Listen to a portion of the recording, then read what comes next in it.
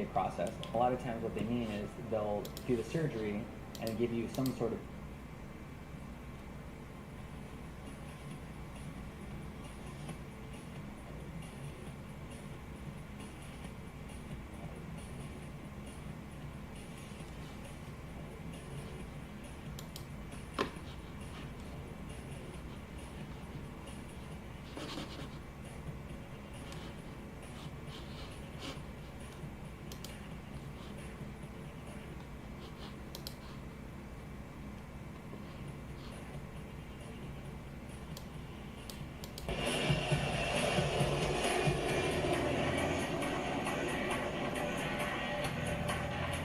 The C-17 made its first flight in September of 1991. Since then, the aircraft has set over 30 world records, including payload to altitude, time to climb, and the longest air drop mission in history. The new age design includes a modern computerized glass cockpit, heads-up displays at full pilot stations, and advanced cargo management systems, allowing it to operate with crews half the size of similar cargo-carrying aircraft.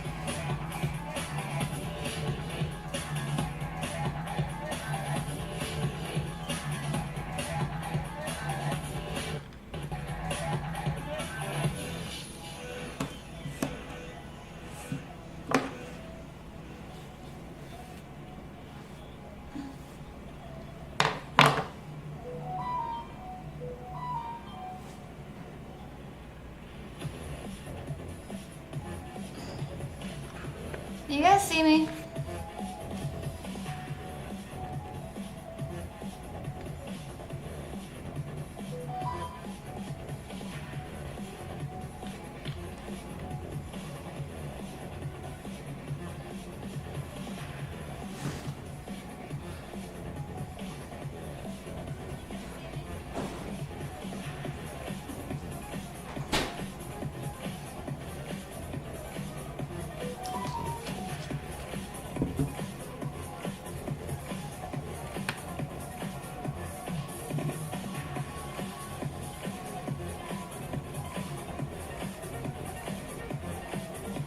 To start off today's demonstration, the crew will perform a high-speed pass.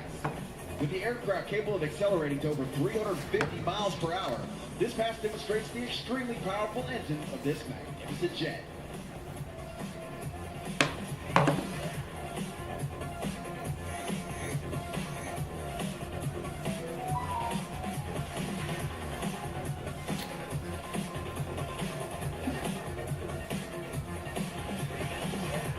As the C-17 draws in, notice how quiet it is passing over show center. This gives the operators a tactical advantage while flying low over hostile territory and allows for more suitable fields near heavily populated cities. Ladies and gentlemen, on a high-speed pass, the C-17 Globemaster 3.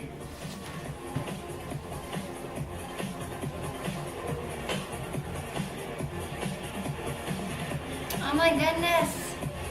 This is live on Fox, guys.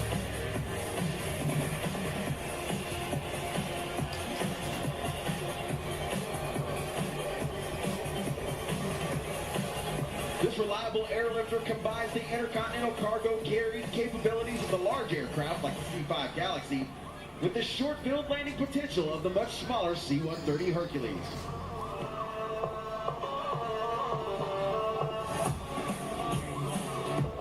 The C-17 is powered by four Pratt & Whitney F-117 engines. These are the same engines that power the Boeing 757. Each engine delivers over 40,000 pounds of thrust. This amount of thrust allows the Globemaster 3 to carry over 170,000 pounds of cargo. Folks, that's 85 tons. The equivalent of 7 school buses or 1 M1 Abrams tank for an outstanding range of 400 nautical miles without even utilizing its Wow, air that's a refueling huge capability. plane.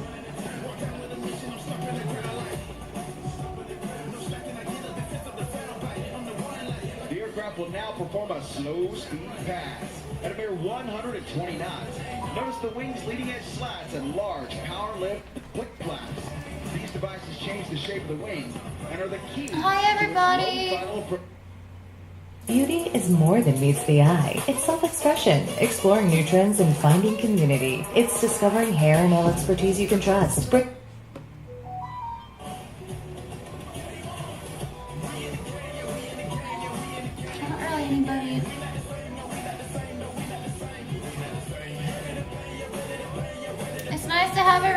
on here. Today's actually a special show, so just come and chit chat.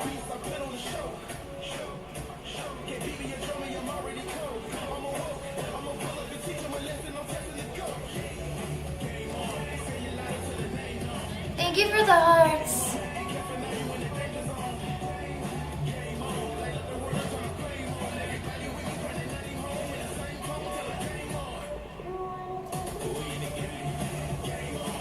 How's everybody doing this today?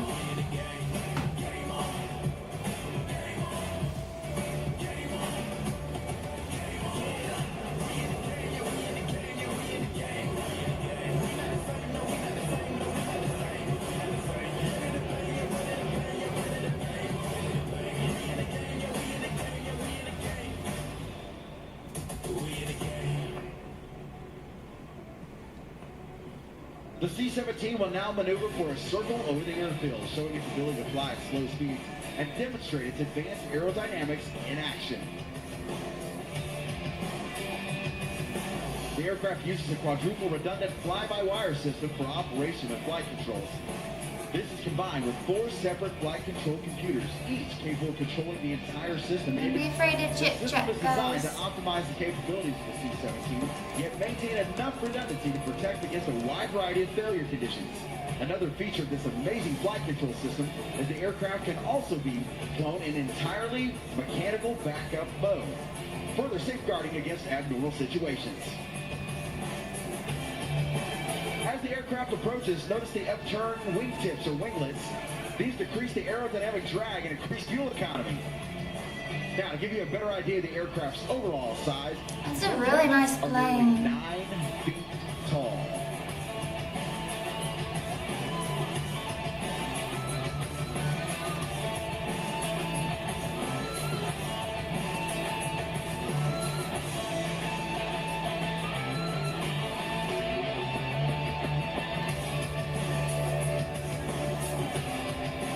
As you can see, the C-17 is extremely maneuverable at both high and low speeds, making it easy to operate in any tactical situation. The aircraft can fly anywhere in the world using non-stop. Using its air-to-air refueling capability, Air Force personnel routinely fly 24-hour missions with a single crew. The most basic crew complement required to operate the C-17 is 2 pilots and 1 load master. The heavy-duty landing gear allows us to land on surfaces such as cement, sand, dirt, and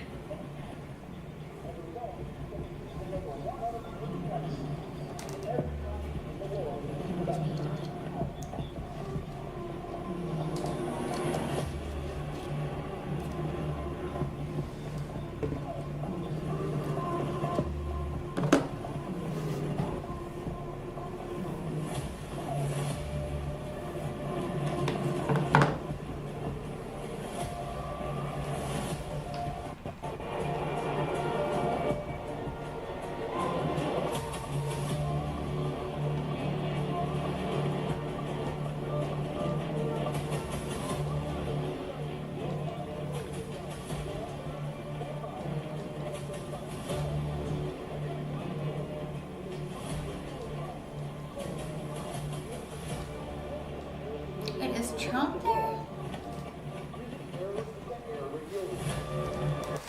I hope he doesn't start.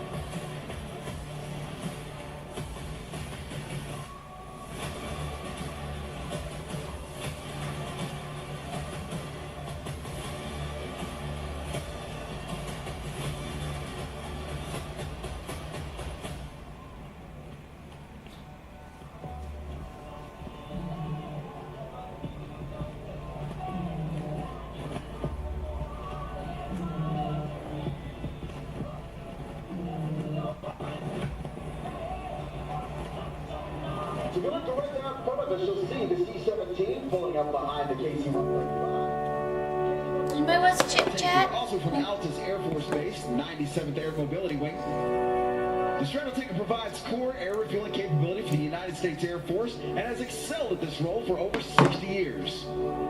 It's a unique asset that enhances the Air Force's capability to accomplish its primary mission of global reach. It also provides air refueling support for the Air Force, Navy, Marine Corps, and Allied Nation aircraft. The KC-135 is also capable of transporting litter and ambulatory patients using patient support pallets during aeromedical evacuations.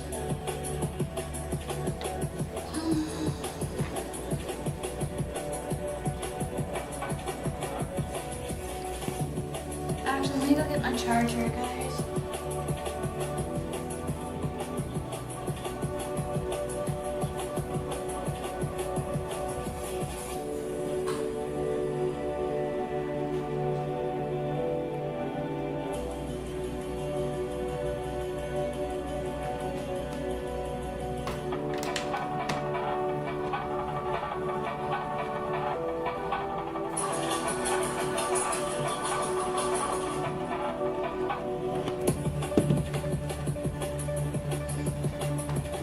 Boys.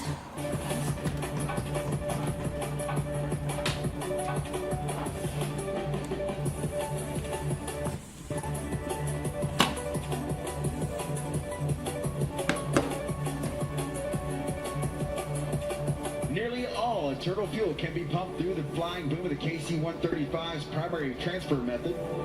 One crew member, known as the boom operator, is stationed in the rear of the plane and controls the boom during in-flight air refueling. You see him circled around to our left now. The KC-135 is a little bit higher than the C-17 that's coming in underneath in the refueling position.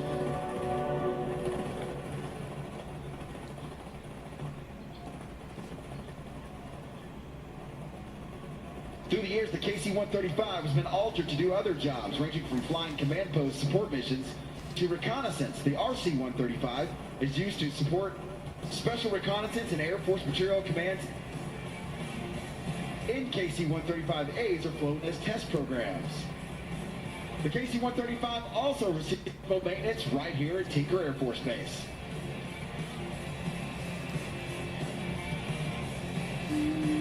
Here comes the KC-135 Stratotanker and the C-17 Globemaster III down the show line for the mock refueling run.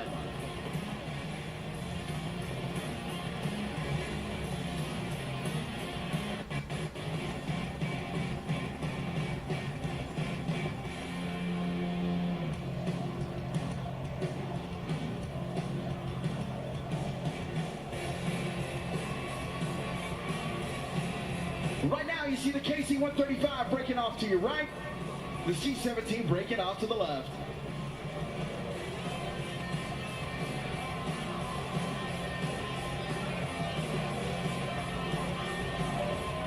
What's everybody's thoughts on this?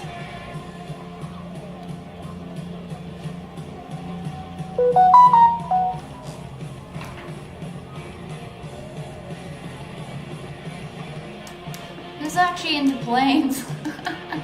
Do you think Trump is there?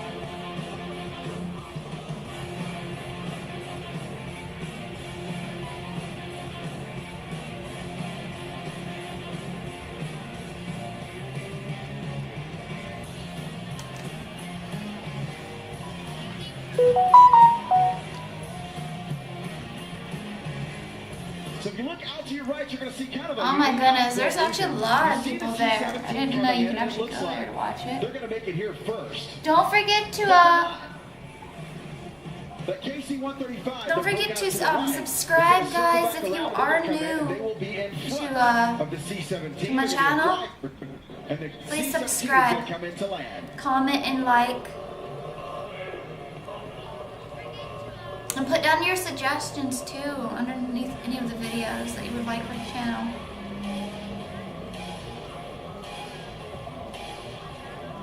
There's a lot of music on this.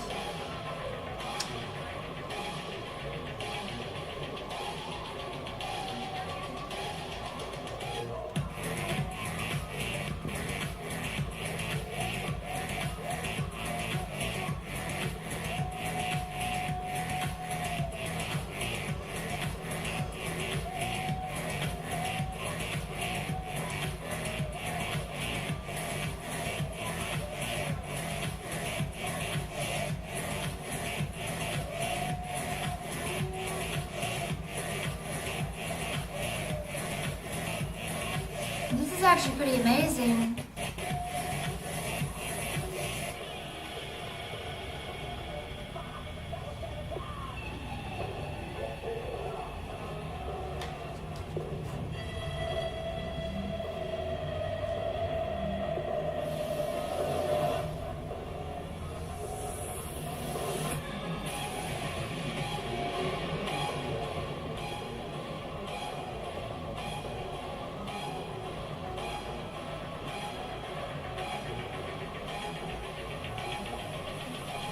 There we have it, the KC-135 turning Flight inside test. of the So C-17. this is where they do all the tests for the flying You planes. see gear down, flaps down.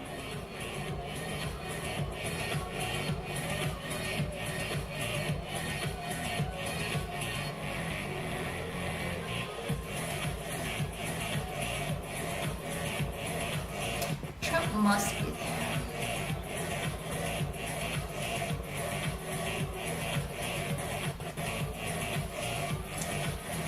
Oh, thank you for the hearts. I hope this isn't lagging on your guys' end. It seems like it's lagging a Looks little like bit about as more. low as you can go without actually landing. How low you can go without Now, actually we are going to see a landing that is quite unique.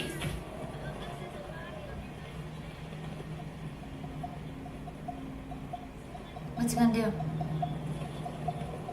Let's see. The C-17 coming in for their short field landing. They're going to show off this aircraft's unique ability to land on short fields.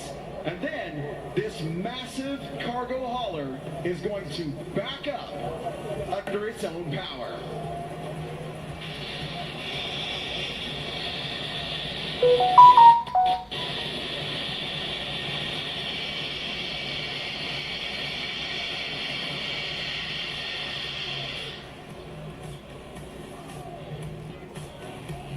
He stopped that plane pretty quickly too. For the size of it.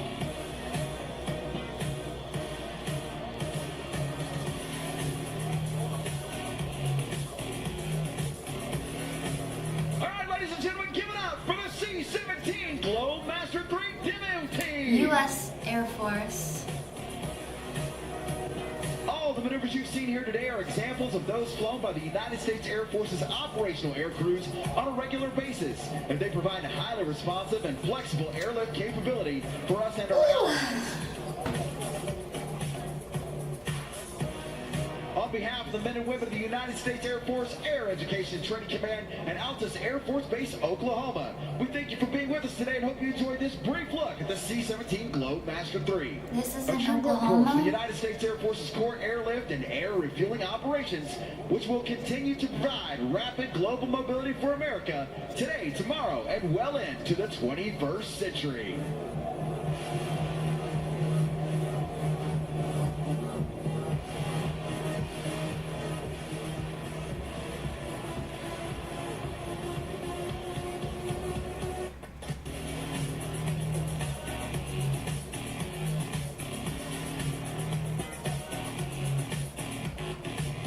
So at every air show, we have a briefing every morning before the show. Pilots get up early. We all show up without coffee.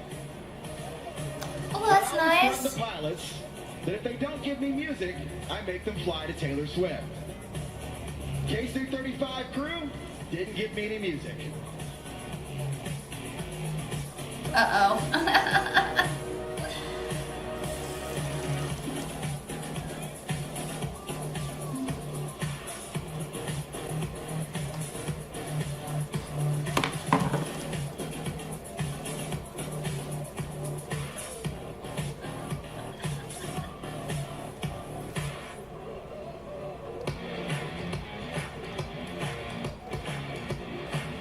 But to be fair, I did let them fly to Metallica first.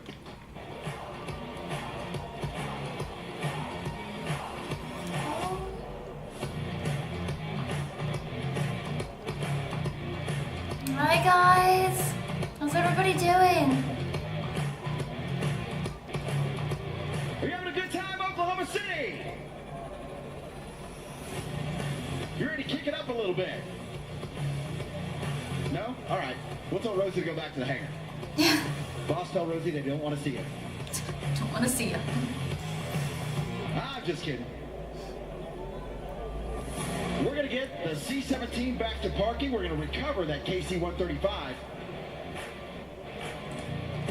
And then we're going to get to some aerobatics. Not just any aerobatics. This is a P-51 Mustang. It's a C model. It is the Tuskegee Airman, the Red Tail.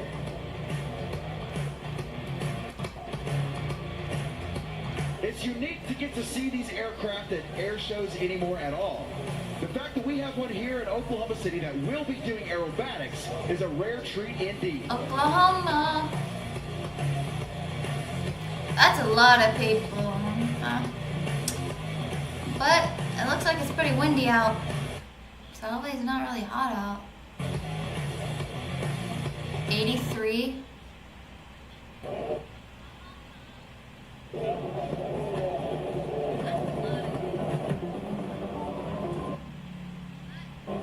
Oh, it's starting to buffer. Come on now. Don't do this.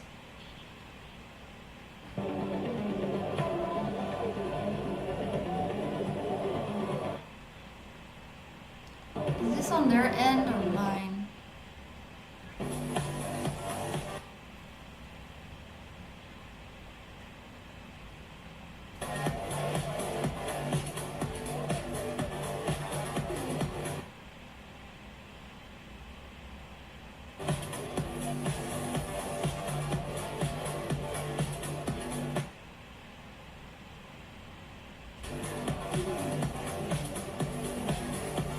Is this buffering on your guys' end too?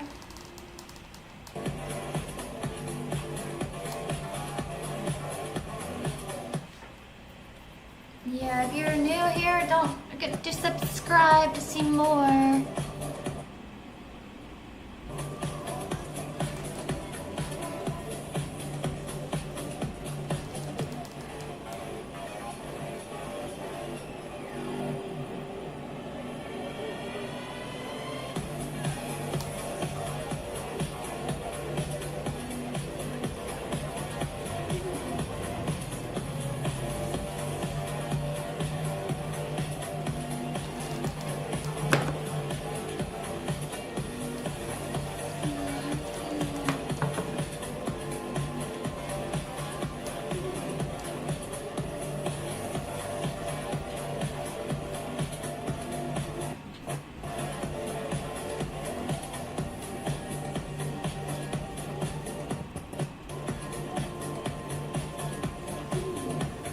Ladies and gentlemen, on behalf of the over 8,000 members of the Commemorative Air Force, we are pleased to be with you today and bring the CAF's P-51C Tuskegee Airmen to Tinker Air Force Base.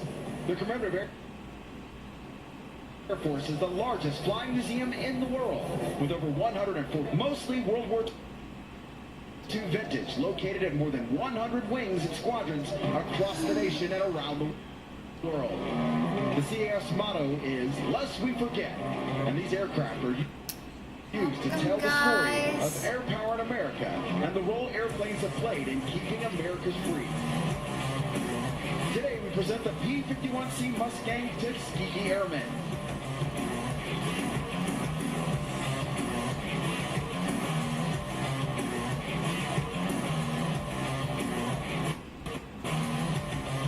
Why is this buffering?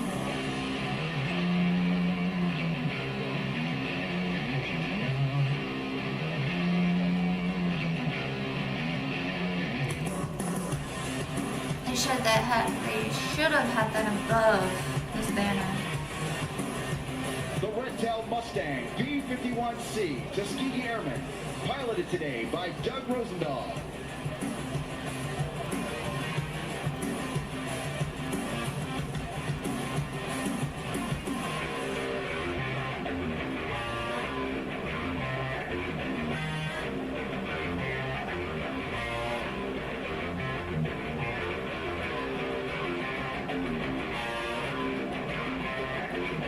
To your right as Tuskegee Airman repositions and comes back into the aerobatic box.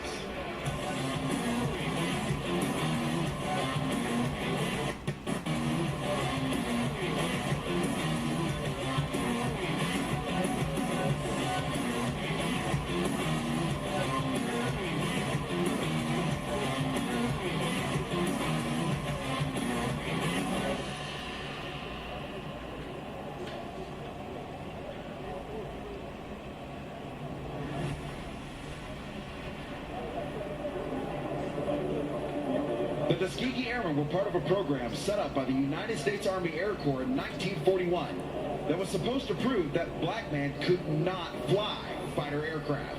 But they could, and they did. And by doing so, they started the process of integration in the United States military. The Mustang is smooth and graceful. Let's listen as the 1,490 horsepower Rolls-Royce Merlin engine comes soaring by.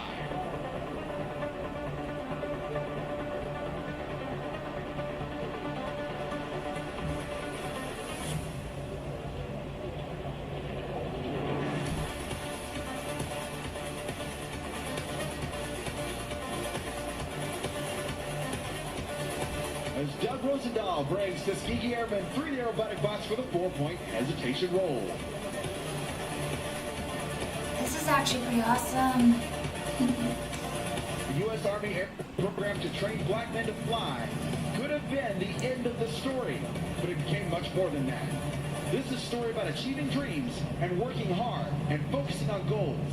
The airmen set out to prove that they can fly, fight, and win because of the pursuit of perfection. They earned a reputation that'd be as pretty skilled rude to aviators be in and a fierce fighters plane, as they escort the flying heavy it. bombers over Europe. One of the things that made them different is that the Tuskegee Airmen exercised discipline and stayed with the bombers while they were protecting. Some fighter groups might run off these fighters in search of kills, but the Tuskegee Airmen did not. It's actually a pretty nice plane.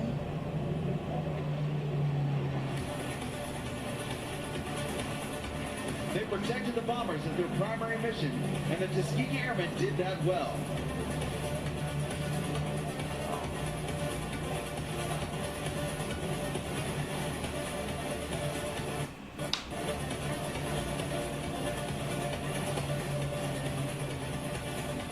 Watch here as Doug Rosendahl pulls Tuskegee Airmen up into the sky to complete the Cuban 8.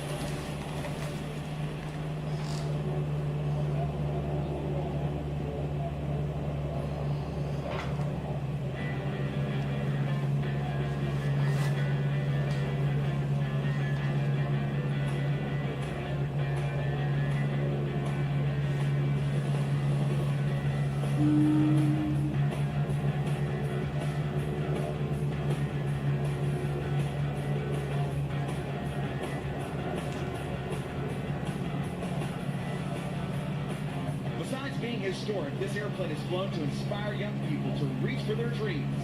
Many of the pilots flying in today's show were inspired to fly at an air show like this, and it changed their lives. What's everybody doing? Don't forget to subscribe if you're new. Comment, like, share. Rise above, over on the ramp, Thank and you talk to the guys crew and for experience joining. that amazing traveling museum. The Rise Above Squadron has also developed another unique educational tool that is the traveling exhibit Rise Above. It looks like a colorful semi-trailer, but has expandable size and becomes a 30-seat movie theater with a 180-degree screen. The original film featured in Rise Above traveling exhibit is about the Tuskegee Airmen, living proof that perseverance, dedication, and patriotism do in fact lead to success.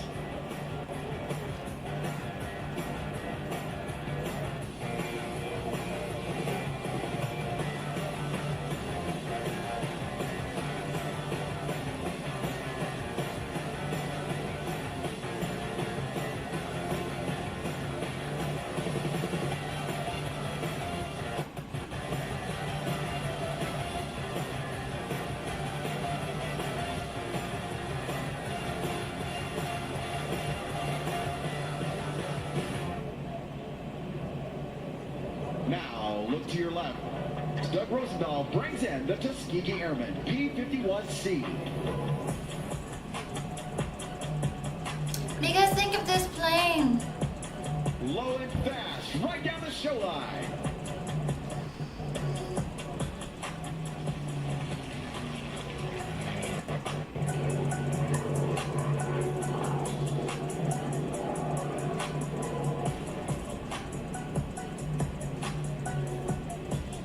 We salute the men and women of all wars that fought so that we can live free. A special salute to our World War II veterans.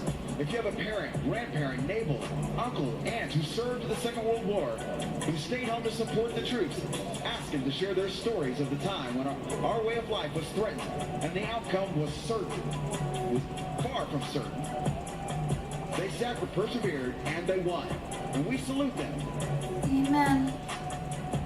Now, ladies and gentlemen, Tuskegee Airmen and the photo pass.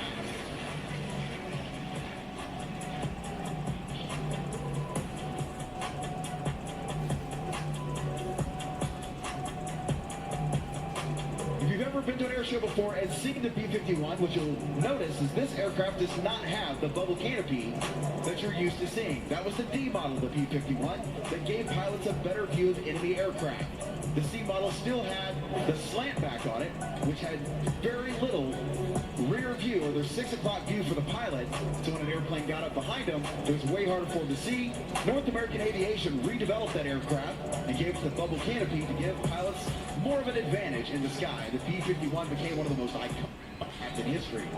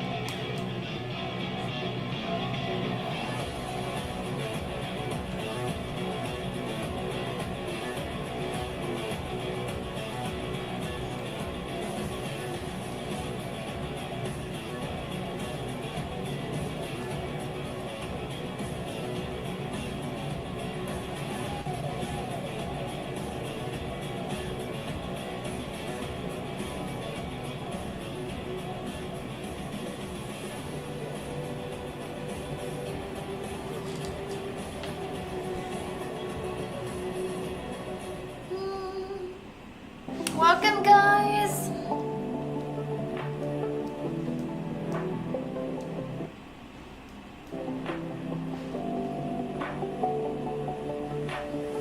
What's everybody doing in the chat?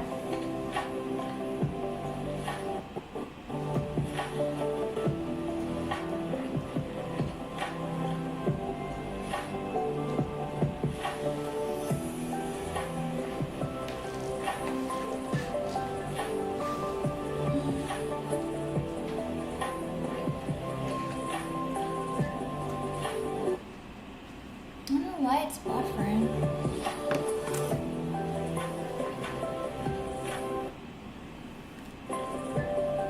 I don't know if it's on their end or offline.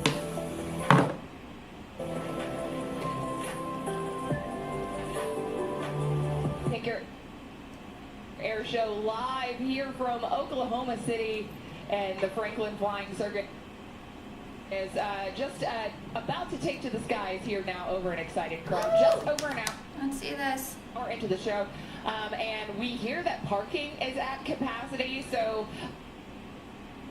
probably maybe make plans to come tomorrow. Gates are going to open up at 8 a.m. once again and tomorrow, but traffic lines up well in advance. But you can still catch us here on the Yeah, live it's show buffering. on the Tinker Air Force Base Facebook page, also on the for the U.S. Air Force Thunderbirds. But I don't want to talk too much about the Air Force because joining us now, however, 2 of the pilots from the NV-22 Osprey, arguably one of them.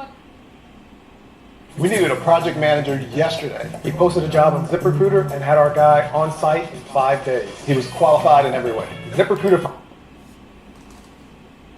Arguably one of the most interesting machines here at the air show. We have Major John Champagne and Captain Michael Hurley. Thanks so much for stopping by, gentlemen. Thanks for having us. Yeah, thank you. Absolutely. Tell us a little bit just about the Osprey and what makes it so special. Yeah, so the Osprey came as a direct result of the failed Iran hostage rescue mission in 1979.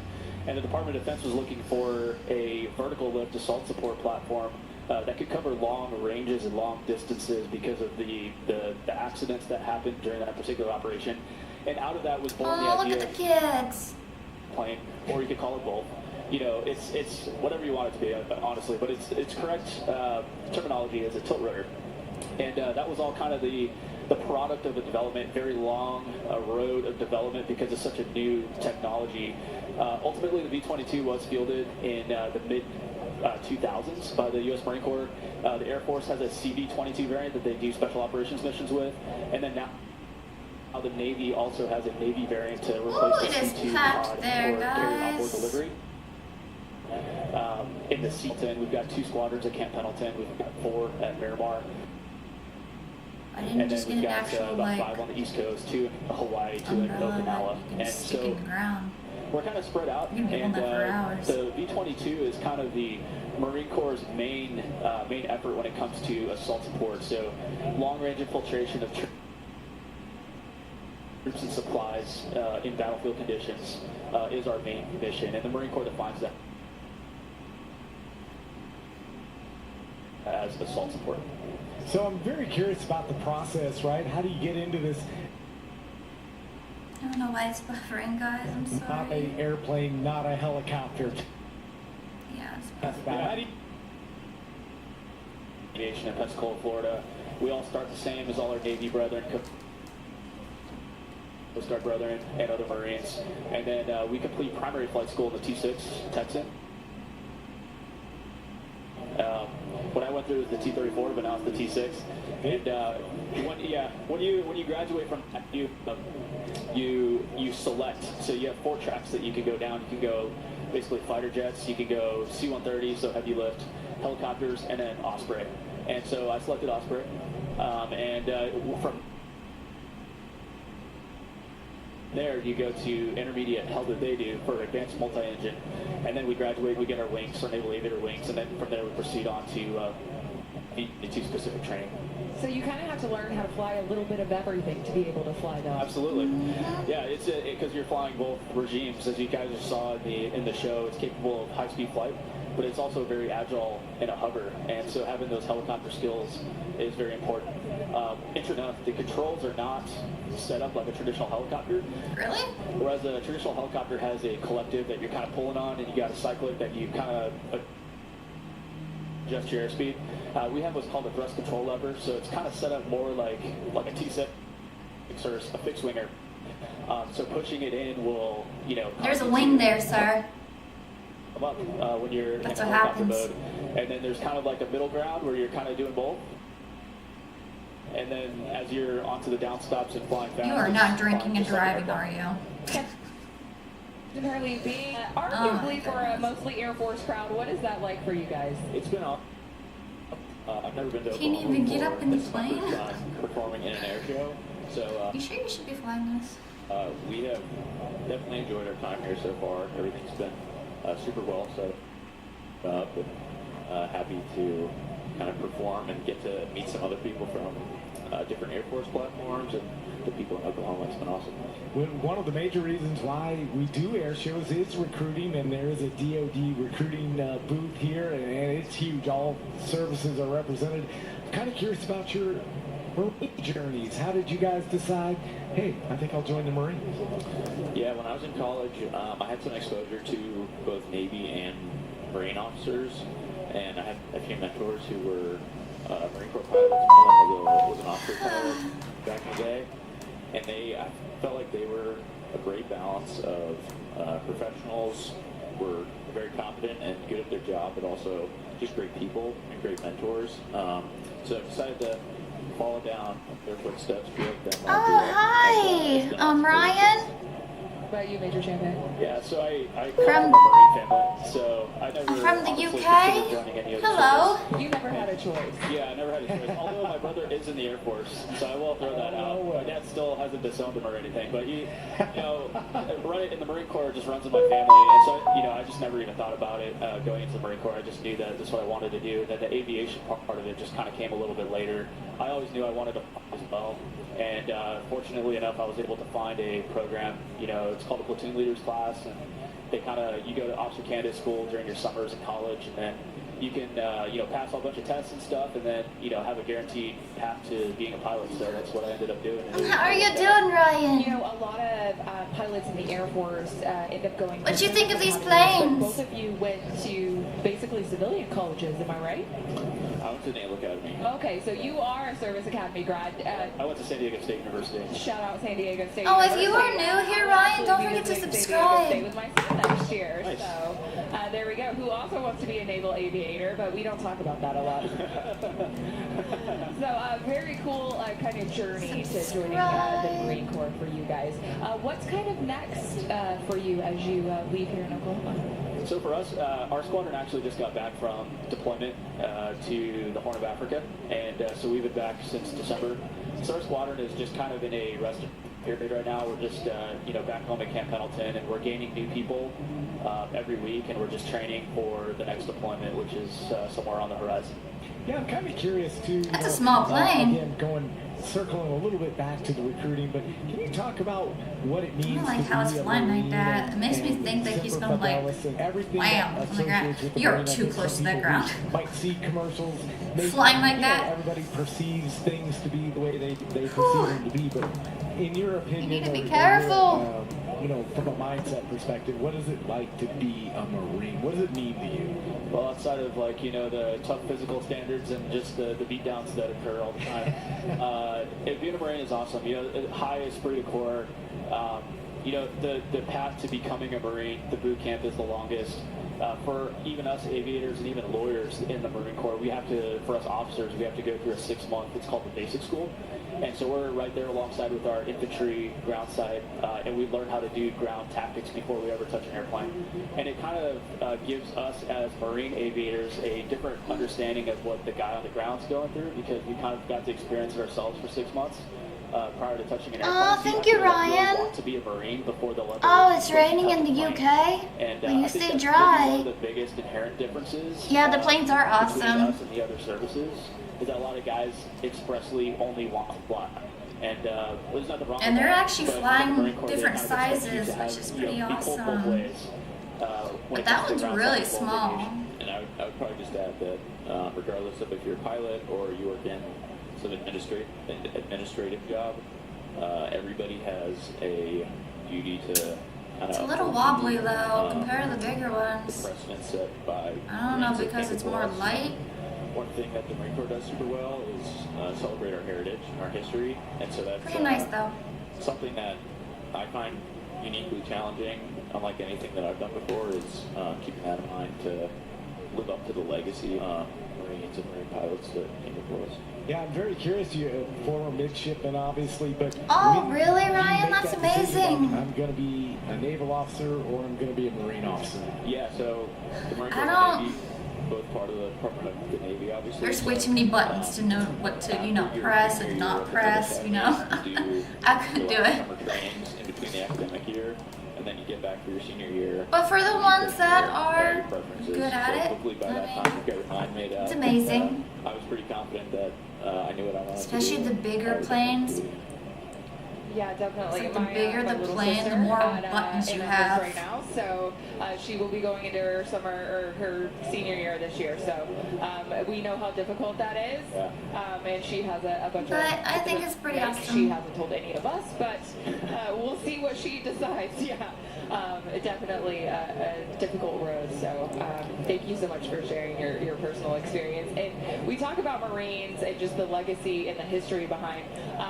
And it's definitely one of the highlights to see Aircraft. the Osprey. And we saw you guys this morning. I was sitting here, and you're like literally right there, and all four of us that were on set at the time, Caitlin was actually off the set at the moment, but like we felt it like in the middle of our chests.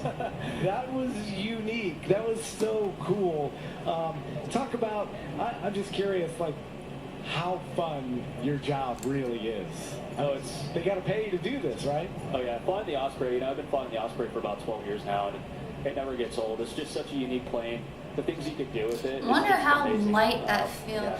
Now the What do you jet think Will ones, oh my Conklin's goodness. doing up there?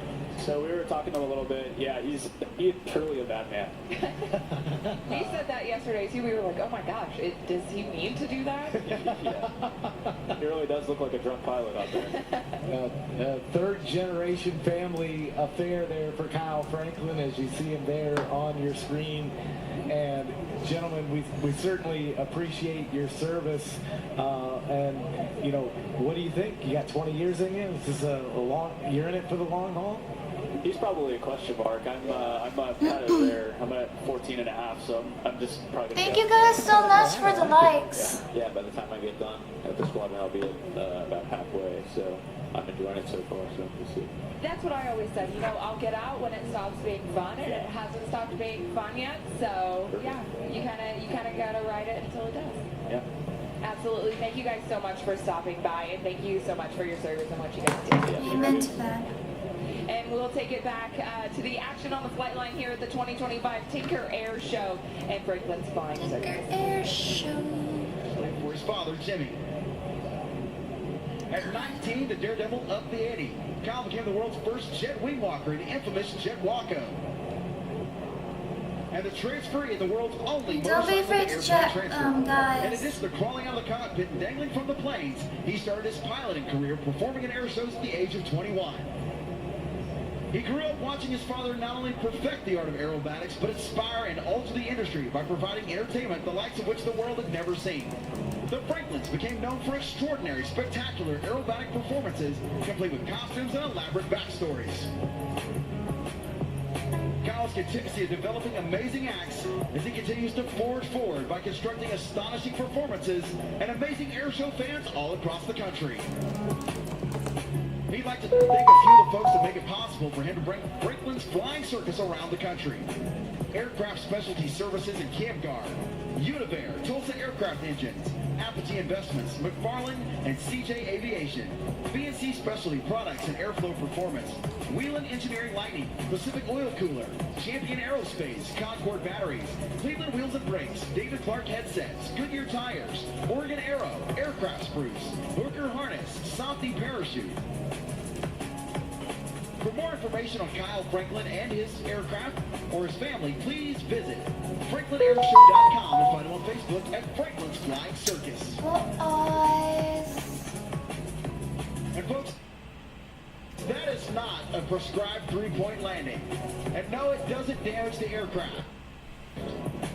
He's been doing this since he was a kid, and it's taken him thousands of hours to perfect this landing technique. In fact, at an air show, his wheel once fell off the plane right after takeoff, and he landed it just like that.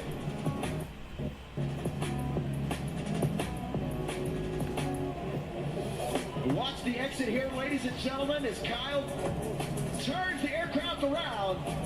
Ladies and gentlemen, make some noise for Kyle and Liz Franklin of Franklin's Flying Circus. The eyes.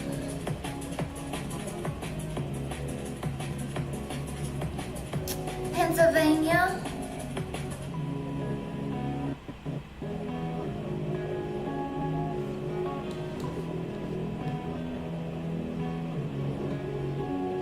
These ones are actually pretty nice. They're so small. What are they even meant for?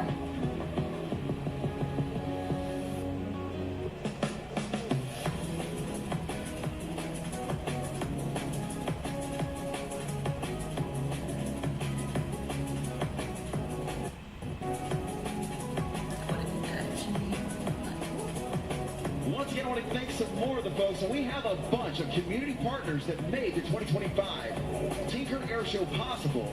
And we want to thank Boeing. You can find Boeing in the main vendor hangar. Be sure to go check them out. We want to thank OG&E. OG&E is the presenting fuel sponsor. We also want to thank ASAP Energy, UPT, United Petroleum Transport, Oklahoma Department of Aeronautics and Aerospace,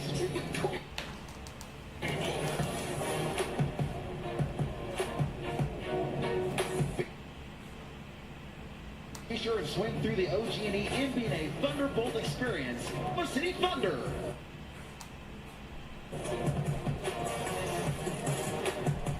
We also want to thank Warfeather, Field Aerospace, Kratos, Visit Blue Peak Fiber Internet, Rose State College, Middell Technology Center, A&T Mechanical, Tommy's Express Car Wash, Mathis Outlet of Mathis Brothers, Techno Gina, and Cordy's Audio Visual. We also thank Yeah, they're definitely.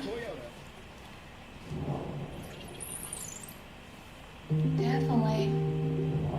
So I would say it happened for me, one of my first shows as number 7, walking into our ops briefing room building, and there was a gentleman, police officer. He was kind of supplement security team to help with just. Doesn't seem like it takes a lot for the wind to blow those ones though. Just kind of doing his patrol. Because whenever he was flying it, it was like. I was like, well, I'll just stop by. I was trying to go against the wind, but the wind wasn't why we're really. there, just like integrate, immerse ourselves, meet with the locals. Of course, the bigger so the we were having a plane, chat and the talking about it. He's like, hey, we're super excited Thunderbirds are here. Like, really looking forward to air show. And the conversation started off like pretty superficial, top level, like weather, how long you guys in town for, where's your next show. But then just a couple minutes, 5-10 minutes later, we started talking. I was like, hey, do you have any family coming out? Because I was like, I'd love to like give you guys some tickets if you want to have them come out to the show. And he was like, actually, like my wife and little kid. And I was like, oh, sweet kid, like automatic, cool. Hey, here's some pins and stickers. So I reached in my show fly bag, gave him the pins, and nice greeting, said goodbye, and then went off to the briefing room to get ready for the day. Didn't really think much of it, like other than, hey, that was a cool conversation with the police officer, and then went on with my day. Fast forward now to Sunday at the air show. I'm in the autograph line, signing brochures, and all of a sudden, like the adults, kind of the sea of adults parts, and there's a little guy standing there, and I notice he has a Thunderbird pin. And I was like, no way. And then there's a lady standing behind him, and she's like, Flash, this is Timmy. Because the gentleman I was talking to, the police officer, he had mentioned his son's name was Timmy, and he had a Thunderbird pin that I gave his dad. And so I was like, cool. I just like Heisman to everybody else. Hey, come here, buddy. So I kneeled down, gave him a high five, asked him how his day was doing, how he liked the show, and then I was like, hey, do you have a brochure? Would you like me to sign it? And so I signed that. I think I signed a hat for him too, and we were just chatting it up. Kind of just the world stopped because I was like, oh, dude, this is the kid's. Or the guy's son that I was talking to, and I was like, sweet, definitely just want to dedicate some time to him. So we had a nice interaction, said hi to mom, and then they disappeared into the sea of crowd, kept signing autographs and brochures, and that was what I thought was the end of it. Well, now as we are the next day getting ready to depart, leaving McCord, I see his dad. I was like, hey, sir, I was like, good to see you. I was like, yeah, I ran into your son Timmy. And there's something different about him, and he was very just kind of. Oh yeah, I don't think he was doing that also. Like a bad way, and he's like. But yeah, I could tell that it was actually windy that day. I was like, yeah, what's up, buddy?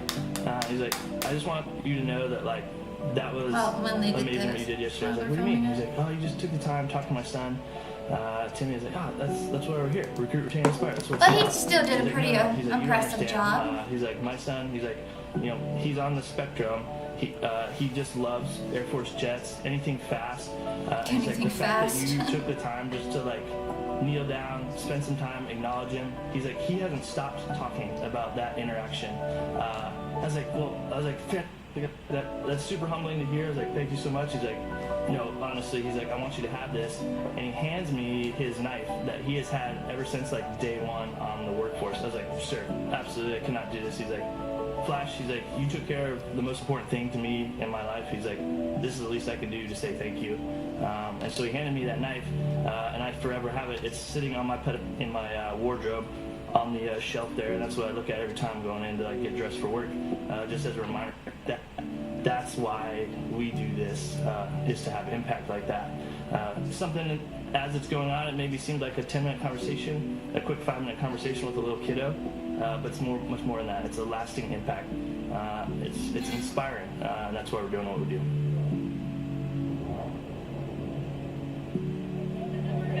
Changing these children's lives. You're giving them that sense of hope.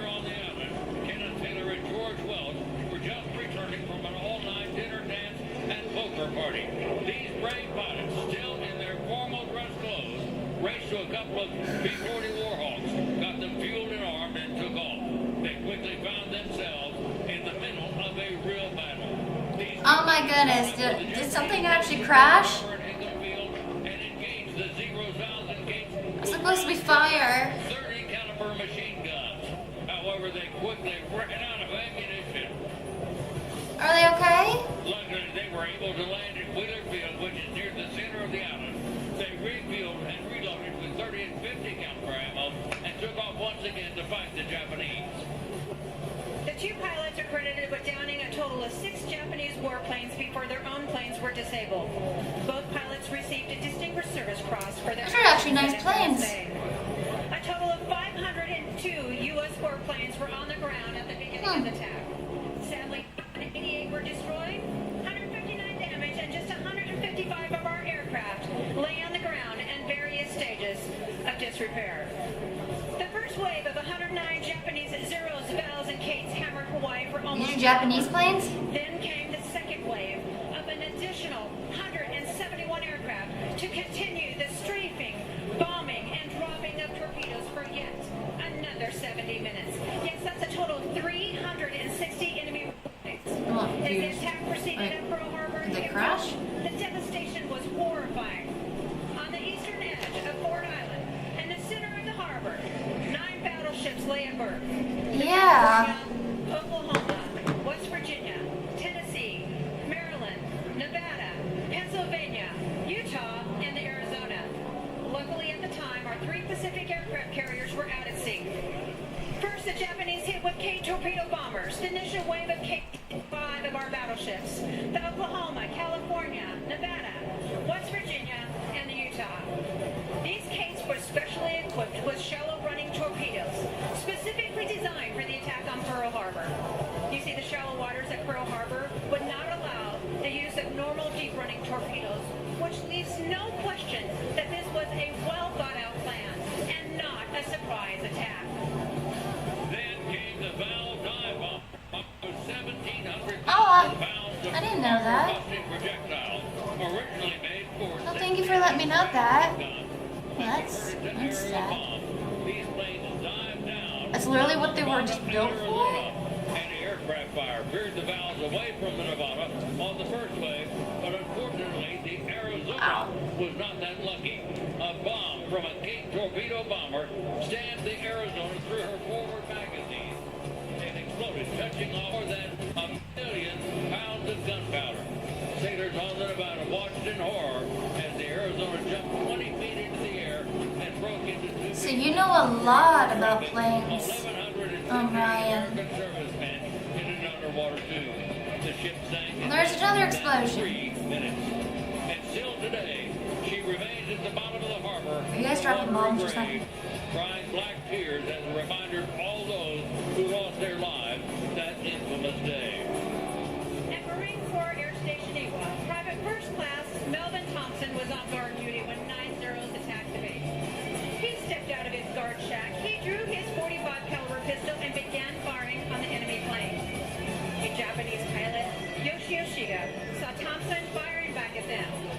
Years later, Shiga remembered Thompson's tenacity and fighting spirit, describing the lone Marine as the bravest American I've ever seen. All over the island, soldiers were bringing their weapons to bear in the fight. Anything they could get working. Their .45 caliber pistol or Springfield rifles. And in some cases, our soldiers were able to get 30 and 50 caliber bell-fed machine guns into action. What is causing them to,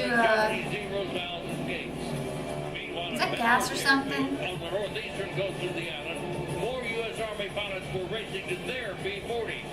Unfortunately, Japanese Zeros appeared this time and started scraping. One B-40 pilot was killed as he stepped into his cockpit. 2 other B-40s were shot down just as they got off the ground. They ran out of ammo. Right there, front and center is our Kate torpedo bomber. Supply of 12 B-17s coming from the mainland finally arrived. Wow. But were immediately That's attacked by the sad. Zeros. Unfortunately, in all the confusion, the B-17s were shot at by friend and foe. Thank you for your interest in conducting an admissions flight with ATP, the most respected name in The Wright crews landed wherever they could. One of them in a pineapple field not far from Hagen Field. A B-17 pilot, Major Landon, said trying to land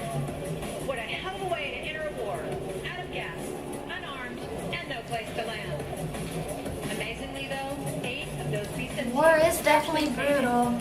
I'm sorry guys, I need to stand up. At the conclusion It of is the surprise definitely Japanese brutal attack, and more than half of sad. America's entire naval fleet had been destroyed or damaged. Nearly 2,400 Americans were killed. Over 1,200 wounded, and at the time, 960 people were missing. 188 aircraft destroyed, 159 damaged. Just 155 of our aircraft were left on the ground. 2 battleships were destroyed, 3 light cruisers, 3 destroyers, and a total of 6 battleships were damaged. Our greatest naval base lay in ruins, along with our complacency. The following day, in 1941, President Franklin Delano Roosevelt announced our entry into World War II with these words to Congress: the citizens of the world are the United States and the citizens of the United States and the world.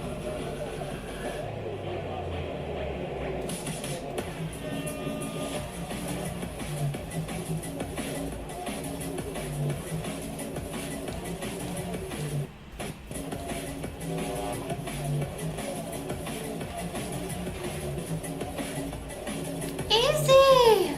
I'm so happy you're here. Yes. We're watching planes.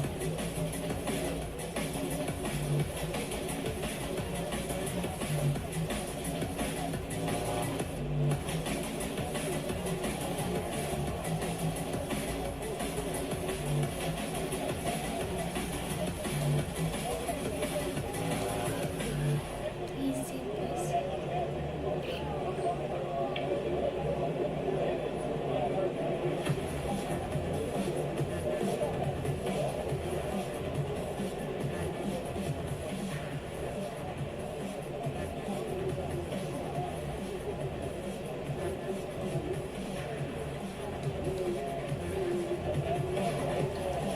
In the 44 months of fighting, the United States sank every one of the Japanese aircraft carriers, battleships, and cruisers. Oh yes, it is easy. Former task force. Nagasaki, the city where the special You're very welcome, was Easy. destroyed by a U.S. atomic bomb on August He's probably 9th, working or doing 1945. errands. And when less than a month later, the Who Japanese knows? surrender document was signed As on long as September he's 7th. safe. Among the U.S. warships present in Tokyo Bay was our battleship, the West Virginia. Would you please bow your head in a moment for a moment of silence?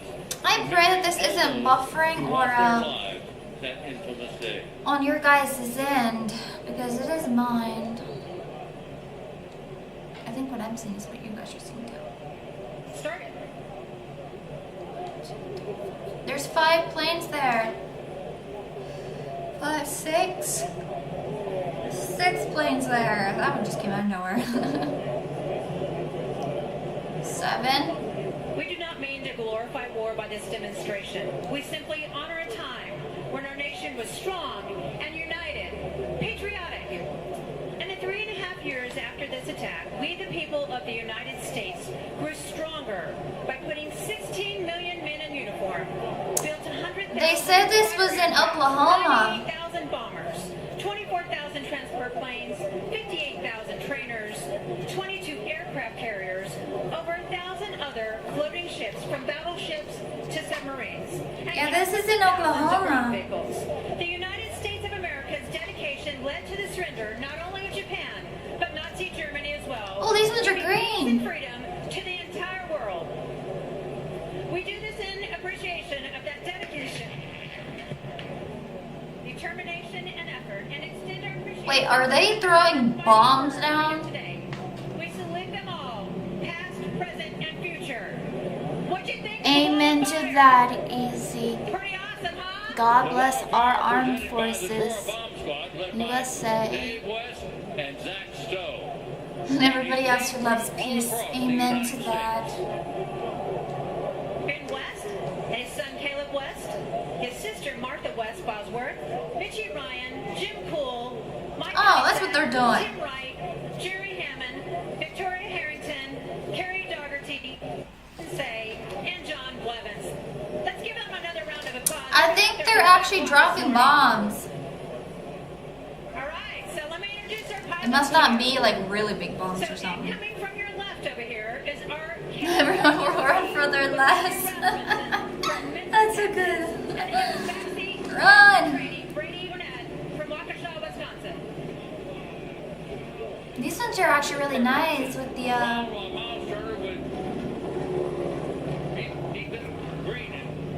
So here, right up here is our 313 with Taylor Stevenson from Dallas, Texas, and Joe Savage from Titusville, Florida.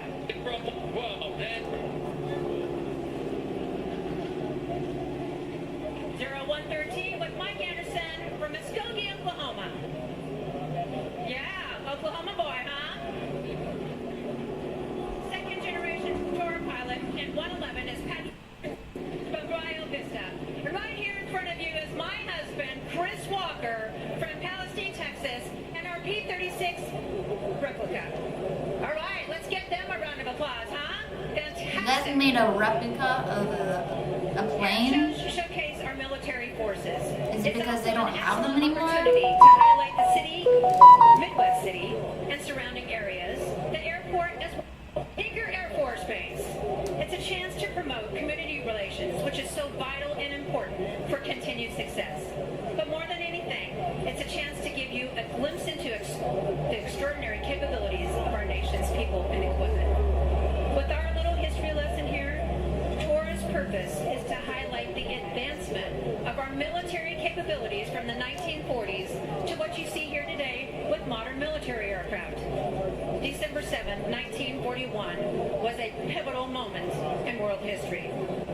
Europe had already been on fire for 2 years, and despite the best efforts of some incredibly sharp people, we did not have the most professional and powerful military. Oh yeah, replica. Because of that lack of foresight, planning. Whether it's the B-1 or B-52. They're 80-year-olds. No doubt, both aircraft serious business in the sky, but neither would be airborne today. Thank you all so much for tuning in and watching this with me. But if you are new, please subscribe, comment, like. Josiah Morgan's team focuses on the B-1's electrical I'll be scared to system, while chit-chat. dozens of others perform various maintenance tasks inside the hangar. It all happens at the same time. Don't they typically do replicas if the plane's no longer? We go through a set of TCTOs to make the plane compliant with FAA regulations, with radios and things of that nature. The same rigorous inspection and repair is also underway on this B-52. When an aircraft lands here, Oh my goodness, those ones are wow. Imagine how many buttons are in those ones. Takes her work very seriously. Oh, that's she good. understands what exactly is on the line. They can't pull over in the sky if they have a flat tire, a flap or aileron's not working. You make sure everything is up to date, okay? Being in the air is dangerous. You don't want no malfunctions. While these two aircraft differ, much remains the same among Tinker mechanics. There is a pride in sustainment to ensure the warfighter is and will always be ready for the foreseeable future. You serve your country by coming to work and just doing the little bitty things. Exactly, that's what I'm thinking too, easy. Exactly. More about the U.S. Advanced Team or the International Aerobatics Committee, go to ICE.org. Check them out.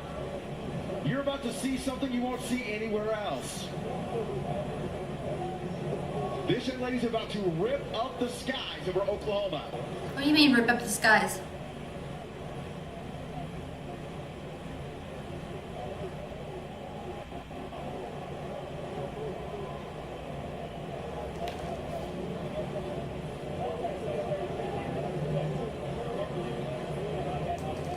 I'm pretty sure they do easy. I don't see why most places don't have replicas of stuff and shows. She's born on a ranch in Montana. She's a fourth-generation aviator. Yes, I'm pretty sure they were used in World War II. Of course, a lot of those planes, I don't know how many of those planes are even still around. Her grandfather taught her to fly on a Those ones are probably definitely in museums. The ones from World War II. I don't think they fly those ones. Those ones are probably actually in the ones that are still around. And is rated to fly several large aircraft. They probably have those ones in museums. 2019. She had over 20 aerobatic contests and won 17. Ryan said that he, US National Advanced Aerobatic did you pretty much say you were like a pilot? She's the first female to Ryan? win the advanced category in more than 30 You did, years. you flown She's a member aircraft? of the US Advanced Aerobatic Aircraft? Team, the only female on the US Advanced Team, and the first female in 15 years to compete for the United States at the World Advanced Aerobatic Championships. At her first world-level competition, she was the highest-scoring American pilot, placing 7th out of 50.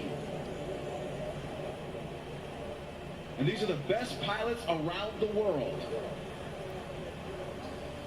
Yeah, he did, aircraft. Home, 3rd place overall. Aircraft, that's pretty awesome. She's currently training with Team USA to compete in the World Advanced Aerobatic Championships this September in Hungary. She loves flying air shows and is excited to share her passion of aviation with others. Come here, boys. Oh, this one's nice. Is this also Japanese? She's now out on the runway, ladies and gentlemen. Oh, I like how she's. Wait, is that red or pink? The extra 330. Hey, that looks orange.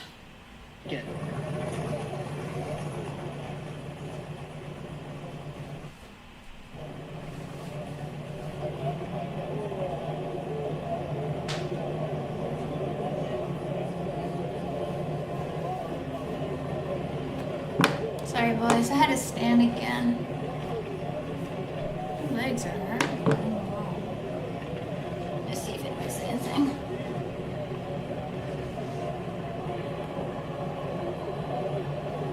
Oh, that is amazing. I need to go to the bathroom.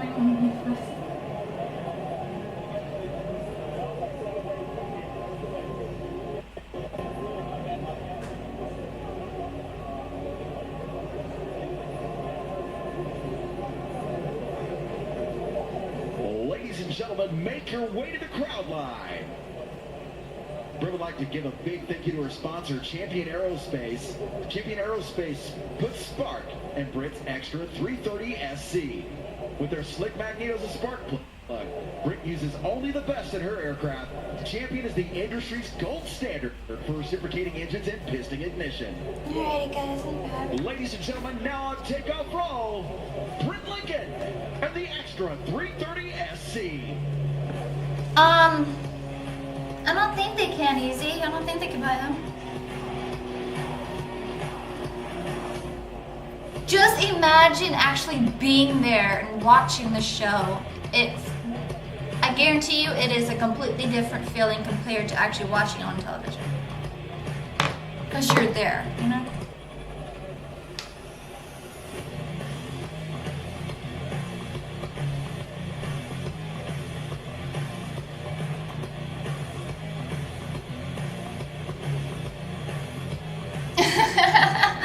Ryan, that's a good one.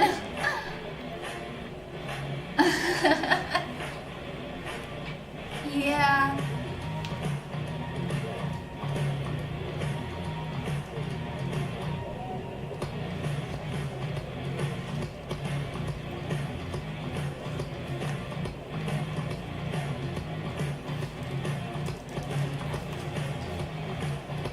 Right now, Britt's climbing up to altitude. She does what's called an air star, which means she's going to climb up and dive into the aerobatic box. 1989. Wow. So you were in there for some time. Once again, if you're interested and want to be a part of the amazing community, please join the International Aerobatic Club. You can visit www.ice.org. Yeah, those or connect with pilots and yeah. enthusiasts at ICE.org. You didn't even know if the picture took good until you know. Is it good? I don't know. It's taking forever. You can hear that extra 330 SC winding up there. Once again, this is why our aerobatic performers use smoke oil, because it's real easy to lose them. I can't find her right now.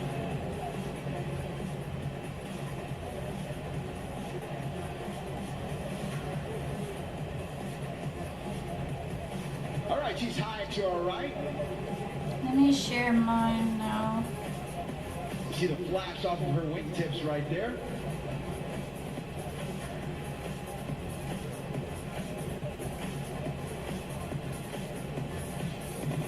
went through all of her systems checks.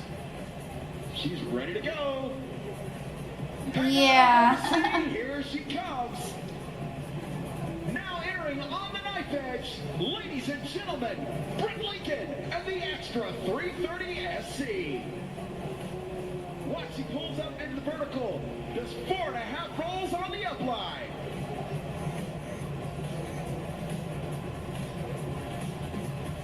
Pulling back over the top. You're going to see our aerobatic performers, when they climb up, they're going to fly a half-pipe routine. And then she enters the inverted flat spin. This is a maneuver that at one time was considered unrecoverable. Once you were in, there was no way out. Well, that ain't good. Aerobatic planes can handle it with no problem at all. As Breathtaking pulls out of the inverted flat spin. Now she's going to go back up with 3.5 turns into the half Cuban. With 2.5 rolls on the 45 degree down line. Here she goes. Back wings level. You know, she pulls up into the vertical after each maneuver. It's not just because she likes being up there. This is purely strategic. She pushes over the top. Now she's going to trade that altitude for airspeed coming down on the 45. Snaps the aircraft. How do you do this without... I honestly want to know this. How do you guys do this barrel roll without losing control, okay? Or getting lightheaded or dizzy. That's some bravery right there, okay? That is a whole new level. Here it comes. Breathtaking. The Extra 330 and the hammerhead turnaround. Watch those outside snap rolls on the down line. Pulls up into the 45. She's going to go opposite roll into the tunnel. Beautiful video. Oh, traveling's amazing. The beautiful sceneries. The buildings. The cats.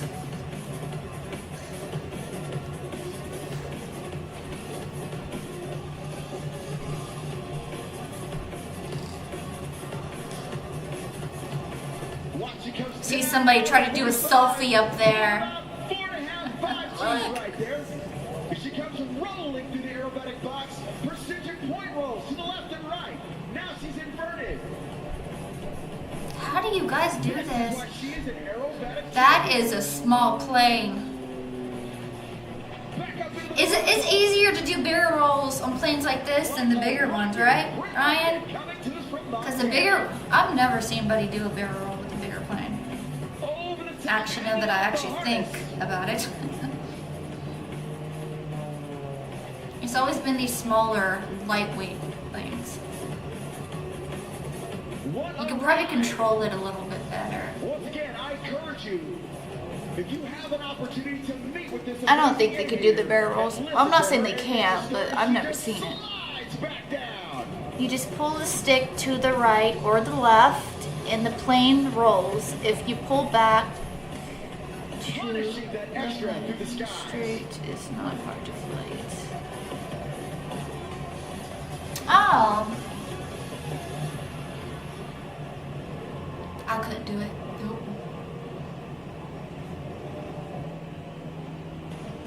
Give 4-point hesitation roll into the fast roll. Watch, she pulls up over the top.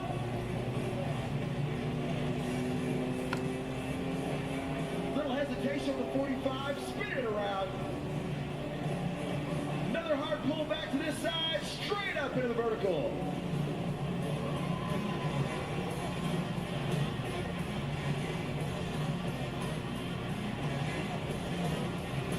Using the wind to her advantage as she breaks the extra over the top. Now snapping on the down line once again. Who wants to go for a ride with Breathtaking? Let me hear you, Oklahoma City. We are profile. Easy. That's a good one. We got this, okay? I'll be in the back there. I'm not driving it. That's 9 times the force of gravity, slamming her down Wait, in the cockpit. you use a stick for that? I'm good with sticks. Negative G's trying to throw her out of the cockpit. I couldn't do the bigger planes though. No, that's just too many buttons. The bigger the plane, the more the buttons, okay? And you can't just press any button you want. And knowing me, if it's red, I'm gonna press it. Missing the extra. Snaps to the down line. Here she comes.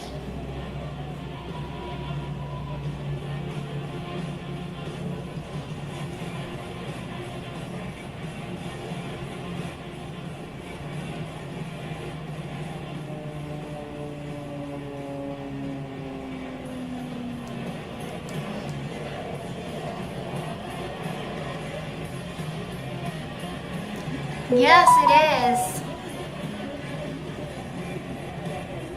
YouTube. Small planes are a pull high G. Of course, you have to train the counter G forces. Too tall. Oh, that's amazing. See, you're teaching us stuff, Ryan. That doesn't mean we're going to get into a plane and test it out. I like the ground.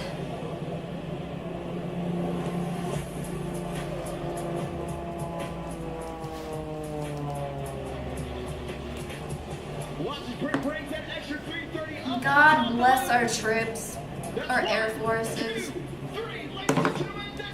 every single one of them, for the simple fact they're protecting us. And they're flying these planes like this. I know. I have so much respect for our Air Force. Just our...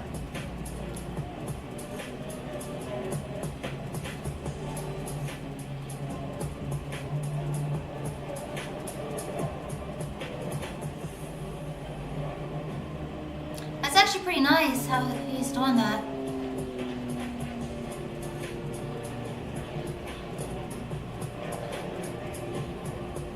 She does that knife and spin on the upline to the extra 330. Oh, really? That's amazing. God bless you guys. Every time you see that extra drop out of the bottom of that dive, just 8 times, up to 9 times, the force of gravity slamming her down, pressing on her body, just in amazing shape. To keep up with this aircraft and the maneuvers that she does.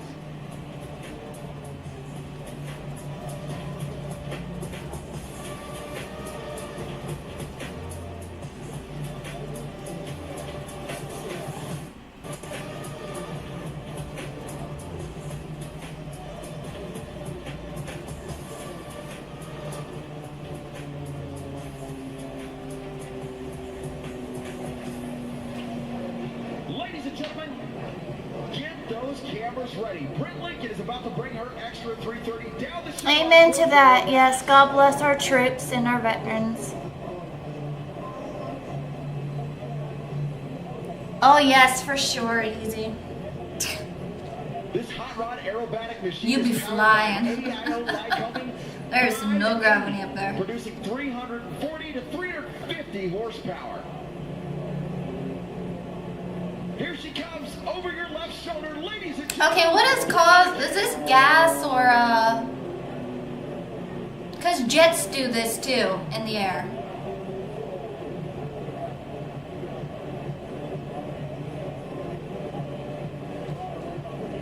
Let's cause them to do that.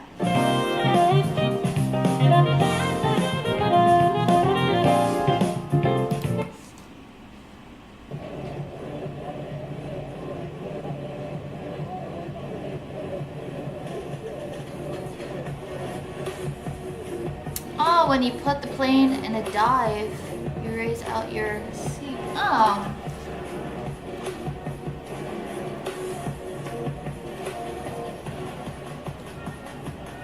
That's pretty nifty.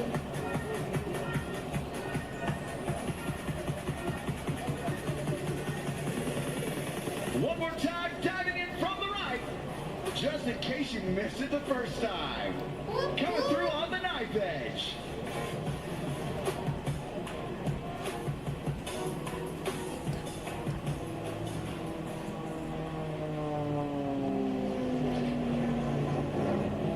It's amazing how planes work. Tinker Air Show Day To 1 fly. of this 2025 Tinker Air Show. Dan Hawkins, Caitlin Jones-Martin. Delighted to be joined by, just a couple of special guests here with us. Master Sergeant Ashley Taylor. She's the Public Affairs Superintendent for the Thunderbirds.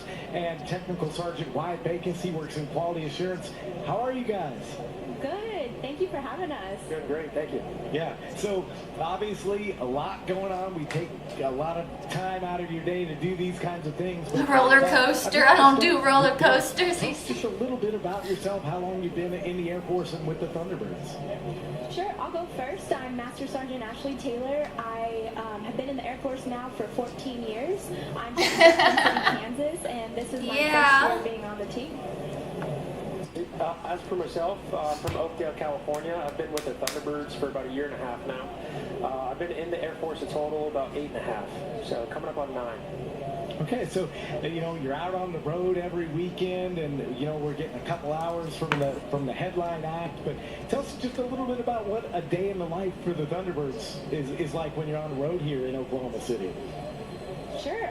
So we typically arrive on a Thursday, and it's really interesting because the team will come together. We'll all meet up and kind of know what we need to know about the show site. And we all scatter, and everybody knows exactly what they need to do. I don't know, 47. And then Fridays, that's our practice day. So I don't ride roller coasters and eat. But also that's our day to go out. I don't ride them at all because really awesome things. I choose life, we went to the and they're very unpredictable. Oklahoma City. And they still have roller coasters that are so old. And then we met with some special Why are they still used? children as well, which was really fun. And then these newer ones that they're building, area, they ended up doing like seriously, really nice reception for us. are they even on the tracks? So the team gets to mingle And they're getting more creative with their turns and the twists and the speed. No. It really is a well-oiled machine. I'll get on the what do they call it? The carousel? The horse? That's as far as I'm going. Hey Mom, look, she's on the horses. Yeah, 100%. So as quality assurance, it is my job. This is my speed. Practices, our processes, and all of our documentation. I can't do it. With the standards set forth by the Air Force. A big difference in between QA and a normal unit versus QA on the Thunderbirds. Oh my goodness! I pray nobody got hurt, because they can get pretty bad. From any day to day. But for us, a big thing is interpreting data. Was it the type of rides that go up and then down real fast, or is it like the swing set ones? Crew chief my entire life. I'm 16, so coming to the team and being able to step and wear that other hat. There's some crazy ones out there. What ops does, I don't do that. everybody has to bring to the table, and if we can do that safely and effectively.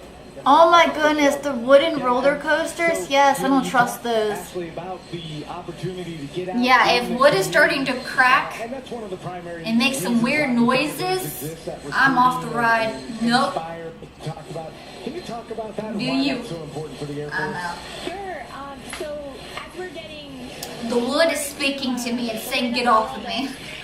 You're too heavy. Understanding what the military is about, and we're finding that less Oh my goodness, guys. the military. So for some people, This is the good. first time they've ever seen the military, and it's really interesting being on the Thunderbirds. We're 135 airmen, 31 different AFSCs, and what we do is we show people that this is what it comes together, or what a team looks like when we come together from all different backgrounds. We're from all over the United States and then the territories, and just we put all of that aside to put on the best show we can for the communities that I don't trust them, the roller coasters, because they're making them so unpredictable, so high, so fast, so dangerous. But you guys have probably gotten a lot more visible. That is a nice plane. Due to that Netflix documentary. These ones are meant for the water, right? An incredible documentary. If you haven't seen it, you gotta go check it out after you watch our live stream, of course.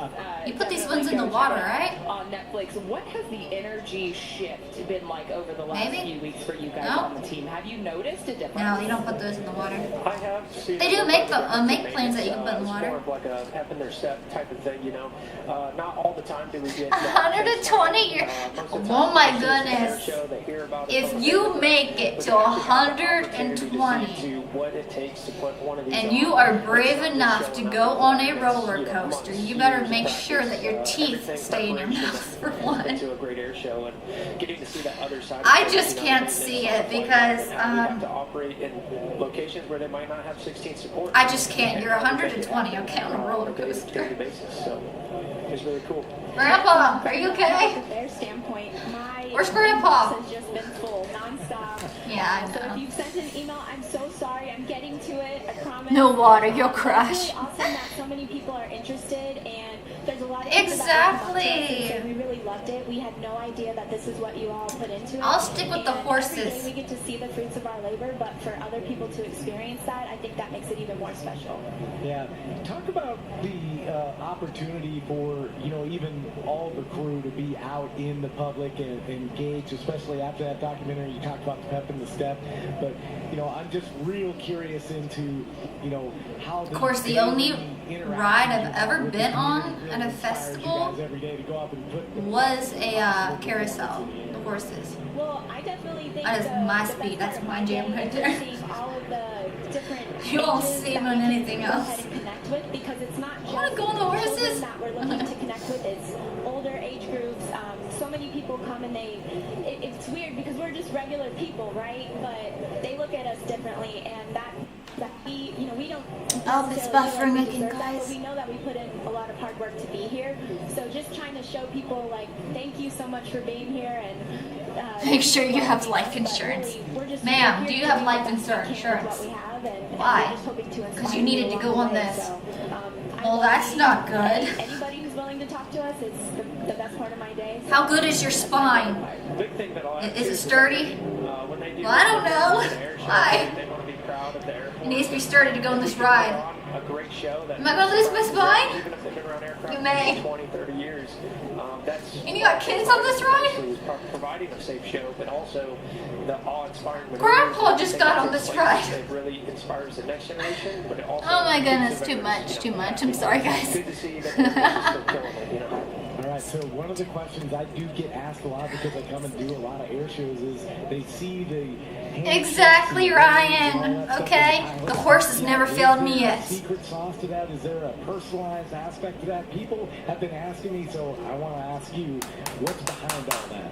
Yeah, so We got at the this, beginning of the boys. season, right We'll before go on that the ride. training, the pilots will have an opportunity. Now, to if call one of the you ride. guys It's where we wants have to go on one of the crazy rides, calls, I guess you call them. But they get the I'm out. opportunity to really I'm staying on the introduce horse. themselves to the team, show us what their call signs You'll never are, take me alive. like their hands, their shakes. We call them shake I'm not letting go of the horse. Show us all, and then it's on us to remember from that. You're like, man, let go of the horse. Somebody else needs to ride this.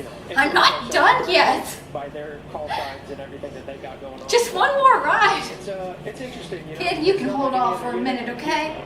Rarely ever get to spend time Or with get in them the back. Here. They travel 200 plus days a year, so you get to know them. I'm joking, Really guys. a lot of camaraderie and professionalism behind that patch, and I think Dan got to experience it earlier. We were kind of out walking around, and I don't know if you noticed, but on the side of Dan's polo, he actually has a MAGA patch here, polo. and people were coming up to him and talking to him, and he was like, "Is it the patch?" Yeah, I was like, "People don't come up to Dan. He doesn't have one of those approachable faces." And I was like, "It's definitely the patch, Dan." These planes are actually pretty nice. These are the Japanese ones, right? If I remember correctly, yeah. But a small glimpse into your guys' life. So we really appreciate what you guys do, and thank you so much for spending some time with us today. I know you guys are super busy. Where to next? I'm just curious. So we will head back home to Las Vegas over the next few days, and Las then we'll be heading to Battle Creek, Vegas. Michigan. That is a very cool show. I know you guys look forward to that every year. Maybe some cooler weather up there in Michigan. Wait, they're doing another show in Las Vegas, guys? When's Here this? over, at Tinker Air Force Base here at Tinker. I could, Air Show 2025. stream it. I think we were talking about 3 gates. Oh, a that have been 16 Texan at the Tinker Air USA. Show. There still is Oh, that's nice. walk-in gates available here. If you're getting in your car, you want to still come out. Well, thank and, you for letting me see know. The show. You want to see those Thunderbirds. They're going to be taking. They're having another show in Texas? Not Texas. Oh my goodness. Out there. So You can definitely. We're having another show in Vegas? What gates are? You got me on the Texas talk. You can still come in if you're a DoD ID card holder at the main gate, the air depot gate. Again, you have to be a DoD ID card holder. We'll get it right to come in that gate. But Sergeant Taylor, Sergeant Banks, we really appreciate your time today. Yes, thank you so much, and we hope you enjoy the show. We're gonna love it, and so we're gonna kick it back out to the Airbase from Broadcast Central here at Tinker.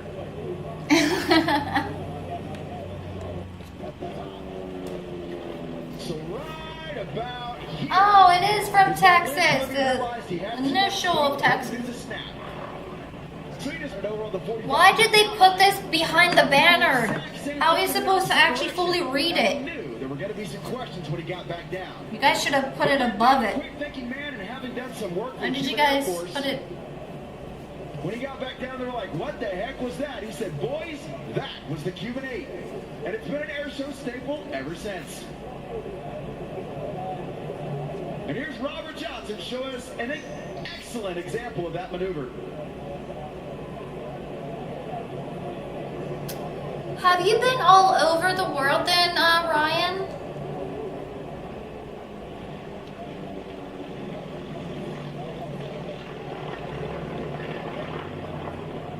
Coming over the top as Robert Johnson enters chip land. He's going to pull the nose up into the barrel roll.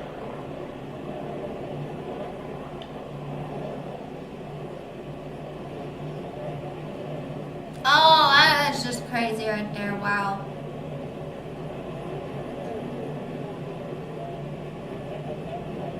That is wow. Nifty. Now ship exits the aerobatic box. Back comes Robert with the 4-point hesitation roll.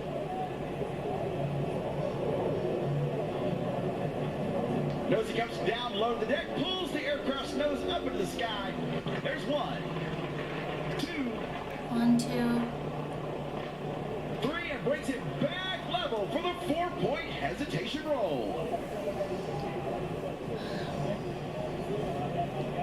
Hope you guys are enjoying your time here. Comes overhead, this time by for the super slow roll.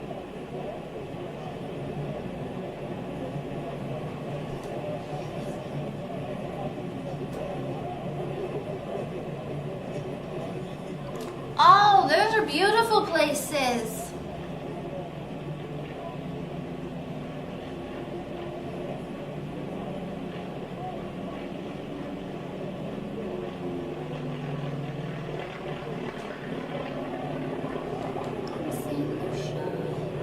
Once again, chip lamp peels out. Robert Johnson diving in right now.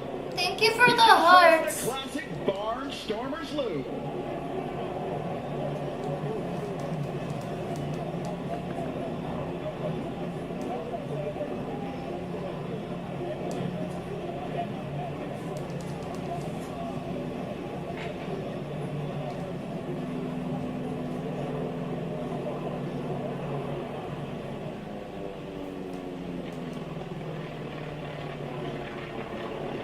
Thank you for the hearts. These aircraft are powered by a Wright Cyclone R1820-89B 9-cylinder radial engine rated at 1,425 horsepower. They can dive faster than 380 miles per hour.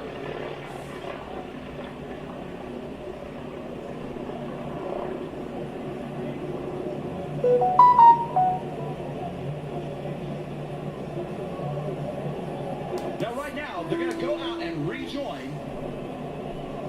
Robert Johnson's going to chase down Chip Lamb. They're going to come down the show line trail.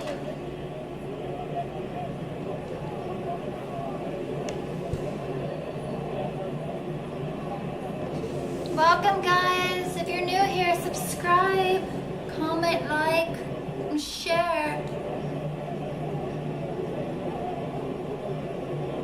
Thank you guys for tuning in. Is being that wingman. All eyes on the lead. After this, he's going to join back up in the section.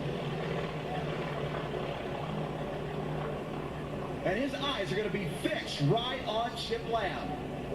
Robert Johnson is an exceptional wingman. Chip Lamb will tell you that himself. And they make this look super easy. But it takes a lot of concentration and stick and rudder skill to make it look this smooth. Really? Now watch. That's nifty. The Trojan Flyers go back into the section formation, reposition the aircraft into the formation loop.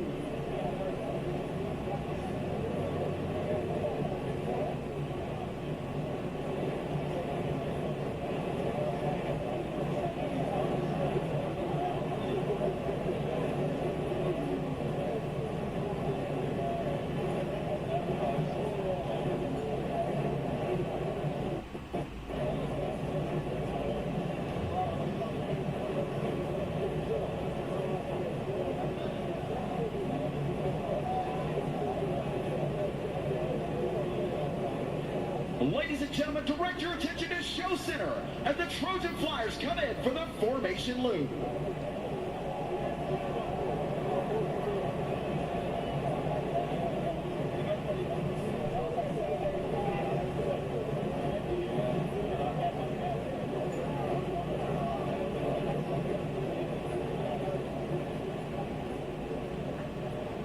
Watch they pull those amazing T-28 Trojans up into the sky. Robert Johnson making that transition out of the wing, keeping tucked in right there. Let's go upstairs. I'm gonna give a chance to get out of the loop here and see just how rough the air is up there and how our pilots are doing. You guys want to talk to Chip Lamb?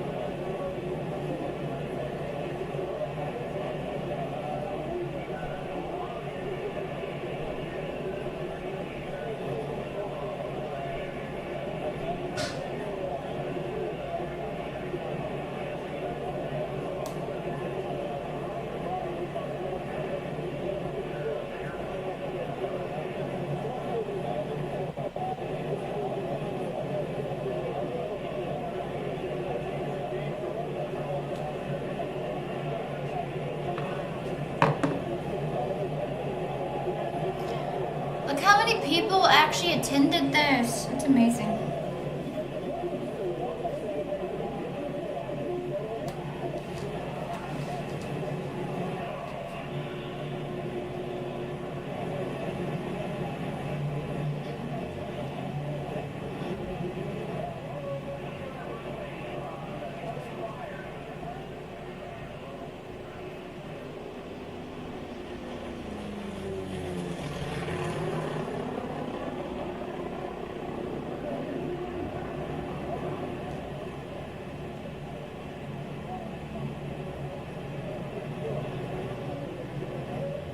Ladies and gentlemen, what do you think of the cheers?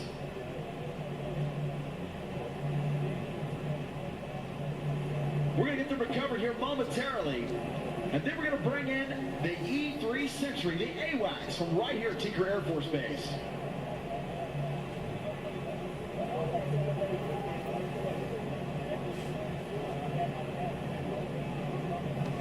Once again, I encourage you to go out and meet with any of these pilots you possibly can, and they're all happy to talk with any one of you.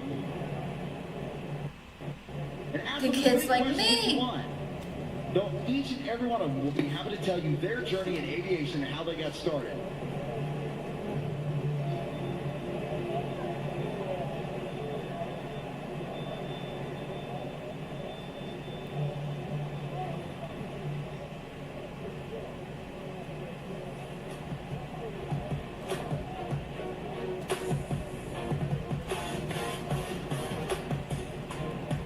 Welcome, guys. Yeah, if you're new, subscribe, comment, like, and share.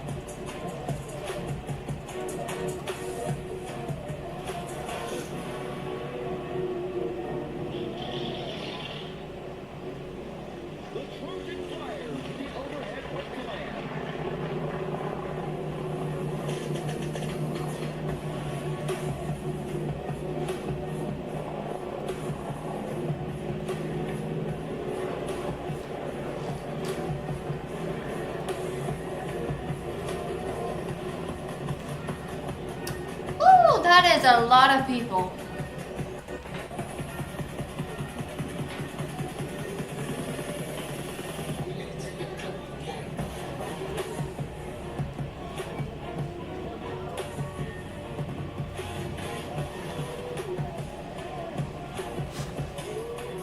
Wait, did you have to, did they have to pay to get in? Or is it like a... I know you guys can just get going. This is an event. Most events you gotta pay to get in.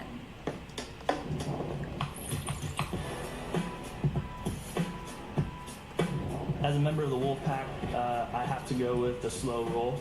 One of my favorite maneuvers that I get to Slow do roll. as the lead solo is the slow roll. And so this is actually my favorite maneuver to watch during the demonstration from the ground, but also my favorite one to fly. I take the line from left to right. Slow roll. And you start to see an F-16 that's just hovering above the ground, 150 feet, and you just start to see the wings bank. And it's just a very slow, controlled roll that happens while you're going 500 miles an hour. It's just incredible to see such a 500? machine just do something so graceful and slow and That's fluid under such control. And it really just demonstrates what these jets are capable of, as well as the pilots and the people that we're training to fly them. It is one of the most difficult maneuvers to fly. You're literally inputting You every go type of 500 control miles in the per jet, hour to do from this? stick and rudder. How was that a maintaining slow 100 feet, screaming across the ground. Pick up the And speed. it's awesome just knowing what it takes to fly that and how he makes it look so just easy and graceful. And then when the music drops as he's doing it, it's so cool. It's actually an extremely difficult maneuver to fly and to do well and safely. So I always love a good challenge. But for me, it's just really cool that while you're in the cockpit of the world just freezes in that moment, and you just see the entire globe of the world just rotating around you. as Oh, you do. guys, So that's really thank you fun for to fly. tuning in. Like empennage and fuselage. In other words, I wish I could lock that and just have it.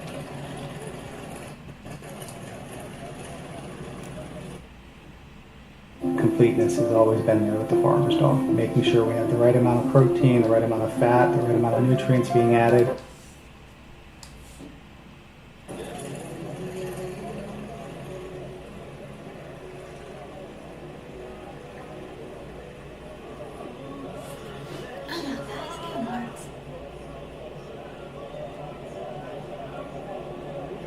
if you look down and to your right, you can already see the landing lights on that E3 Century from the 552nd Air Patrol League.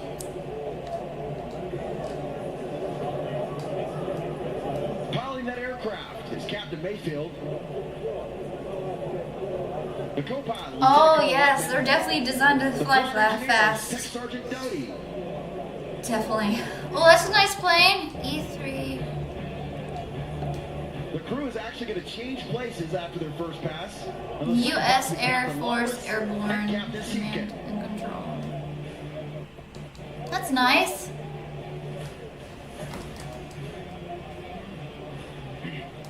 More hearts. Coming down the show line from right here at Tinker Air Force Base, the E3 Century.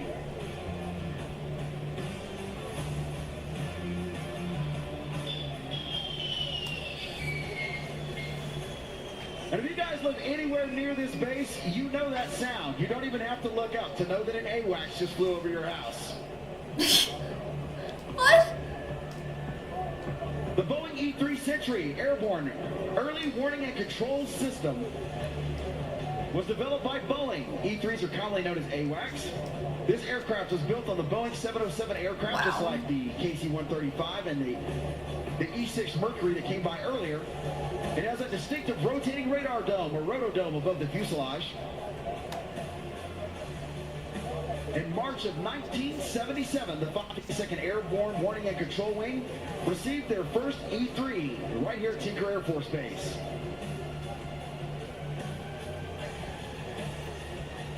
And it's very impressive knowing the speed these planes go.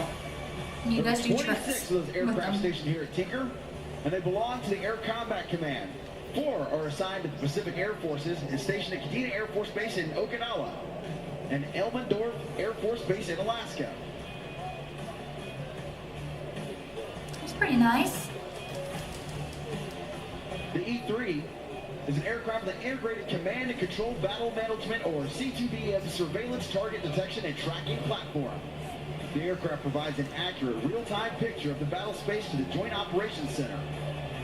AWACS provides situational awareness of friendly, neutral, and hostile activity, command and control the area of responsibility, battle management of theater, all altitude and all weather surveillance of the battle space, and early warning of enemy actions during joint, allied, and coalition operations.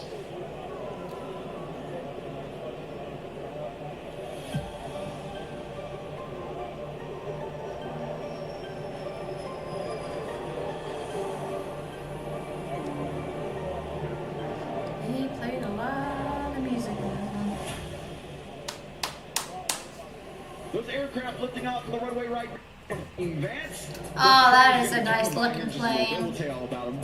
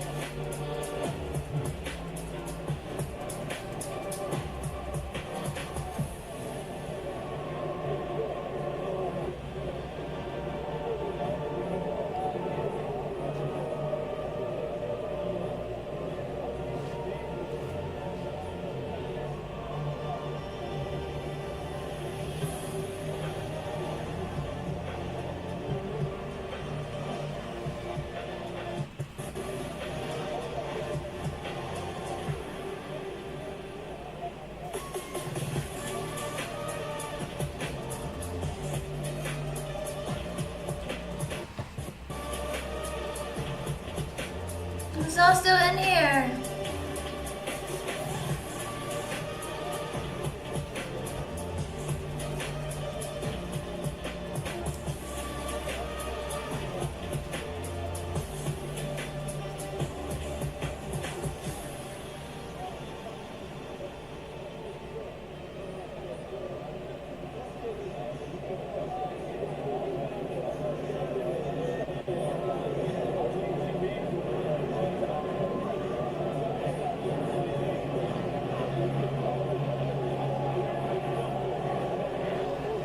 Now they've done the crew change out. We have a different pilot and co-pilot on the flight deck of the E-3.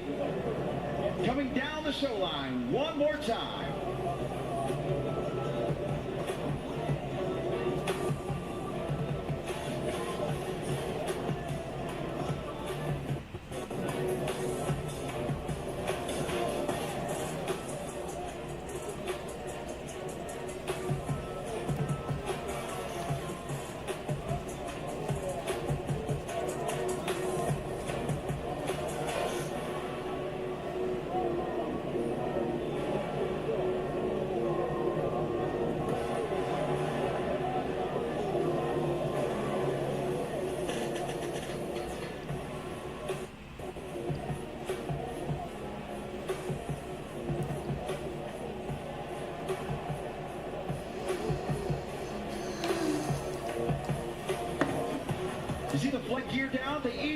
century, the AWACS is coming to a full stop landing right here at Show Center for the 2025 Tinker Air Show.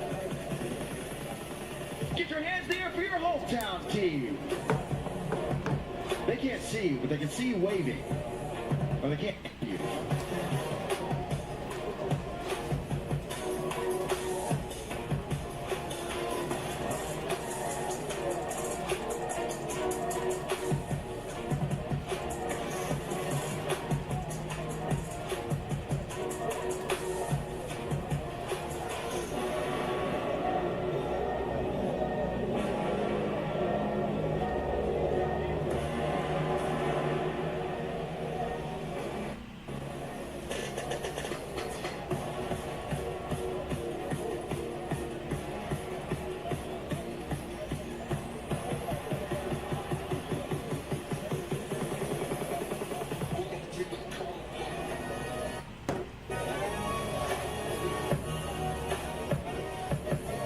Ladies and gentlemen, diving down into the box, Mr. Craig Gifford.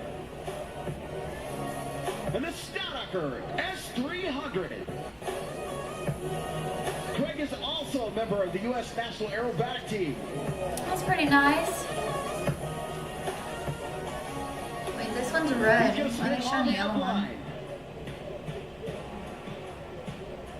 He dove in at over 250 miles per hour. Over 9 Gs on that first pull. Watch, he comes back down to the knife edge spin. He's going to pull back up into the rolling Cuban. He'll never stop rolling the airplane, slowing down as he adds some spice to this standard maneuver with multiple rolls.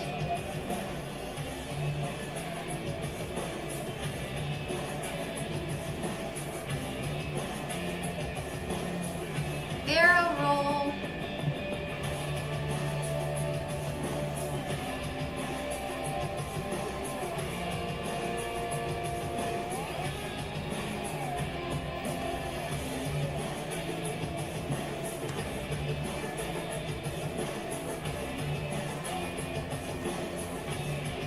As he pulls in the vertical, he'll perform multiple aileron rolls and finish at the top with a crowd favorite, the hammerhead turnaround.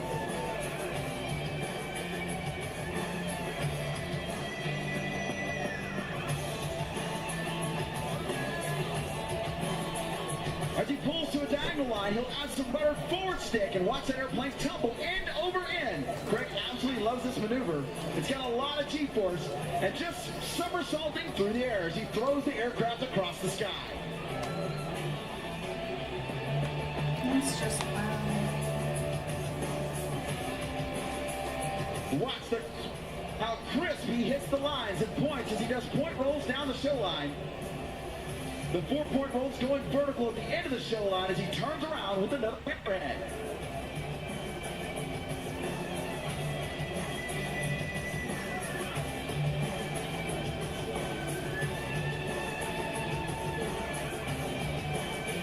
Another hard pull to Staudacher, spinning on the upline. This guy likes to fly any way but straight. Pushing that aircraft over the top.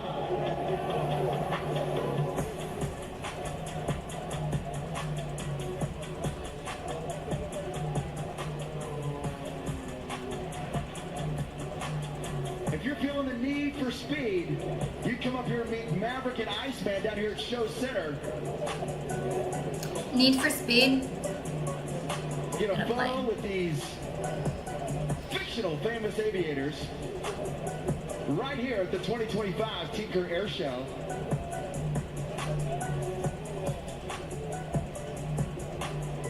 That's the only way I can get a picture with them. As Craig comes diving back down to the box, all hard, pulling Show Center, spinning on the upline. Inverted. Still climbing up. You get it because he was inverted. Now coming back down.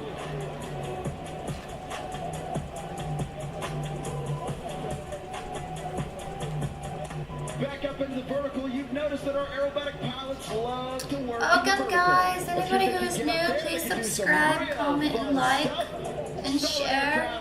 Thank you. Slide back down the tail slide. And here's where the fun begins. The engine winds up. The Staudacher S300 pulling 8 Gs to the bottom of the pull. Back up into the vertical. Snapping on the upline.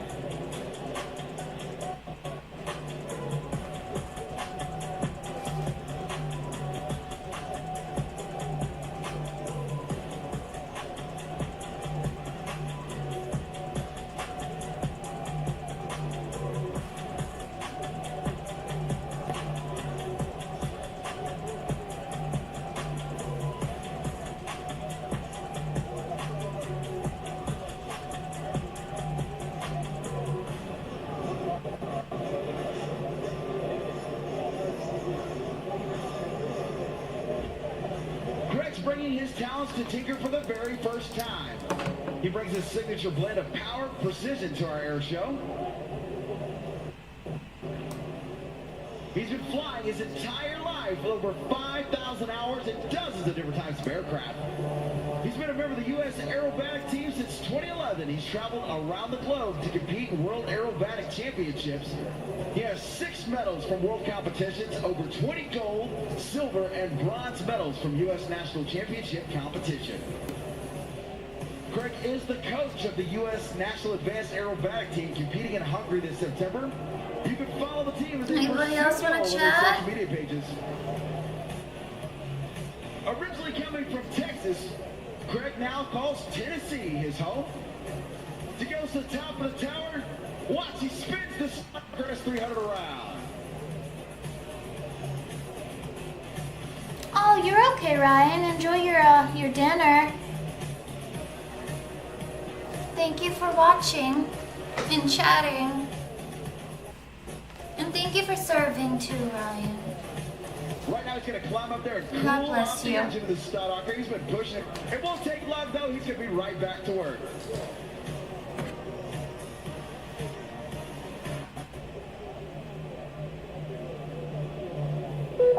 And while Craig cools off, we got a couple of lost parents. We have two children that are at the Lost Children's Tent.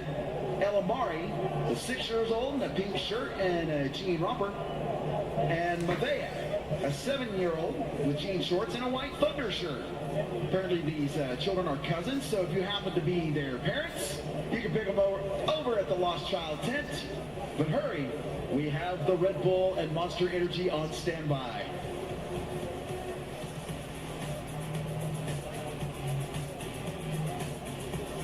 Craig snaps to the upline. Into the knife edge climb, using that engine to pull him up into the sky. Not so much using lift as he's just beating gravity into submission.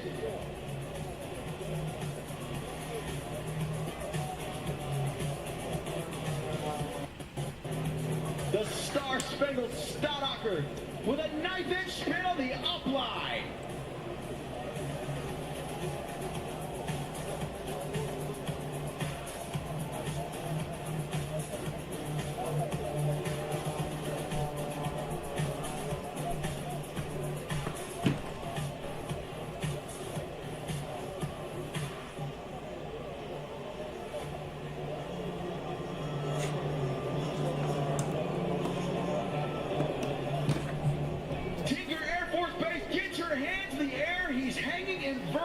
He can see you right now, aircraft, and attempts to stop it in the sky.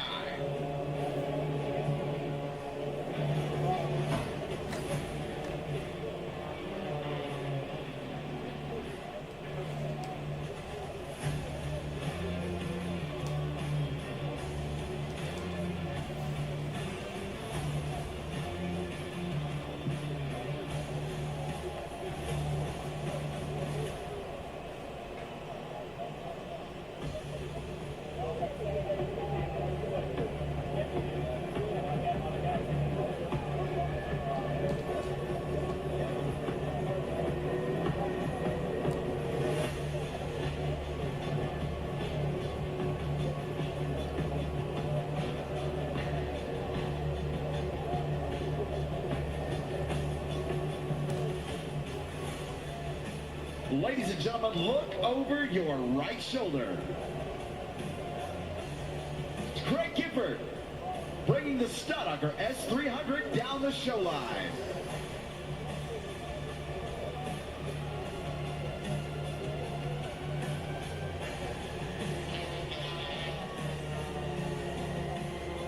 He's giving a little bit of a wing wave as he comes down.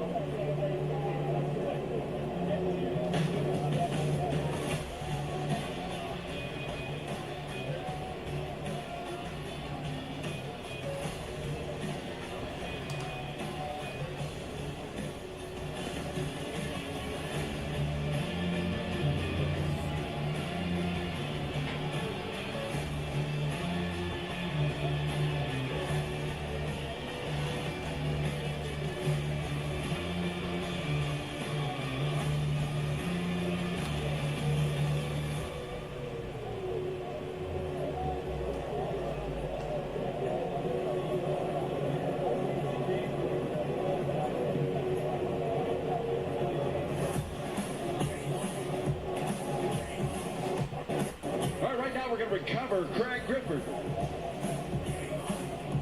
And we're going to bring in that training flight from Vance Air Force Base.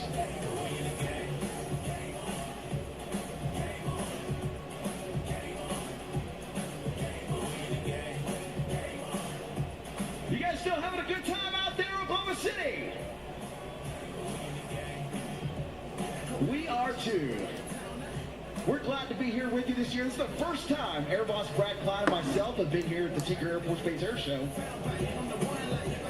And of all the shows we've done this year, we have done a bunch.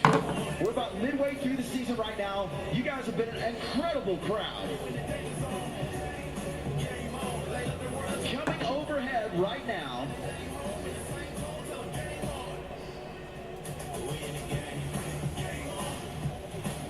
is our training flight from Vance Air Force Base, led by the T1 and 2 T6 Texan 2s.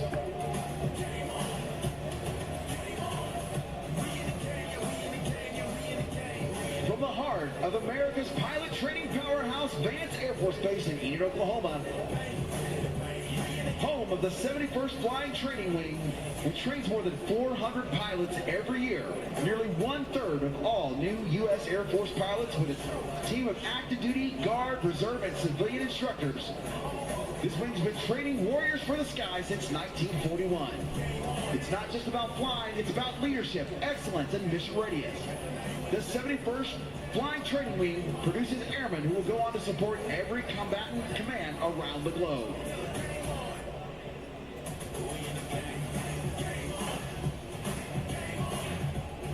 The rugged, propeller-driven T6 Texan 2 is the first step in a student pilot's transformation. It's where cadets learn the fundamentals of flight. A modern trainer with a historic name, honoring a legendary World War II era Texan.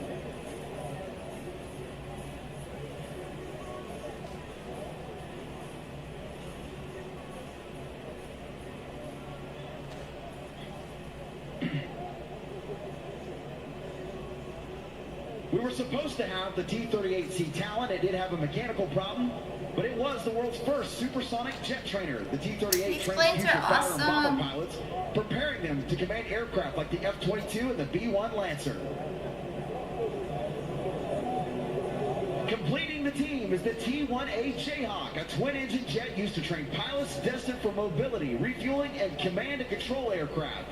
From airlift to AWACS, this is the trainer for the strategic side of air power.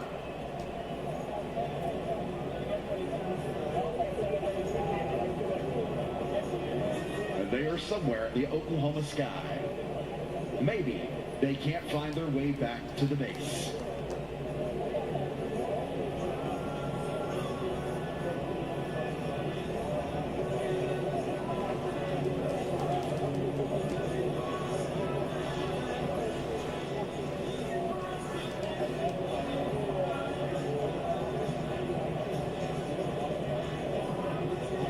Each one of these aircraft represents a path in the sky, mobility, strike, and support. And the airmen who fly them embody the commitment, discipline, and excellence of the United States Air Force. From the prop power precision of the Texan 2 to the jet fuel fury of the Talon, and the global mission-ready Jayhawk. These are the wings that build the world's greatest pilots.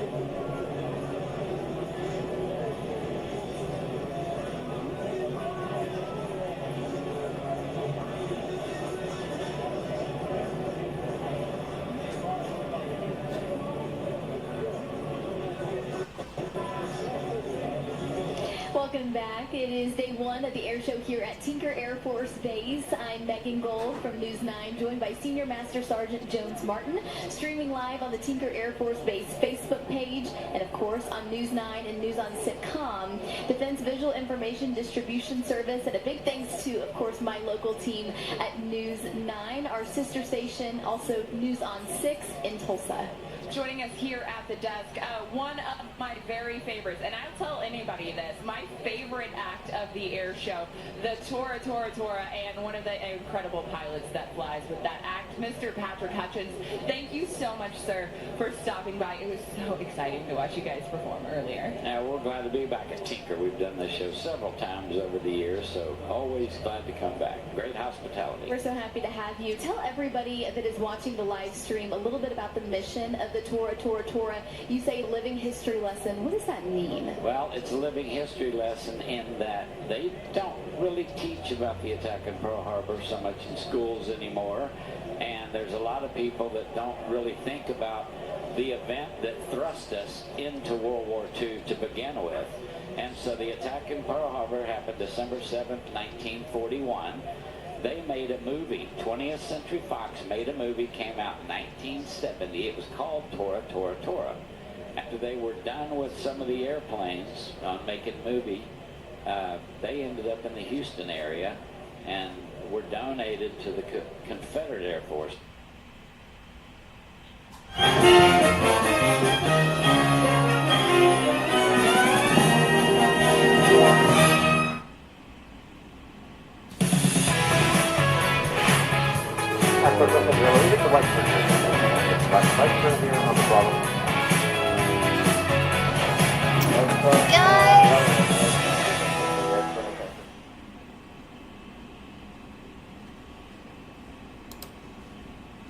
We have our narrator telling the story of what happened that day, and so people can learn. People that have forgotten about it, they get to remind about what thrust us into World War II, and then kids can learn about history because our narrator's telling the whole story. You know, you mentioned the pyrotechnics, you mentioned the airplanes. You guys have one of the most technically intricate acts at any air show that you guys will see. With that finale, you know, if you guys missed it on the live stream, if you guys missed it here in person, you gotta check it out. It is just absolutely incredible, and luckily you can come out tomorrow and see it here live. But we can actually feel the heat coming off the flight line. How many people on your crew does it take to pull off this act? There's about 10 to a dozen people out on the field, and they're setting up all the dynamite, all the gasoline, and they're all ready by the time we come over the crowd. And that part of the pyro is about 8 minutes, and they tell us that you're out of bombs and bullets. And so our Tora lead says, Tora, break it off, and we head out to go get in formation while our narrator keeps talking. And I guess you heard the, is it Kate Hudson that sings the song? And so, and here we come back by in a big formation with the smoke on, and the fire, the wall of fire is kind of a surprise. Yes. Nobody, they see the airplane, though it looks pretty, but the wall of fire is a surprise. So it's kind of a great little finale. And then we finish with our photo passes, and then we land. It's spectacular. Guys. How easy is that, Megan? Well, tell everybody at home where you're from, where you live, and then how you specifically got to be involved with aviation and, of course, Tora. Okay, well, my father was a pilot for a hobby. He never flew for a living. He had a living, and so I soloed on my 16th birthday, and that subsequently when he started flying with Tora. And so I grew up watching him fly and going to air shows. But I would have to be in my early 40s before I would have the means and the time off work to go do air shows. So I started getting checked out. And we flew together for 8 years. And then he said 35 seasons is enough for me. And so you keep flying the airplane and you can continue on. And so that's how I got involved. And there's at least 3 second-generation pilots on the team. Their dads flew. Be scared and to now we're chit-chat, carrying it on. guys. And now younger pilots are starting to join us. of this? So now we kind of can see who is going to perpetuate this program. That's definitely incredible. How many seasons do you have on the team so far? This is 23rd season Oh my with goodness. the team, yes. And you have another 20 in you, I don't know, a few. And it gets in your blood. I can't imagine these guys going to an air show without me. Well, I know this is a question that I have, and maybe for folks at home, what is going through your mind when you're up there and when you're doing the acts? It is, it's sheer concentration. It's knowing where everybody is. It's very choreographed. I'll give away a small trade secret. We do have some markers on the ground. So when you see us on a head-on pass, literally 250 feet apart. So, but from the crowd, it looks close. It looks so much closer. And so, very choreographed, very safe, but it's you're concentrating on what you're doing and where everybody is, and so it's just you're not just flying around up there having a good time. And then when it's over, you can kind of relax and we did it again. How much do you guys have to practice? How much preparation goes into going out on the road for a show season? Well, air show season is from March to November, and so November comes and we do maintenance for the next 2 or 3 months. So we haven't flown an air show for a few months. So at the beginning of March, we all Really? It's someplace in the country, usually in the south, and we spend the entire weekend getting current on our formation, the pattern. We do all kinds of different. We'll just do the zeros, we'll just do the Kates, we'll do everybody together. And so we get 3 hard days of flying. And then we have enough air shows during the season to stay proficient and current. You know, we were talking a little bit about before we came on, and I mentioned, you know, this must be your full-time job because it's just so incredible watching you. And you said, no, this is not my full-time job. Can you speak a little bit about the volunteer aspect of Tora? All the pilots of Tora are volunteers and have been for the whole 53 years. It is the money we charge to come to an air show goes toward the maintenance bank account for all the airplanes. We have to replace engines every so many years, propeller overhauls, tires, things break, these 80-year-old airplanes. And so to maintain the airplanes, that's why we have a fee to go to a show. But we don't get paid. We do this for the love of it and the travel and getting to be, meet great people like yourselves, and that's why we do it. And talking to veterans and seeing how excited the little kids are, and so lots of advantages of doing this and not have to be paid for it. Well, we are so grateful for what you do, and we know what you're doing is inspiring the next generation of potentially pilots. And it's huge. So we're just so very grateful. We want to say thank you, and thank you for stopping by and talking with us. I know folks at home are so grateful that they have gotten to watch you as well. My pleasure. And thank you all so much for coming by and just watching us here on the live stream as well. We're going to take it back to the Air Boss and our aerial performances here at Tinker Air Show 2025.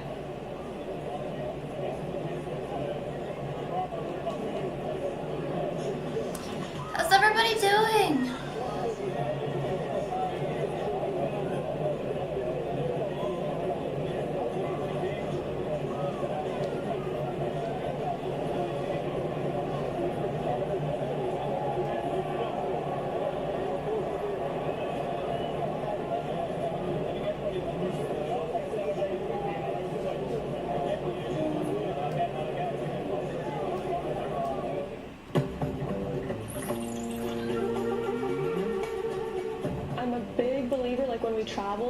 local mom and pop places. Like I don't want to go to chain restaurants, especially if we have Vegas has so many chain restaurants that it's just super important to me to like support local places when we travel.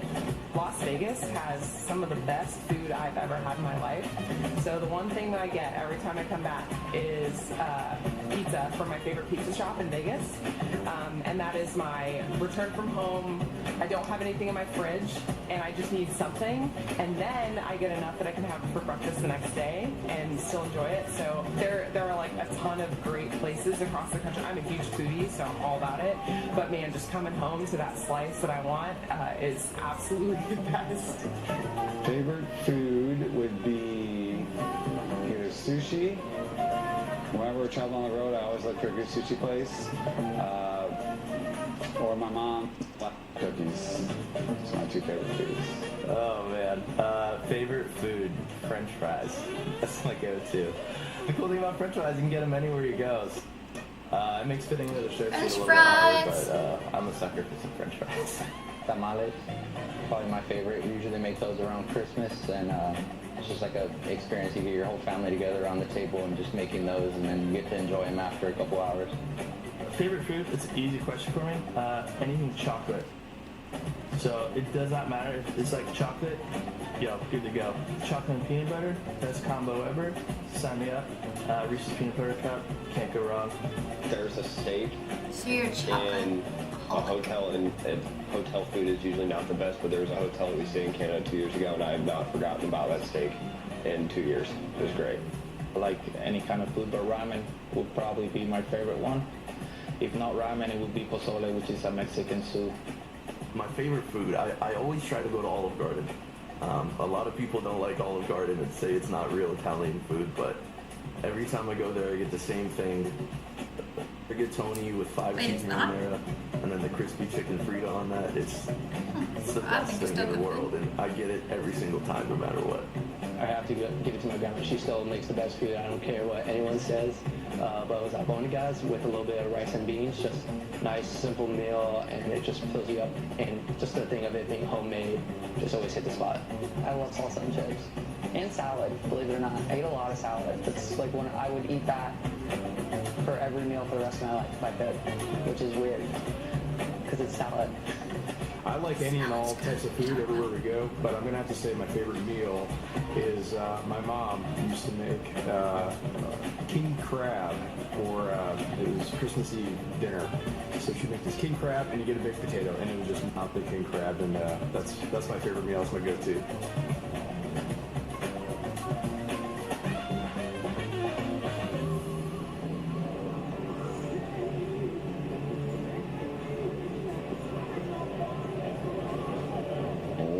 Ladies and gentlemen, now on takeoff roll, Randy W. Ball and the MiG 17F. Oh, guys.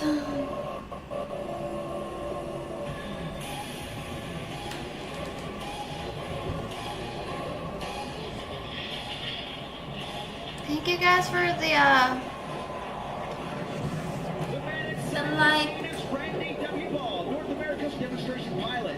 He's performed at well over 1,400 performances. No other North American jet demo pilot even comes close to that number. Whatever you guys are doing, just be safe. Only jet demo pilot, military or civilian, to be granted both a day and night unlimited aerobatic rating as jet fighter by the FAA. He's flown over 44 different types of aircraft manufactured in 9 different countries. Watch it quickly transition. The MiG-17 becomes back in for his first run. Inbound from your left, Randy Ball in the MiG-17.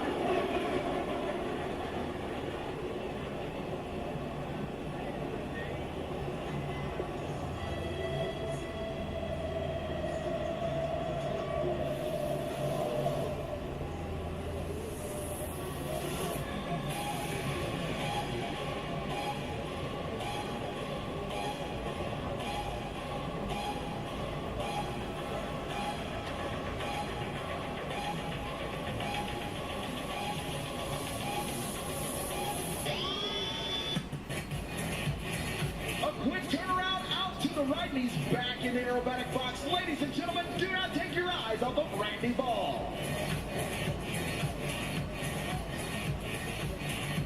Right down low and fast. Here we go.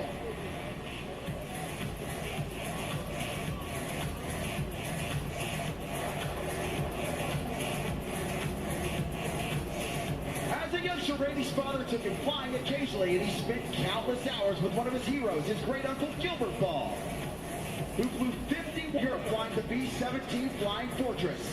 Even before college, Randy knew he wanted to fly, and by the time he was 13, he had already taken off and landed a plane with his father and soloed at the age of 18. Randy volunteered to work his first air show in 1982. He flew his first air show more than 30 years ago. He now performs throughout North America, Canada, and Mexico.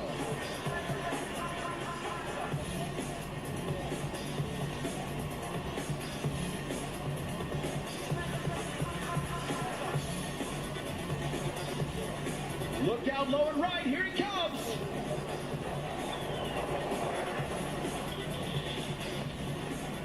The MiG-17 was a very nimble fighter that could prove deadly unless respected when it was engaged by pilots with superior training and tactics, such as those used by the United States Navy and Air Force. One moment of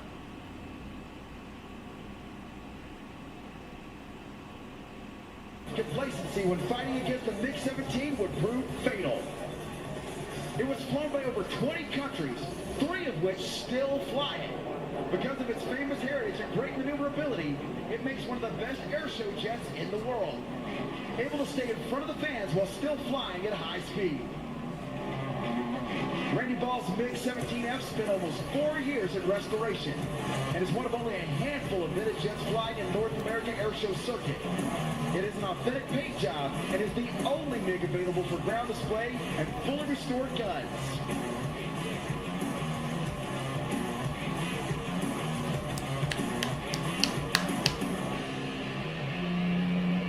Coming in high from the right.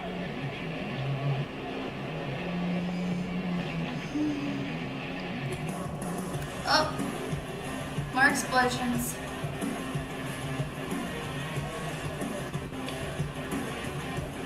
Randy's MiG has been seen by millions of air show fans across North America and has been featured in numerous publications, appearing on t-shirts, newspapers, posters, and more. It was filmed on several occasions, including performing as the enemy aircraft in the United States Air Force's F-4 Phantom for the Discovery Channel and History Channel. It has a top speed of 715 miles per hour, making it a supersonic aircraft. Coming around from the left, ladies and gentlemen, Randy W. Ball.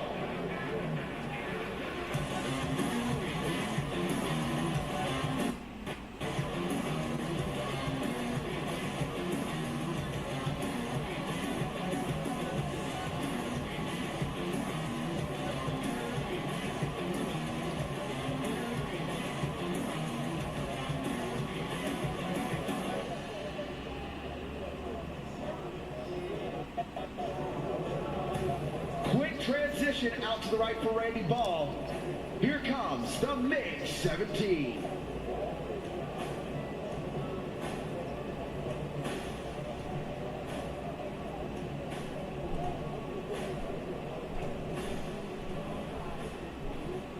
Low and fast from the right. Watch when he gets to show center.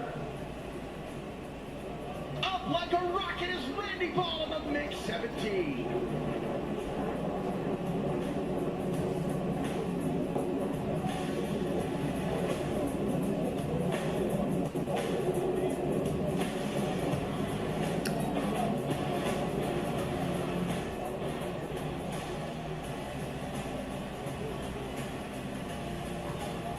Right now, Randy's going to transition and come by for a high-speed pass. He's going to see how close he can get to the speed of sound without breaking the sound barrier, because we can't do that anymore. People get mad when we break the windows.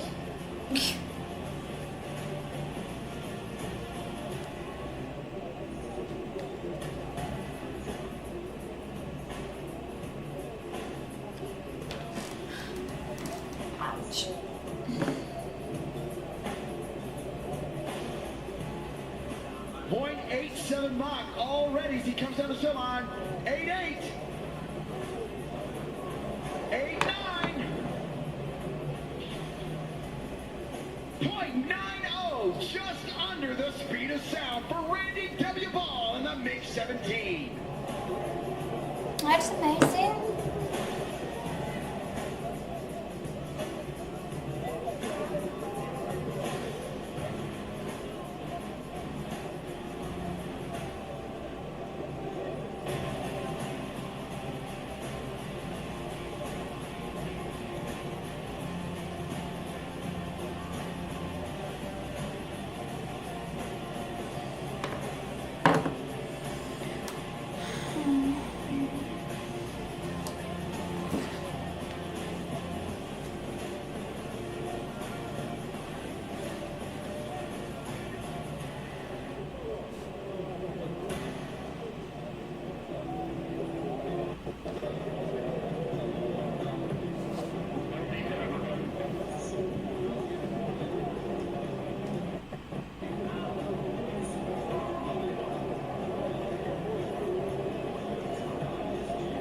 Oklahoma City, I want a poll here. What do you guys think of Randy Ball in the MiG-17? Well, here he comes over your right shoulder. I love more explosions. Now he's going to pull up and break to land. Oh, these are nice.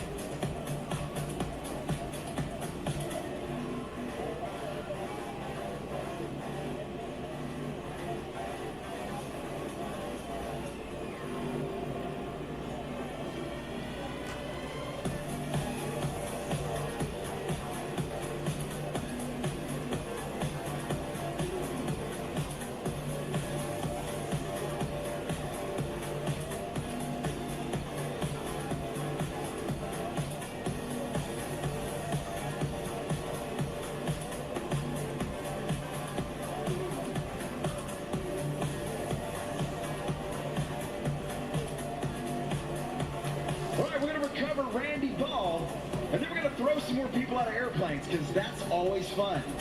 Well, that's always fun. Yeah, let's just toss them out of an airplane.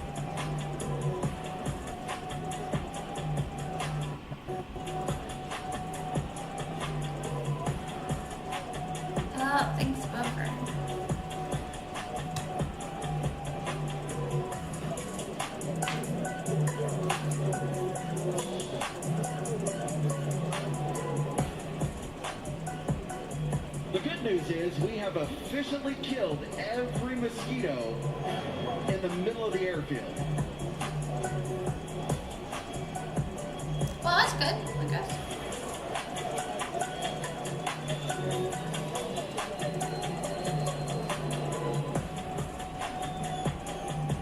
Welcome, guys.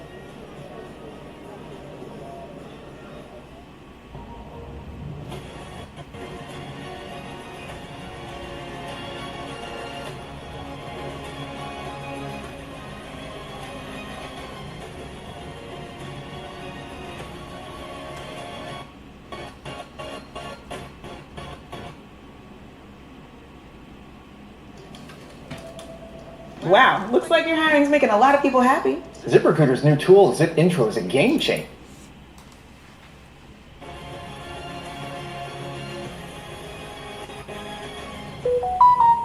We were born out of the jet age to represent airmen and to inspire the next generation. More than 65 years later, what this team has become is much more than airshow performers. We are leaders demonstrating the capabilities of America's Air Force to our great nation, as well as spreading goodwill to nations abroad. Yesterday, today, and tomorrow.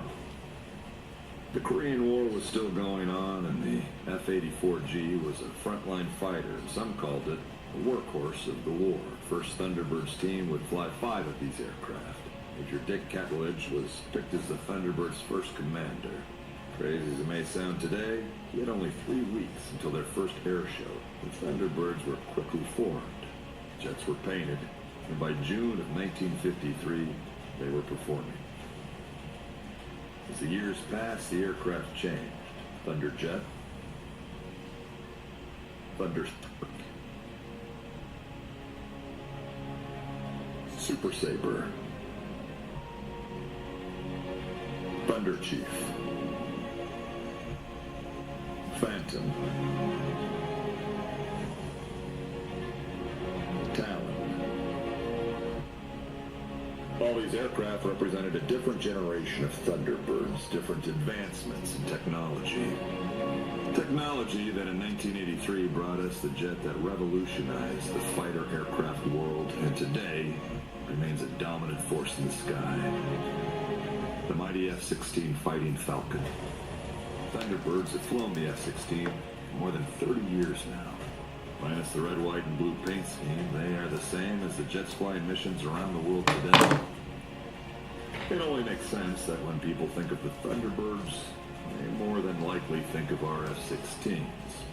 While those jets are our most visible assets and project the strength of our Air Force, it is our airmen that make it all possible. The Thunderbirds are comprised of more than 130 airmen. There are 12 officers, each known affectionately by their number, with one exception, number 1. Our commander, we call him Boss. He and Thunderbirds 2 through 8 are highly experienced fighter pilots. Thunderbirds 1 through 6 are demonstration pilots. Thunderbird 7 oversees Thunderbird operations, and Thunderbird 8 acts as our advanced pilot and narrator during shows. Thunderbirds 9 through 12 are support officers who perform expert medical, administrative, maintenance, and public affairs functions. There are also more than 120 enlisted personnel representing nearly 30 career fields. Enlisted team members are selected from units across the Air Force. Each enlisted member plays a crucial role maintaining this well-oiled machine at home and on the road. Our time in this uniform is short, and each one of us is charged by making the most of it. By inspiring and encouraging others, by representing our amazing Air Force. So while the faces and jets have changed, the mission remains the same. We are the United States Air Force Air Demonstration Squadron. We are the Thunderbird.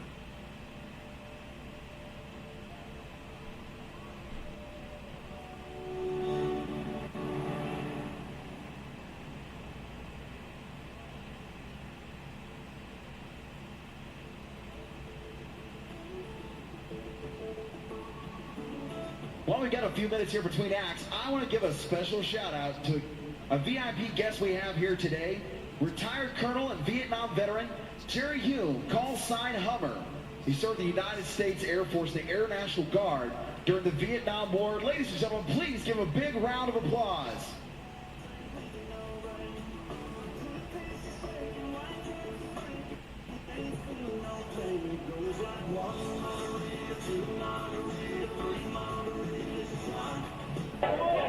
And we were called comrades. Have discipline. So, the purpose of Day in the Life is to show young high school students what's going to be like on the BCT, that's basic training side of the tracks, and kind of get them a little ready for it, and show them, hey, like, this is what the Army does, this is what the Army can do, here's something that you can do, here's 150 different career options that are available. They came here so they can kind of get an idea of what the Army does outside of just kicking indoors and shooting stuff. Because we do a lot more than that. They've got to see the various vehicles that we have, and they've got to see some of our fire systems. Our local fire department from Fort Sill came out here and kind of gave them a demonstration on what they do. The police department came out here with the K-9 unit, so they got to see some fun stuff with the K-9 unit, get to attack with people. I think it does a really good job at interesting students, because this stuff is really interesting, to me at least, to see all the cool vehicles that they have, you know, the big giant things that they shoot, and I do think it's really cool. It's a cool event to go and spend the day. I kind of always just wanted to join the military. I just seen a combat engineer when I was young. What do you guys think about this? Combat engineer, so I always wanted to be. Any thoughts? I challenge you to think about our country, what a great place it is, and how incredible of an opportunity you have to potentially serve. It like opened up the eyes, see what the Army got.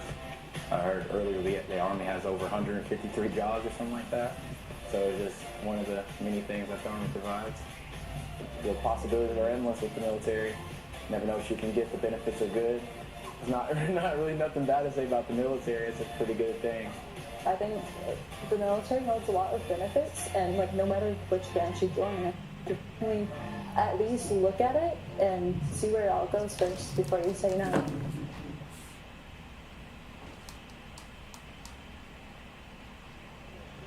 Welcome back here to Tinker Air Force Base in Oklahoma City. So glad you could join us. Day one of this two-day air show rolling on here. The Wings of Blue ready for their second performance of the day. So a lot more coming on the schedule. We're also waiting for the Thunderbirds. They'll take to the air around 3:30 Central Time after their ground demonstration. So lots of it has happened today. We've seen big heavy airplanes. We saw trainer aircraft as well take to the skies just a little while ago. Tora was here with their big pyrotechnic display, a reenactment of the attack on Pearl Harbor back in World War II. So a lot's happening here this weekend, but we would be remiss. Don't forget to if comment, like, and subscribe, guys, if you're new. And just a mere 2 months ago, the community lost one of its own. A true And if you're not new, Holland. comment, like, Rob was a and true share. master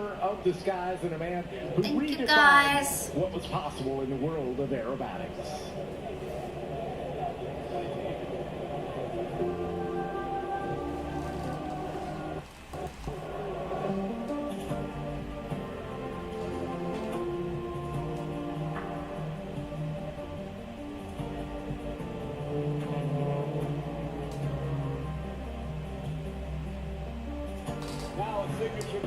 from Rob Holland. It is called the Nivek.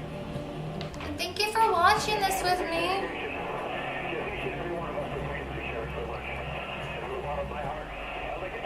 And I pray that you guys enjoyed your time here. If you also want to support me, you can on Patreon. My link for that is in my bio on YouTube. Just click the link and it will direct you to where you need to go. You know, our condolences to the family of Rob Holland, and he was just such a treasure for everybody who knew him. And you know, I think in the few times that I had the opportunity to meet Rob, he really just loved aviation and loved performing. So just a big loss for the air show community, but I think he'd be thrilled to watch the skies here today, and he'd be thrilled to see the Wings of Blue who are about ready to jump out of their Otter aircraft for the second time here today. Don't forget, we'll be on the air again tomorrow, streaming day 2 of this air show. We'll be on the air about 10:45 Central Time. But today we still have the Thunderbirds coming up. For now, we're going to kick it out to the Air Boss, and then the Wings of Blue will be jumping in. Lieutenant General Brian Robinson, Commander of Air Education and Training Command. It is my privilege to narrate for you a precision free-fall parachute demonstration. Do you guys want me to stream this again tomorrow? Just press 1. The Wings of Blue. And you said it starts around 10. The Wings of Blue. Sorry. The aircraft being used in today's demonstration is the Havilland and UV-18B Twin Otter, call sign Congo 65, piloted by Lieutenant Colonel Matthew Foltusher from Grand Junction, Colorado. On this pass, 5 jumpers will perform a maneuver. Bombers. 5 jumpers will exit the aircraft from 11,500 feet above the ground with smoke attached to their left foot and perform various free-fall maneuvers to build a formation in the sky known as the Star. They will break the formation at 6,000 feet by turning 180 degrees to perform a track maneuver and fly horizontally away from each other so they can be at a safe distance to deploy their main canopies. Turn your attention towards the sky as they prepare to exit the aircraft. Oh, he's gonna jump.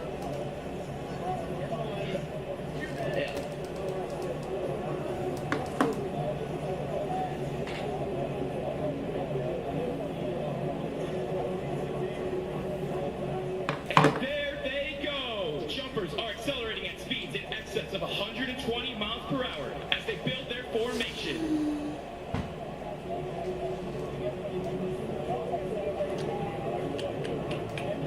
All jumpers have now made it to the formation.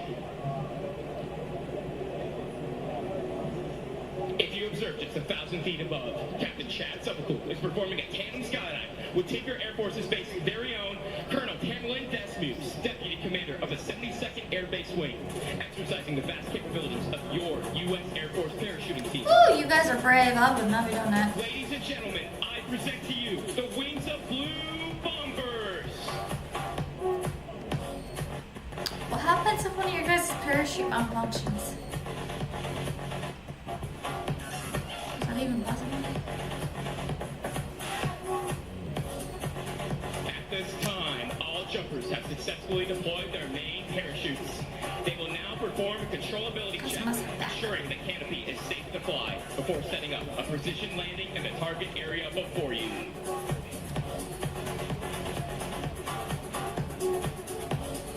They played a lot of music on this. Airmanship 490 is the basic freefall parachuting course taught by each and every member of the Wings of Blue. Our jump program is the only place in the world where your first jump is a completely solo freefall skydive. Students accomplish nearly 40 hours of ground training to prepare before they must stand in the door. Wings instructors award up to 40 700 hours jump wings each year. of training? Oh my goodness. Well, you really gotta know what you're doing when it comes to this.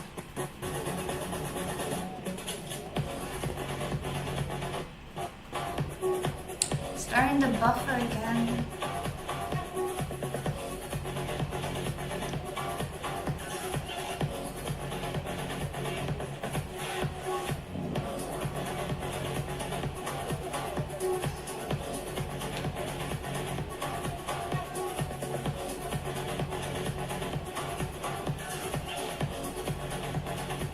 Ladies and gentlemen, our jumpers are low enough that they can hear you. Put your hands together for the Wings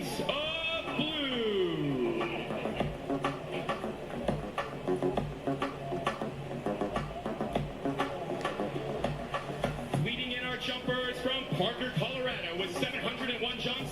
Let's hear it for Cadet First Class, Jack Reese.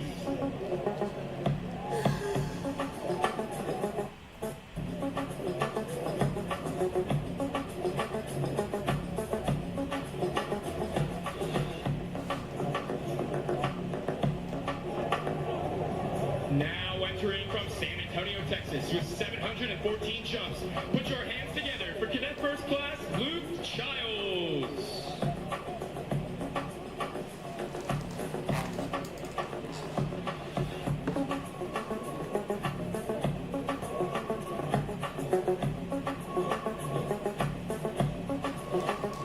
Let's make some noise from Singapore with 711 jumps. Give a warm tinker welcome to Cadet First Class, Avery Tan.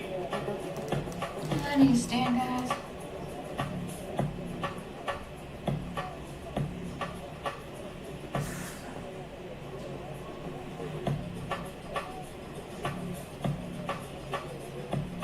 Up next, from Yakima, Washington, with 712 jumps.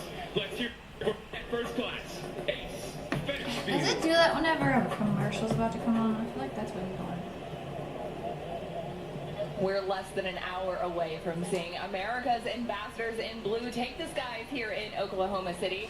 Air shows are really our opportunity as military members to connect with the American public and inspire the next generation of airmen and guardians. Joining us now, an airman responsible for getting that next generation actually into the uniform, Staff Sergeant Caleb Villa, or should I say, Tech Select. Yes. Caleb Villa, congratulations Thank you so on much. the recent Thank you. promotion. Joining us here at Broadcast Center. Thank you so much for stopping by. Thank you for the invite. Okay, so first question for you. There's so many different aspects to service in the Air Force and the Space Force. From my understanding, there are over 200 different career fields to choose from. Can you talk a little bit about the different opportunities people have to serve? Yeah, so definitely throughout, Air Force and Space Force, a lot of different jobs. Like you said, over 200 jobs. We have a little bit of everything. We have aircraft maintenance to pest management. You know what I mean? So a lot of people think it's just flying, just working on aircraft. So you could do, like me, I was a personnelist before I came into recruiting, so human resource specialist. We have intelligence. We have firefighting forces, which is like law enforcement. A little bit of everything. So honestly, I always tell my applicants, hey, the world's your oyster. Just take your test and see what happens from there. You saw me look off camera. That's because Samantha out there is also a personnelist. Oh, okay, 3FO fam. Okay.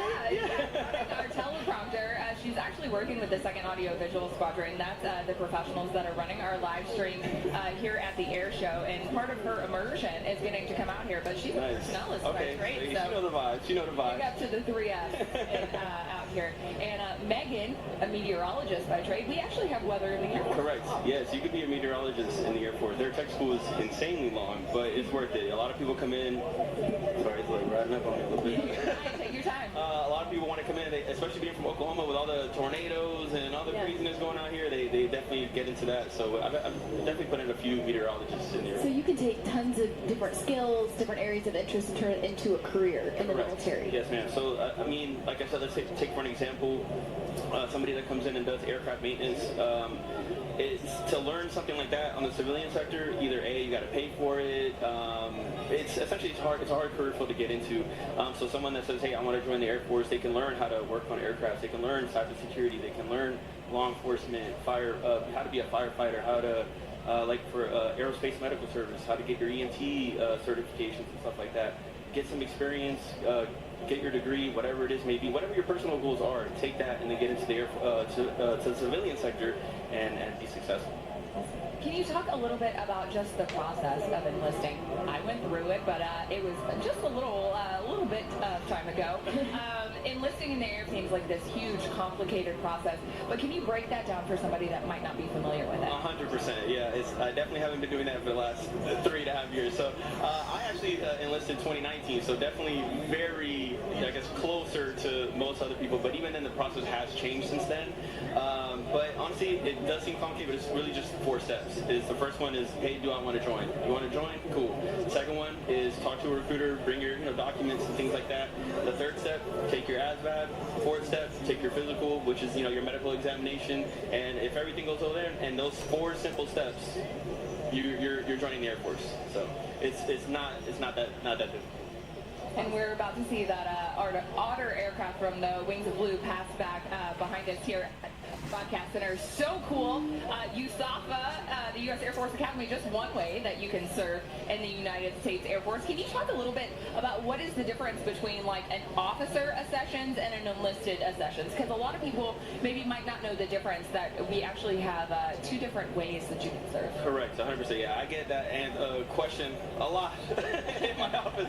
Someone comes in and they're like 18, fresh out of high school. They're like, hey, I want to be a pilot. And I'm like, all right, well, let me break it down to you. So there are two different ways that you could serve in the Air Force, A, being the enlisted, and B, officer. So enlisted, you're looking at your traditional, like, hey, I'm fresh out of high school, or even if you're just like me, I was 23, turning 24, I joined, right?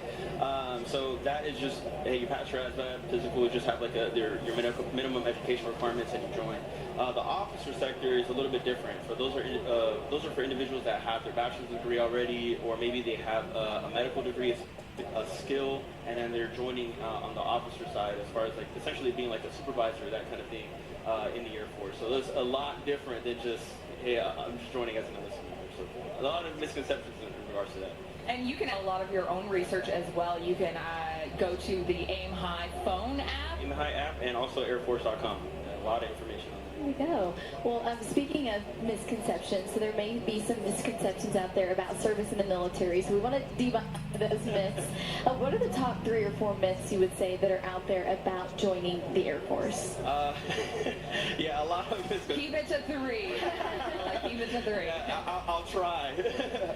I would say that the big one is, as soon as I talk to my recruiter, I'm out the door the next day. Like, they're shipping me out to wherever, and I'm doing whatever it is that the Air Force needs me to do. That's definitely a misconception. It's not true. You gotta go into training. You're not just gonna be like, bam, even then, get out it's there. not possible sometimes, depending on just different circumstances.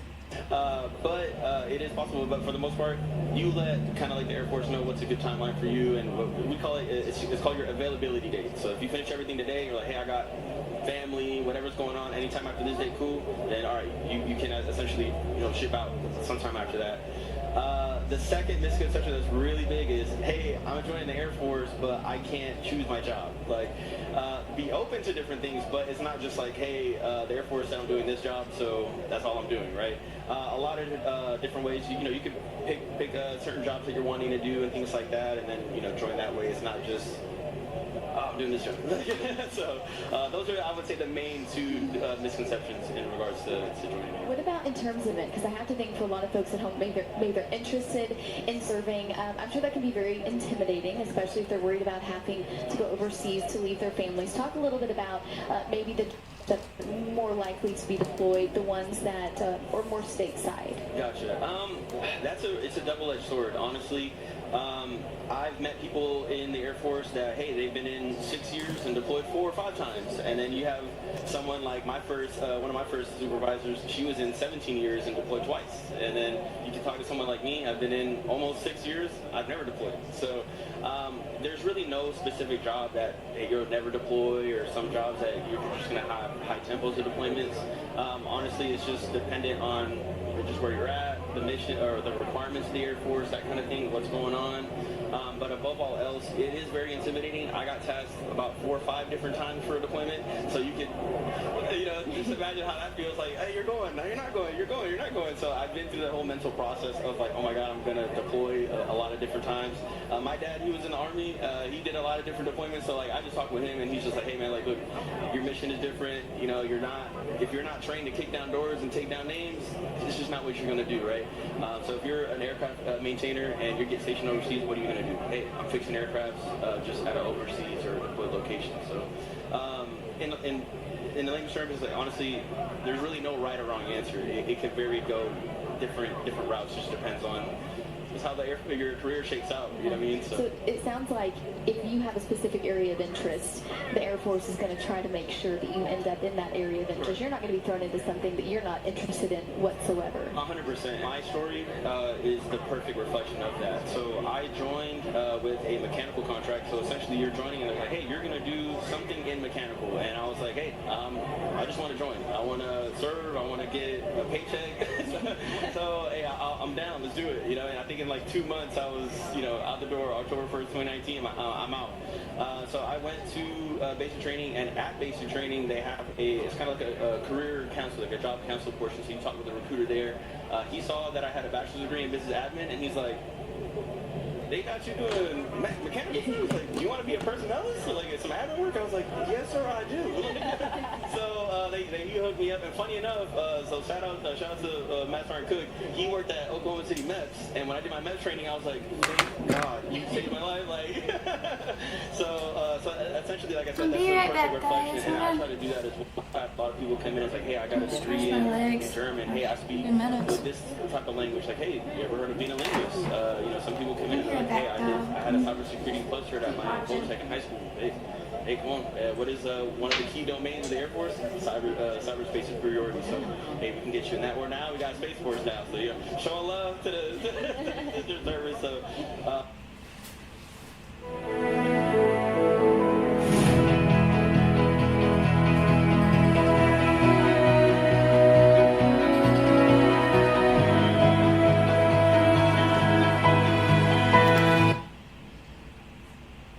Good recruiters really are worth their weight in gold. And we want to thank you, Sergeant Villa, for stopping by here today. Anything else that you want to add? Your last pitch that you want to add to the people here in Oklahoma? Honestly, nothing too crazy. I just know my mom and my dad is watching, and eventually I feel like my brother gonna check the replay, give a big shout out to them.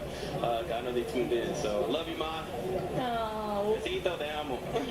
We are so grateful for all you're doing to help recruit kind of the next generation. We know that these air shows are such a big part of recruiting the future and kind of planting that seed in them. So we're grateful for what you do. Thank you so much. Appreciate it. Definitely check out airforce.com, that Aim High app, to get information on the Air Force, those 200 different careers that we mentioned, and find a recruiter near you. We're going to take it back out to the Airboss. We are getting closer and closer to the Thunderbird showtime here right at the Tinker Air Show. Countdown is on. With the world-famous Franklin's Flying Circus.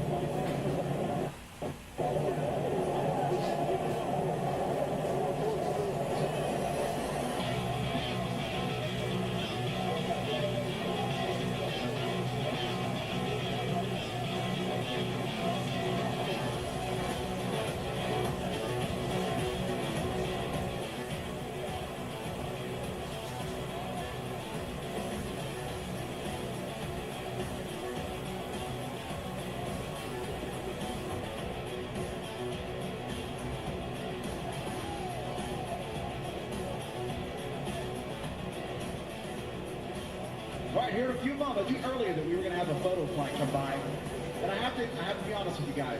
I was lying. There was never going to be a photo on that plane. It was all an act. But the next one is not a lie. They actually are going to bring a plane down the show line with the Civil Air Patrol. And they are going to take some photos of the crowd here. This is going to be for media purposes, for public affairs, for the show.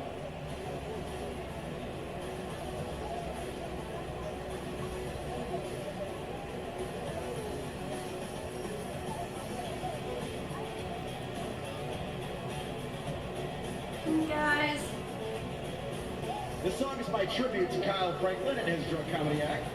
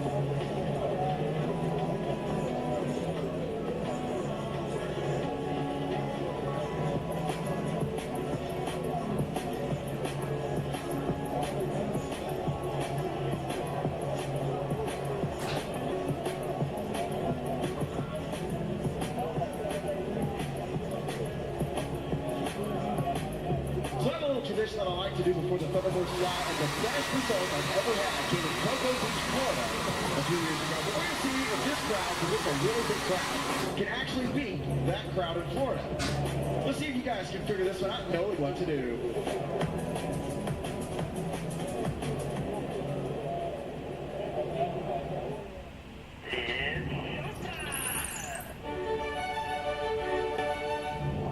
One of my favorite parts after we had taxied and we're at the end of the runway is when Thunderbird 1 says, "Burners now," and that's how you know, like, it's about to go down. And you just feel the jet starting to accelerate and just go down the runway.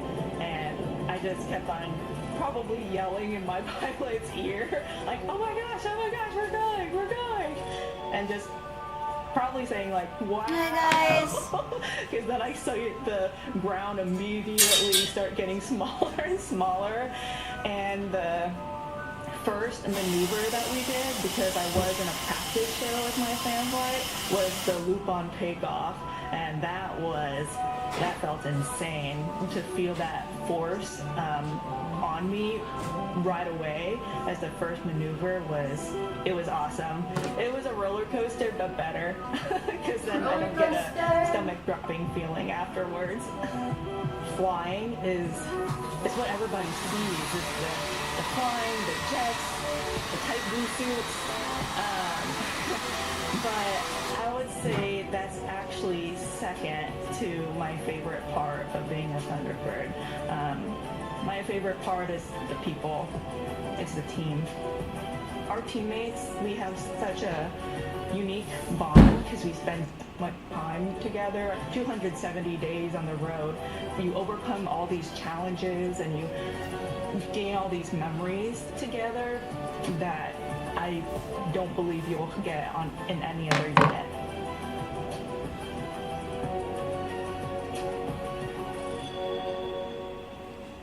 It's amazing to hear their stories and all that.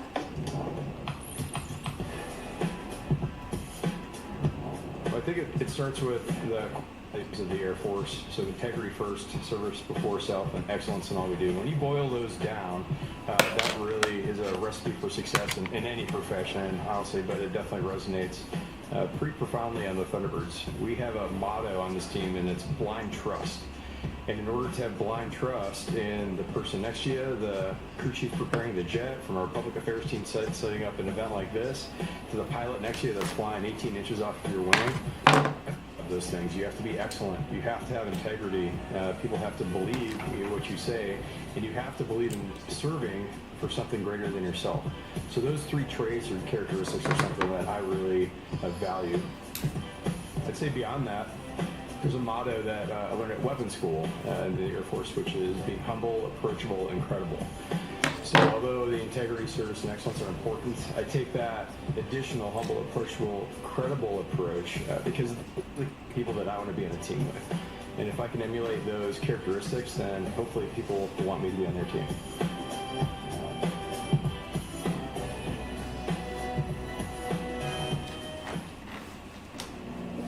Is that a local thing here? I thought that was just the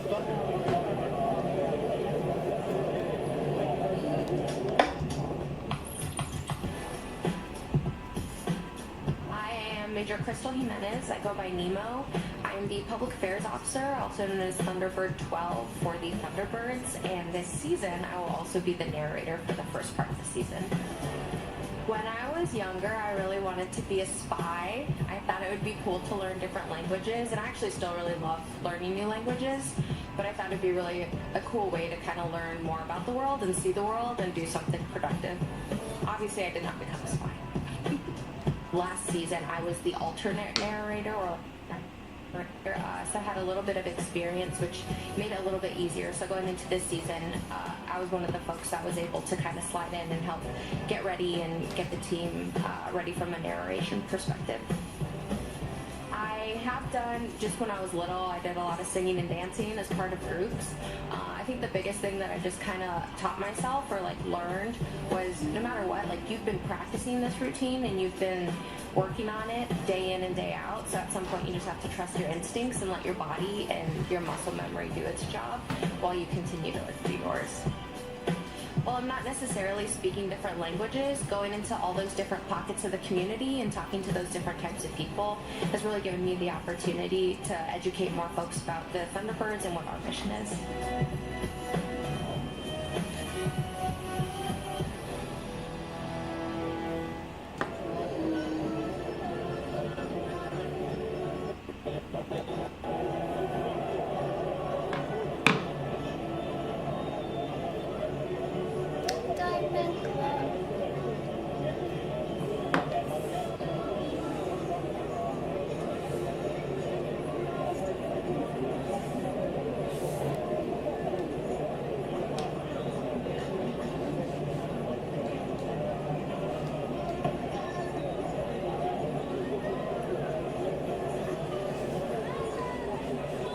All right, as he comes down the show line, everybody wave!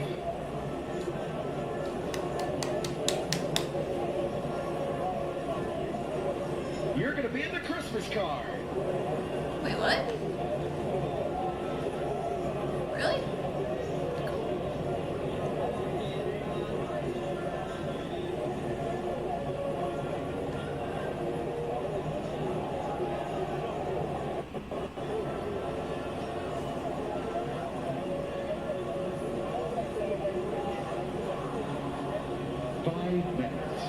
Five minutes remaining.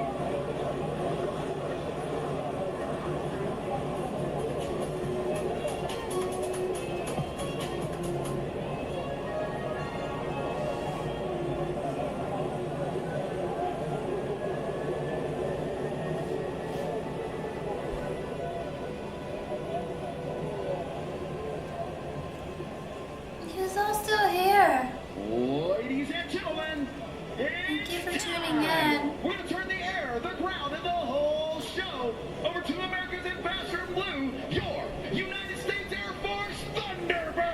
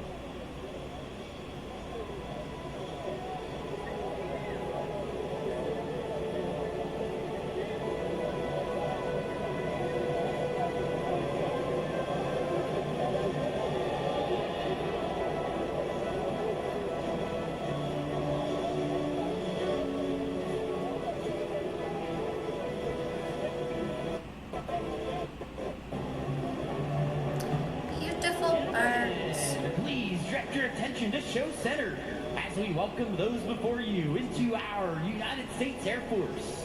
And now our flight surgeon, Thunderbird 9, Major Jacob Hall. You got it, 9. Good afternoon, Tinker. I am Thunderbird 9. On behalf of the Thunderbirds, I invite all of you to join us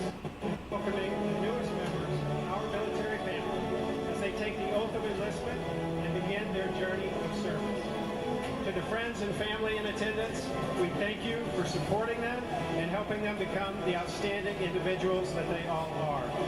Today, they become a part of less than 1% of Americans who volunteer to serve their nation's military. We are incredibly proud of their commitment to their country and honored to serve alongside them, brothers and sisters in arms.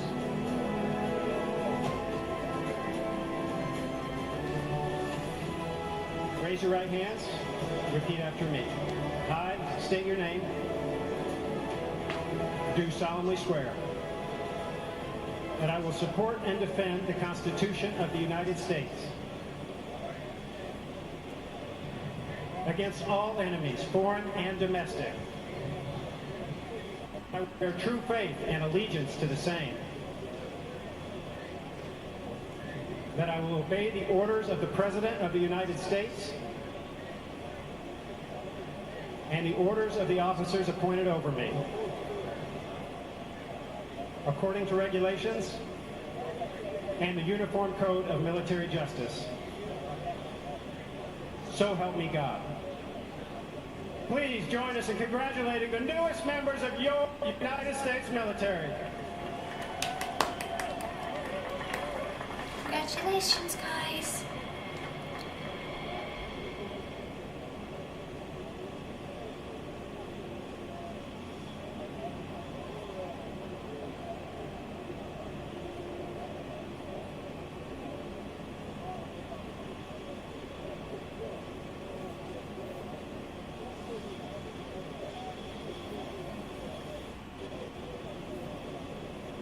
Ooh, is that food?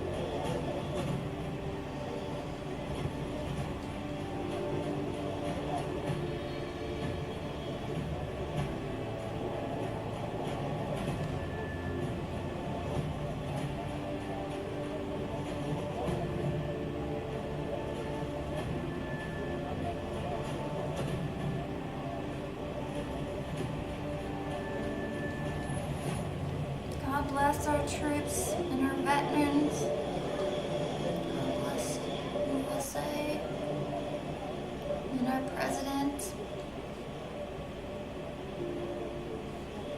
and everybody else.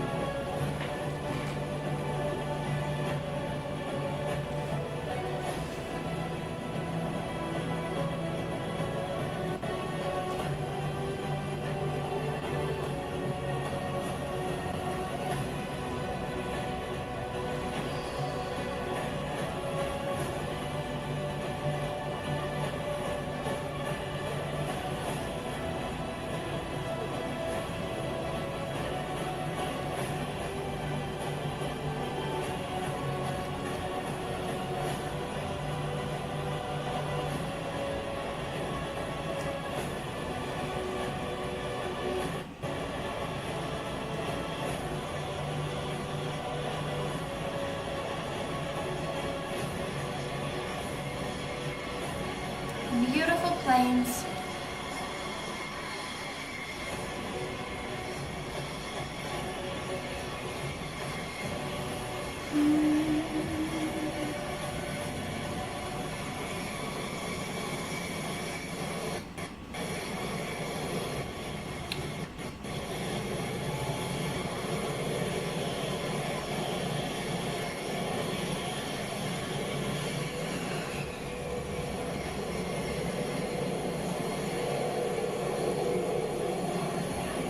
United States Air Force.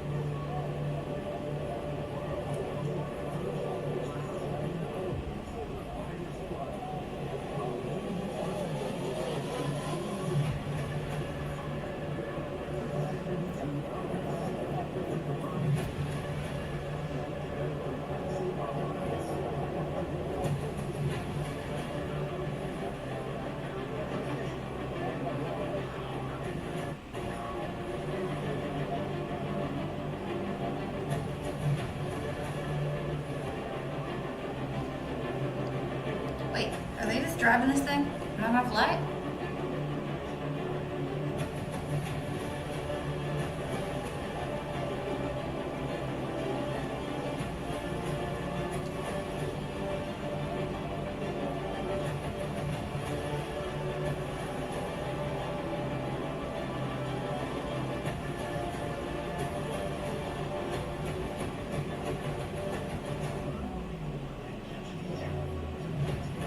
Oh, I thought they were about to go up.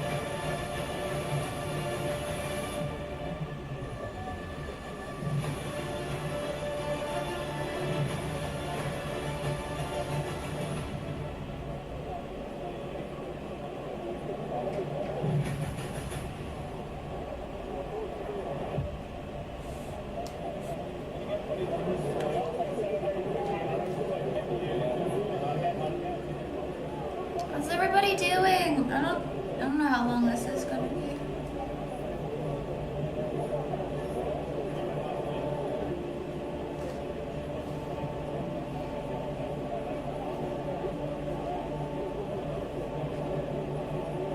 Oh, that's nice.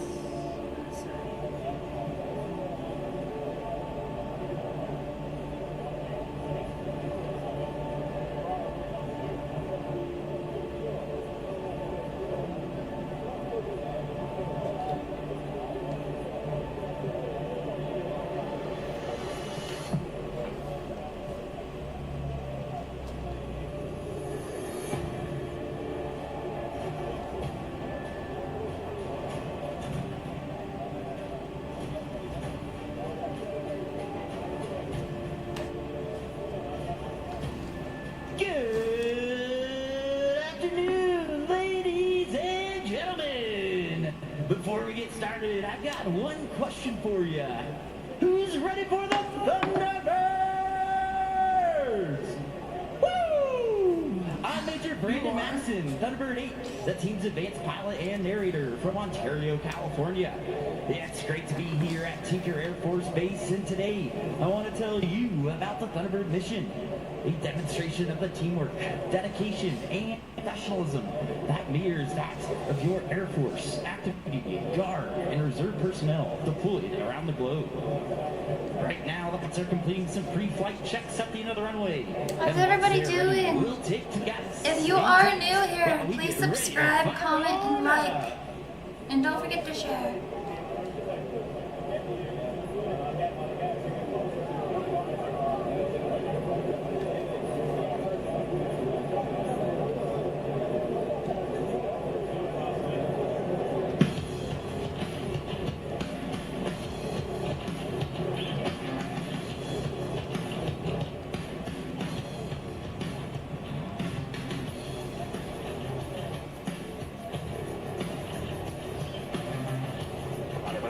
Ready for takeoff for runway 36.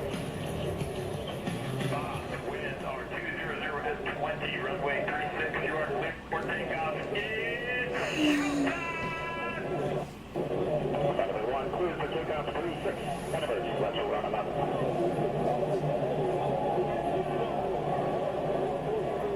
Standby, now. Property now. One's on the roll.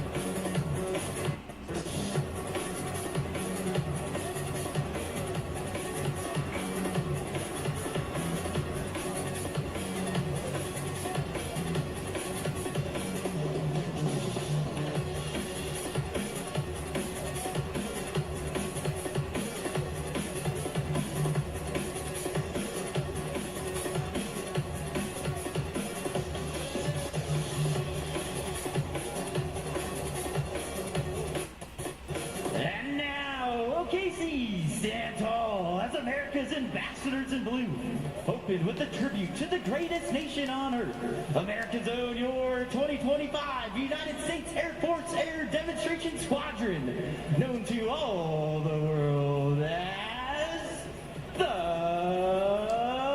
Thunderbirds! Woo!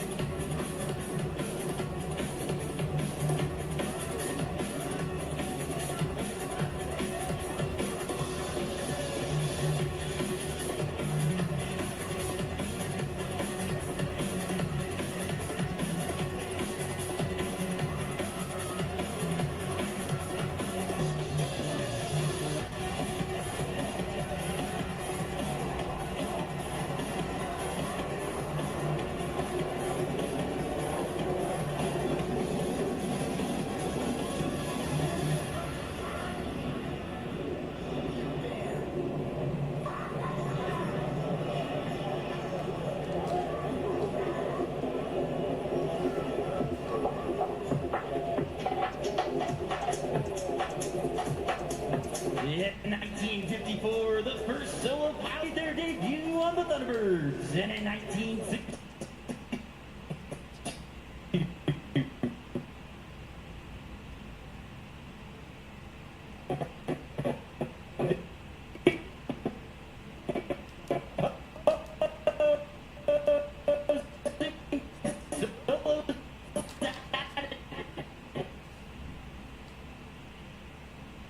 Well, starting to buffer now, guys.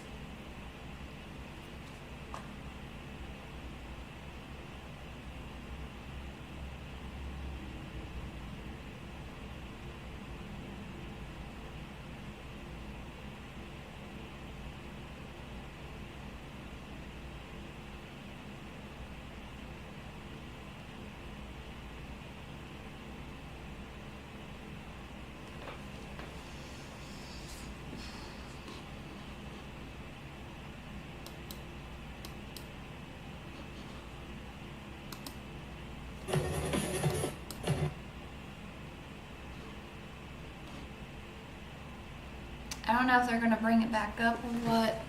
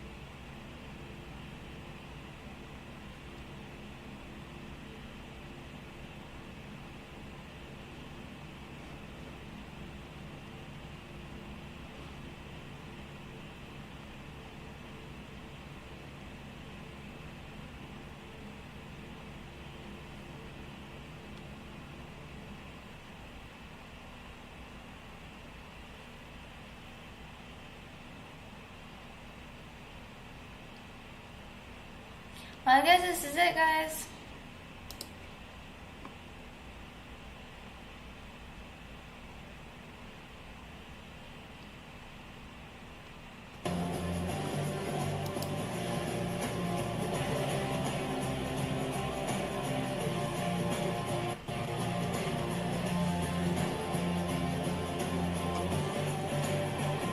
As we fly for you today, we are proud to represent America's Air Force.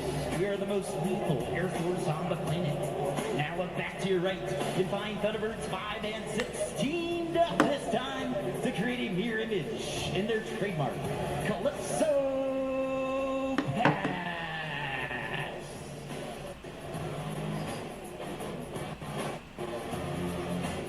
No, it isn't it again.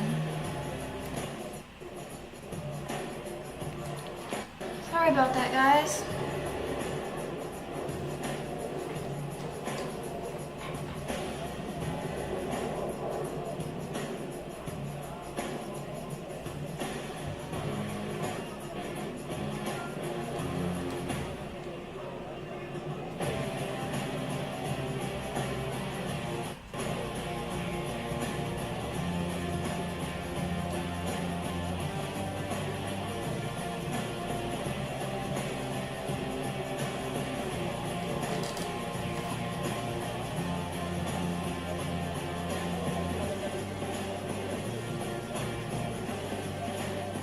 Ladies and gentlemen, the diamond approaching from over your left shoulder in the tight echelon formation.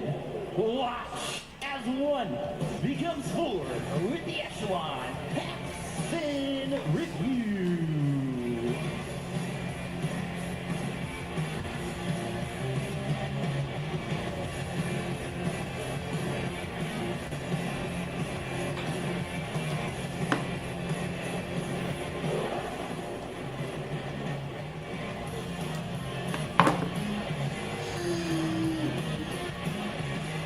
Surprise, Oklahoma! That was Thunderbird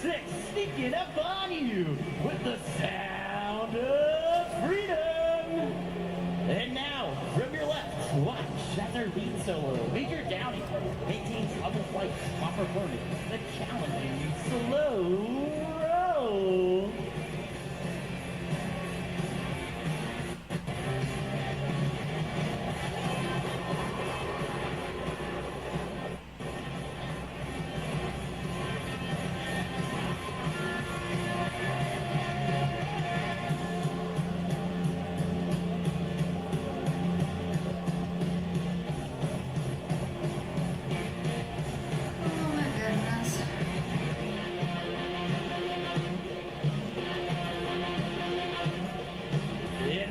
From the right, Major Scholl will demonstrate the extraordinary roll performance of the F-16 with 4 consecutive aileron rolls.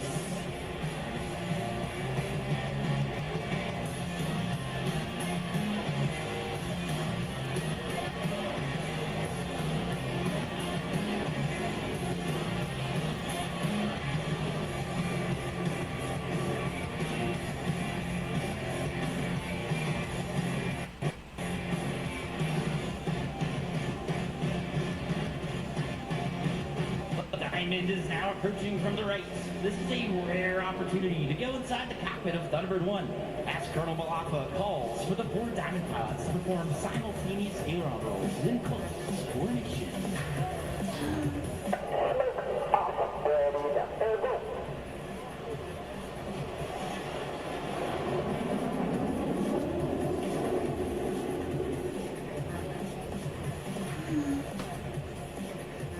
From your right, Major Downey. From your left, Major Scholl. Inbound for Show Center at a closing speed of over 1,000 miles per hour. Before passing, they'll fake sharply so they avoid each other for the opposing knife edge pass.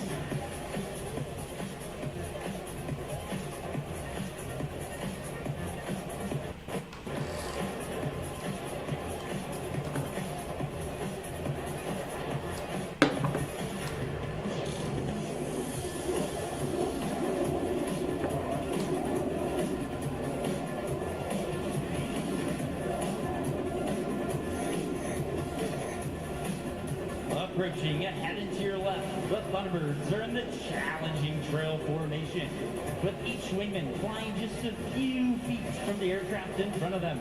On command, watch as they smoothly transition back to the Thunderbird Diamond.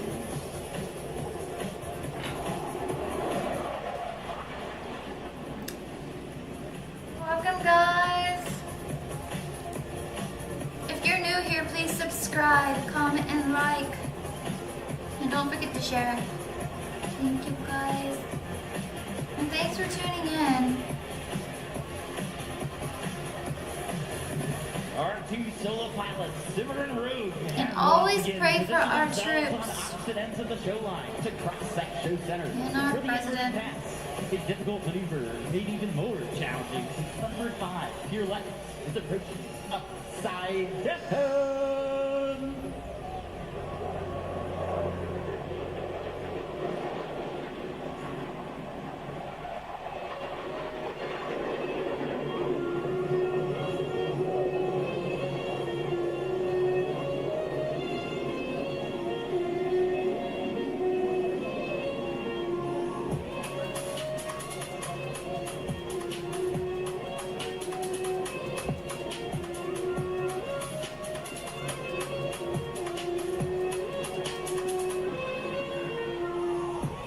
From directly in front, Thunderbirds 1 through 4, Sheep, Shadow, and Slasher will pull straight up into the vertical and trail formation. Emerging from the smoke, you'll see the pilots have to quickly transform back. Thunderbird Diamond.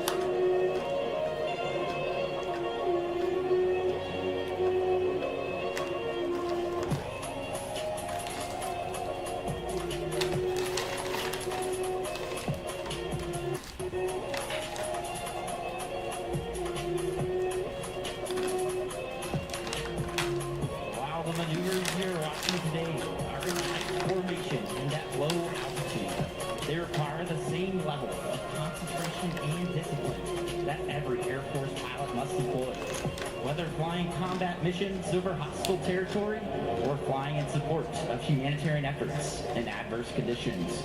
Now watch as Thunderbird 5 completes his rejoin with the Diamond to perform the low bomb burst.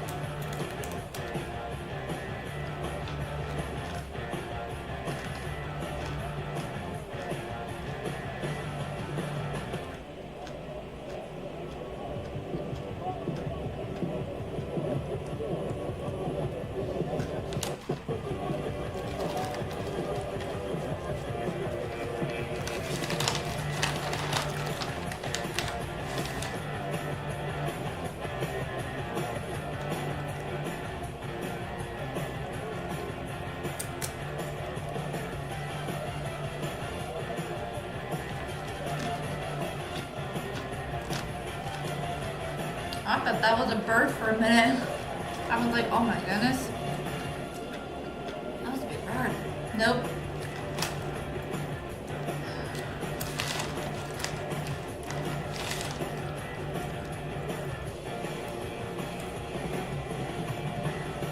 Woo! That was Major Jack Downey, Thunderbird 5, with one more surprise as he approached supersonic speeds. And while supersonic speeds are critical in chasing down the enemy, slow speed handling is just as important in aerial combat. Now, from the right, find Major Shoal, low and slow.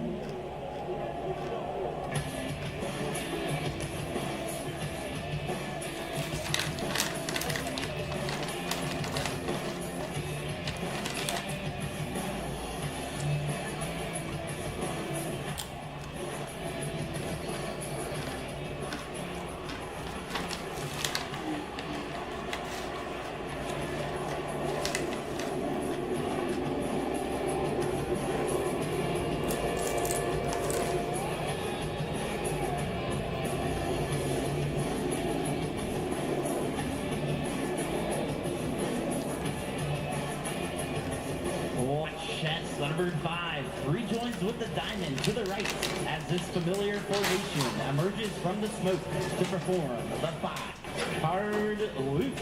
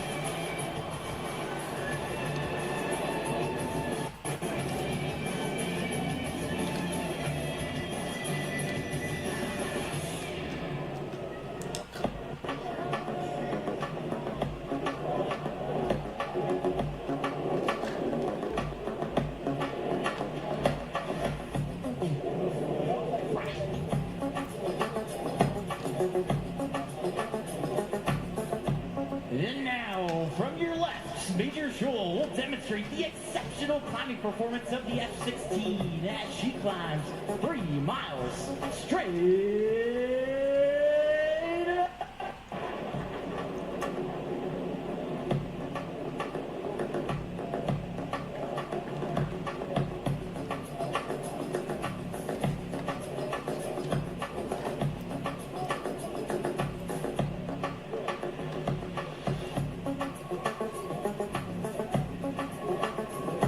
Ladies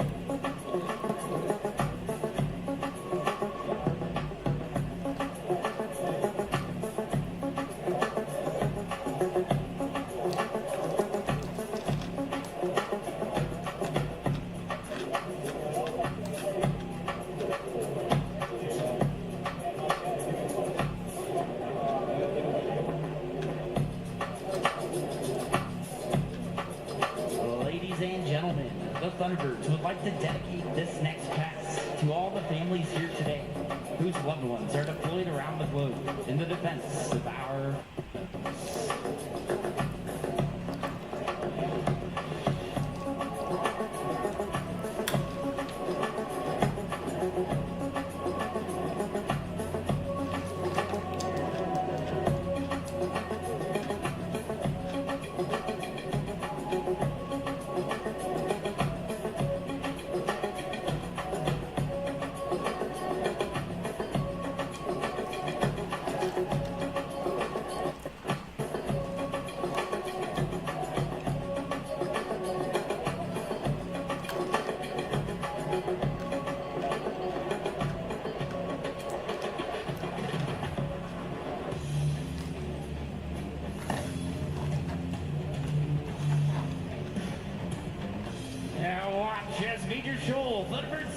demonstrates the raw power and tight trucks of the F-16 with the maximum performance turn.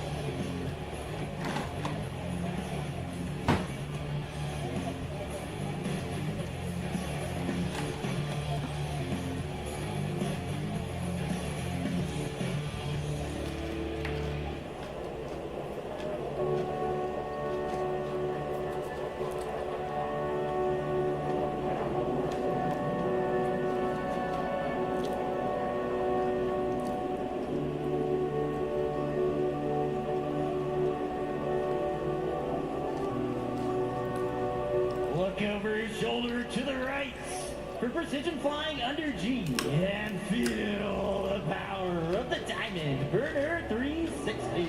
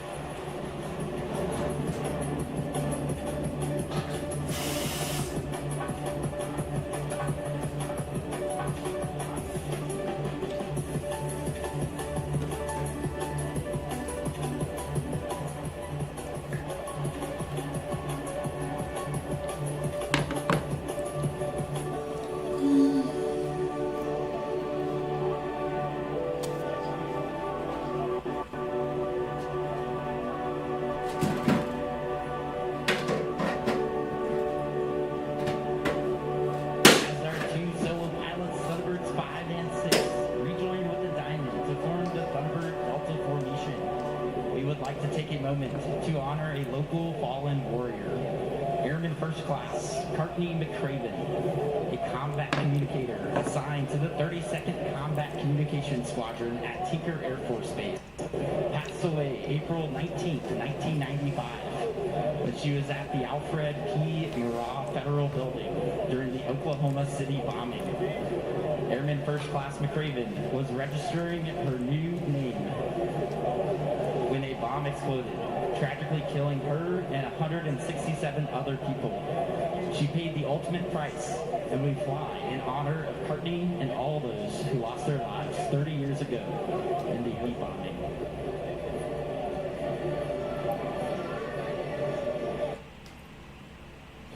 We're Tire Rack. We test tires to provide you with truth, transparency, and unbiased recommendations. Ouch.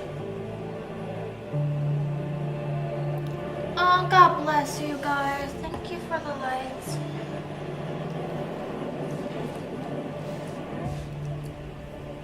Don't be afraid to chat.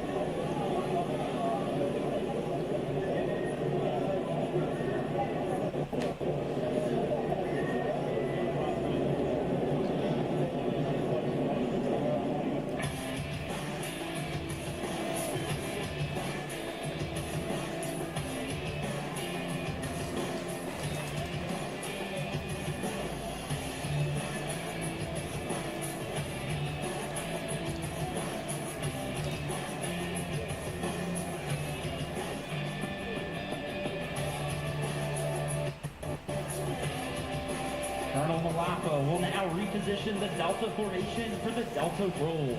As you take time to watch the precision required to maneuver 6F-16-1 formation, let that serve as a reminder of not just but also the dedication and commitment that makes our team and the United States Air Force the most capable and credible force on the planet.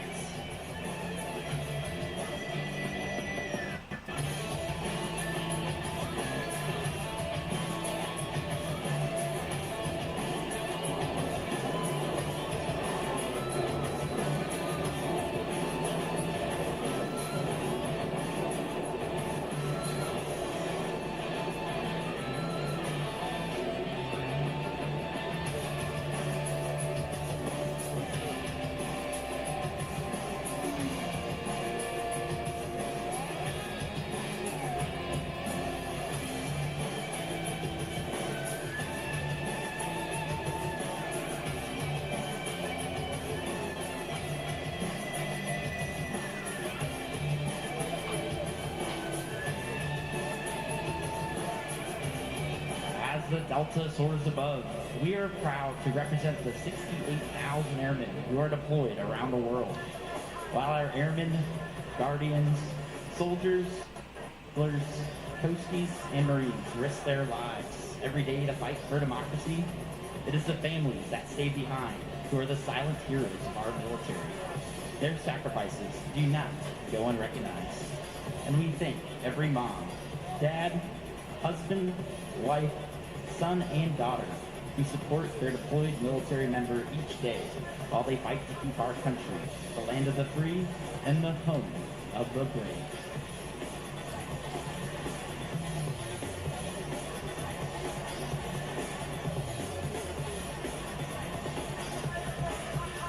Now, from your right to watch the formation of 6 F-16s precisely maneuver, showcasing teamwork at its finest for the Delta formation loop.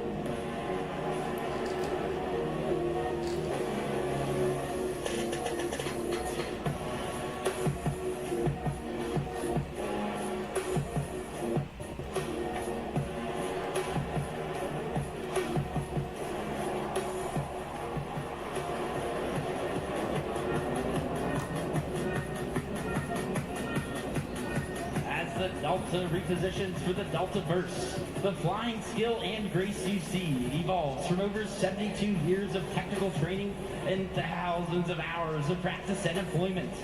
Every airman who wears a Thunderbird uniform is a military member first, highly trained in a professional Air Force skill. As Airmen First, Thunderbirds use years of on-the-job training to provide consistent and credible global vigilance, global reach, and global power, giving a critical edge to today's joint warfighting and coalition teams. Wherever they have been before, wherever they go after their time on the team, the Thunderbirds are Airmen First and Airmen Always, faithfully and professionally, representing their brothers and sisters in arms, who are providing unrivaled air, space, and cyber dominance around the globe.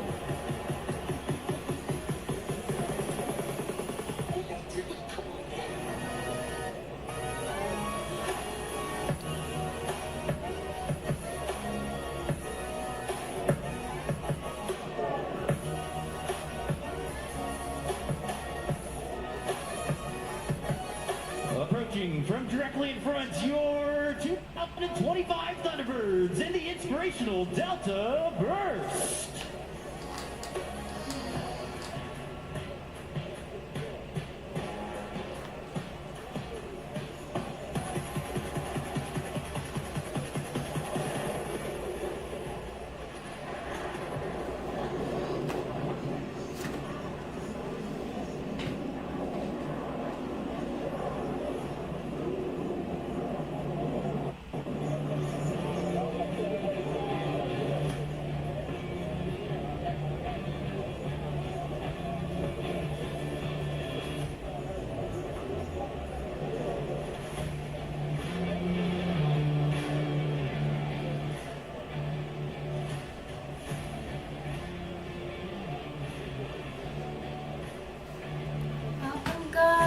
Solo pilots are approaching for their final high-speed head-on pass. As they cross that show center, watch for them to climb sharply, then reverse course in a split-S maneuver cross again with the knife edge pass. Let's go inside the cockpit and listen as they execute this breathtaking maneuver.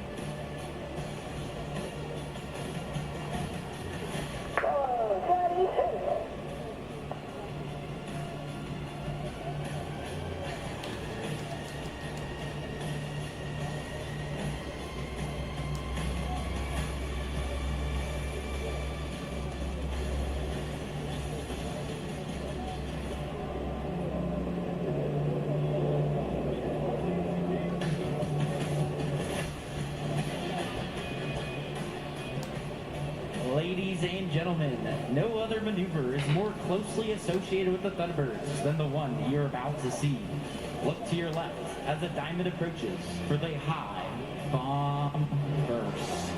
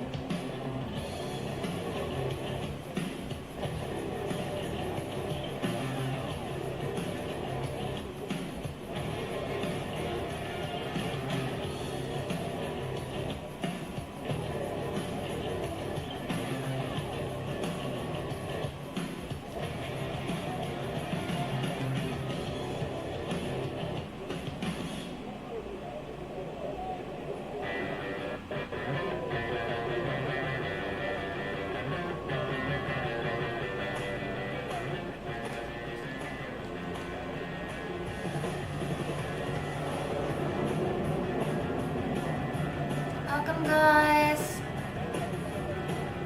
Don't forget to subscribe, comment, and like. Don't forget to share. Thank you for tuning in, guys.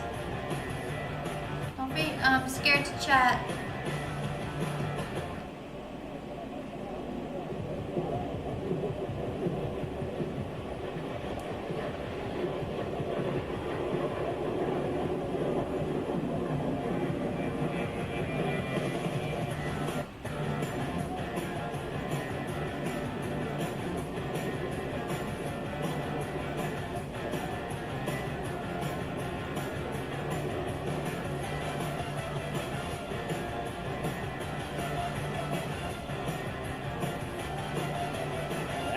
Thunderbirds prepare to land. We hope you have found today's performance inspirational. It is the culmination of hundreds of hours of training and preparation, representing the unparalleled devotion to duty of every combat airman in your Air Force. We encourage those young people in the audience today to dream big, choose integrity, to serve their communities, and to surround themselves with excellence.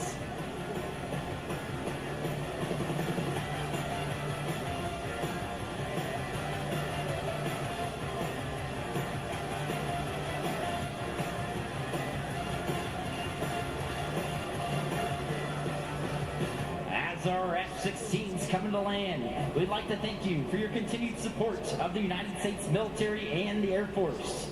It has been our great honor to represent America's airmen with our performance today. The Thunderbird officers and enlisted representatives are planning on coming forward to sign some autographs and talk about the great opportunities that exist in today's Air Force. This will take place along the crowd line at Show Center, near our communications trailer, Judy.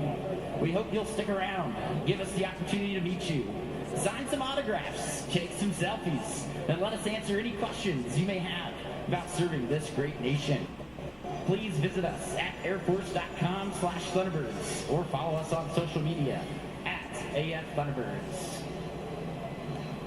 Now I'd like to take some time to recognize some of the men and women who made it happen.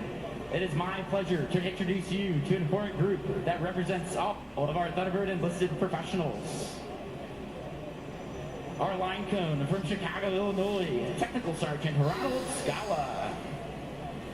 Crew Chief Thunderbird 1 from Forest Falls, California, Staff Sergeant Ian Hauser. Assistant Crew Chief Thunderbird 1 from Cedra, Puerto Rico, Staff Sergeant Jonathan Torres Zayas. Crew Chief Thunderbird 2 from Bolivar, Ohio, Staff Sergeant Tiffany Moore. Assistant Crew Chief Thunderbird 2 from El Paso, Texas, Staff Sergeant Ureli Vega. Crew Chief Thunderbird 3 from Atlanta, Georgia, Staff Sergeant Brandon Kaiser. Assistant Crew Chief Thunderbird 3 from Long Beach, California, Senior Airman Jeremiah Ekaroma.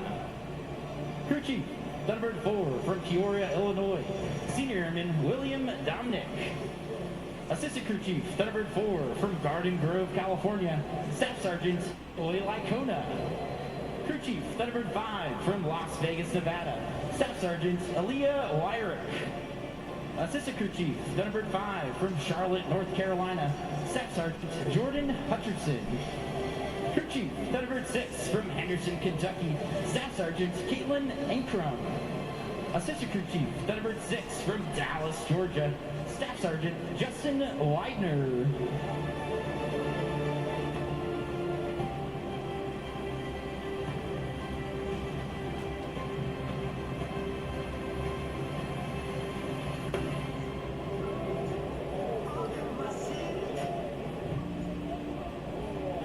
Ladies and gentlemen, it is now my pleasure to introduce you to some of the airmen on the ground that have brought the entire show together by providing impressive filming, music, communications, and logistics. Located at our communications trailer, otherwise known as Judy, please help me recognize our Chief Enlisted Manager from Cleveland, Ohio, Chief Master Sergeant Ryan Smith. Our Squadron First Sergeant from Spartanburg, South Carolina, Senior Master Sergeant Sarivia Rice. Operations Superintendent from Riverside, California, Master Sergeant Tiara Pippins. Our Section Chief of Thunderbird Communications from Queens, New York, Tech Sergeant Steven Estrada. Our NCOIC of Computer Systems Administration and Aircraft Safety Observer from Boerne, Texas, Senior Airman Sean Whitney. Our NCOIC of Thunderbird Airlift Operations and Notes from Rockwell, Texas, Tech Sergeant Matthew Diostroff. Our Section Chief of Aviation Resource Management and Music Specialist from Franklin, Virginia, Tech Sergeant Tyler Brewer. Our Unit Training Manager and Videographer from Atlanta, Tech Sergeant Brendan Twilley. Our NCOIC of Commander Support Staff and Videographer from Charlotte, North Carolina, Staff Sergeant Sierra Kraut. Our Lead Production Superintendent from Moscata, Illinois, Master Sergeant John Wilkes. Our Maintenance Operations Center Controller from Lyndhurst, New York, Tech Sergeant Francis Lucari. Our Public Affairs Superintendent from Junction City, Kansas, Master Sergeant Ashley Taylor. Our NCOIC of Thunderbird Command Information from Miami, Florida, Tech Sergeant Keith James. Our Public Affairs Specialist from Whittier, California, Senior Airman Yendi Borjas. Our Thunderbird Recruiter from Newton, Georgia, Tech Sergeant Cody Coker. Our Flight Chief for Aircrew Flight Equipment from Chesapeake, Virginia, Master Sergeant Corey Harrison. Our Aircrew Flight Equipment Ship Lead from Orlando, Florida, Senior Airman Logan Paulson.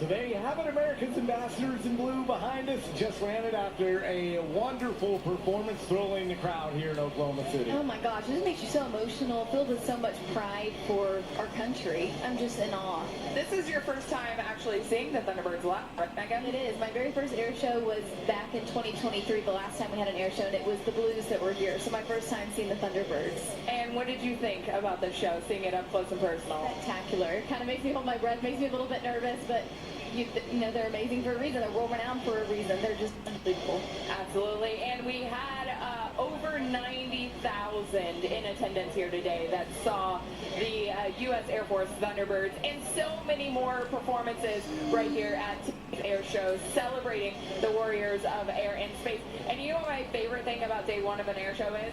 Hi, guys. Absolutely. Here we go. She's an air show veteran already. You're a natural at this, Megan, and we are so excited that you're going to come back. I mean, would you come back tomorrow and do this again? I will. I accept the invitation. And I hope that everybody at home had FOMO and that they'll come out tomorrow. But if not, the live stream's there, right?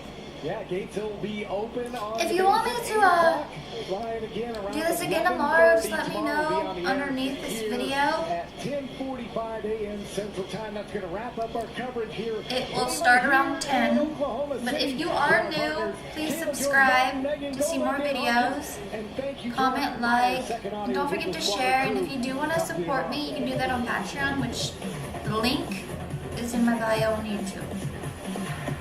It's always appreciated. God bless you guys. And thank you so much for tuning in, and I pray that you had a good time here.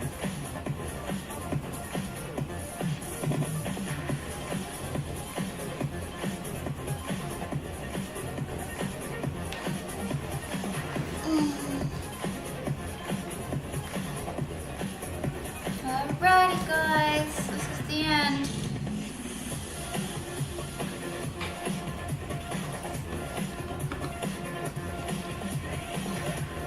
Thank you guys. You guys have a blissful day, but stay safe. Stay cool if it's hot and stay dry if it's wet.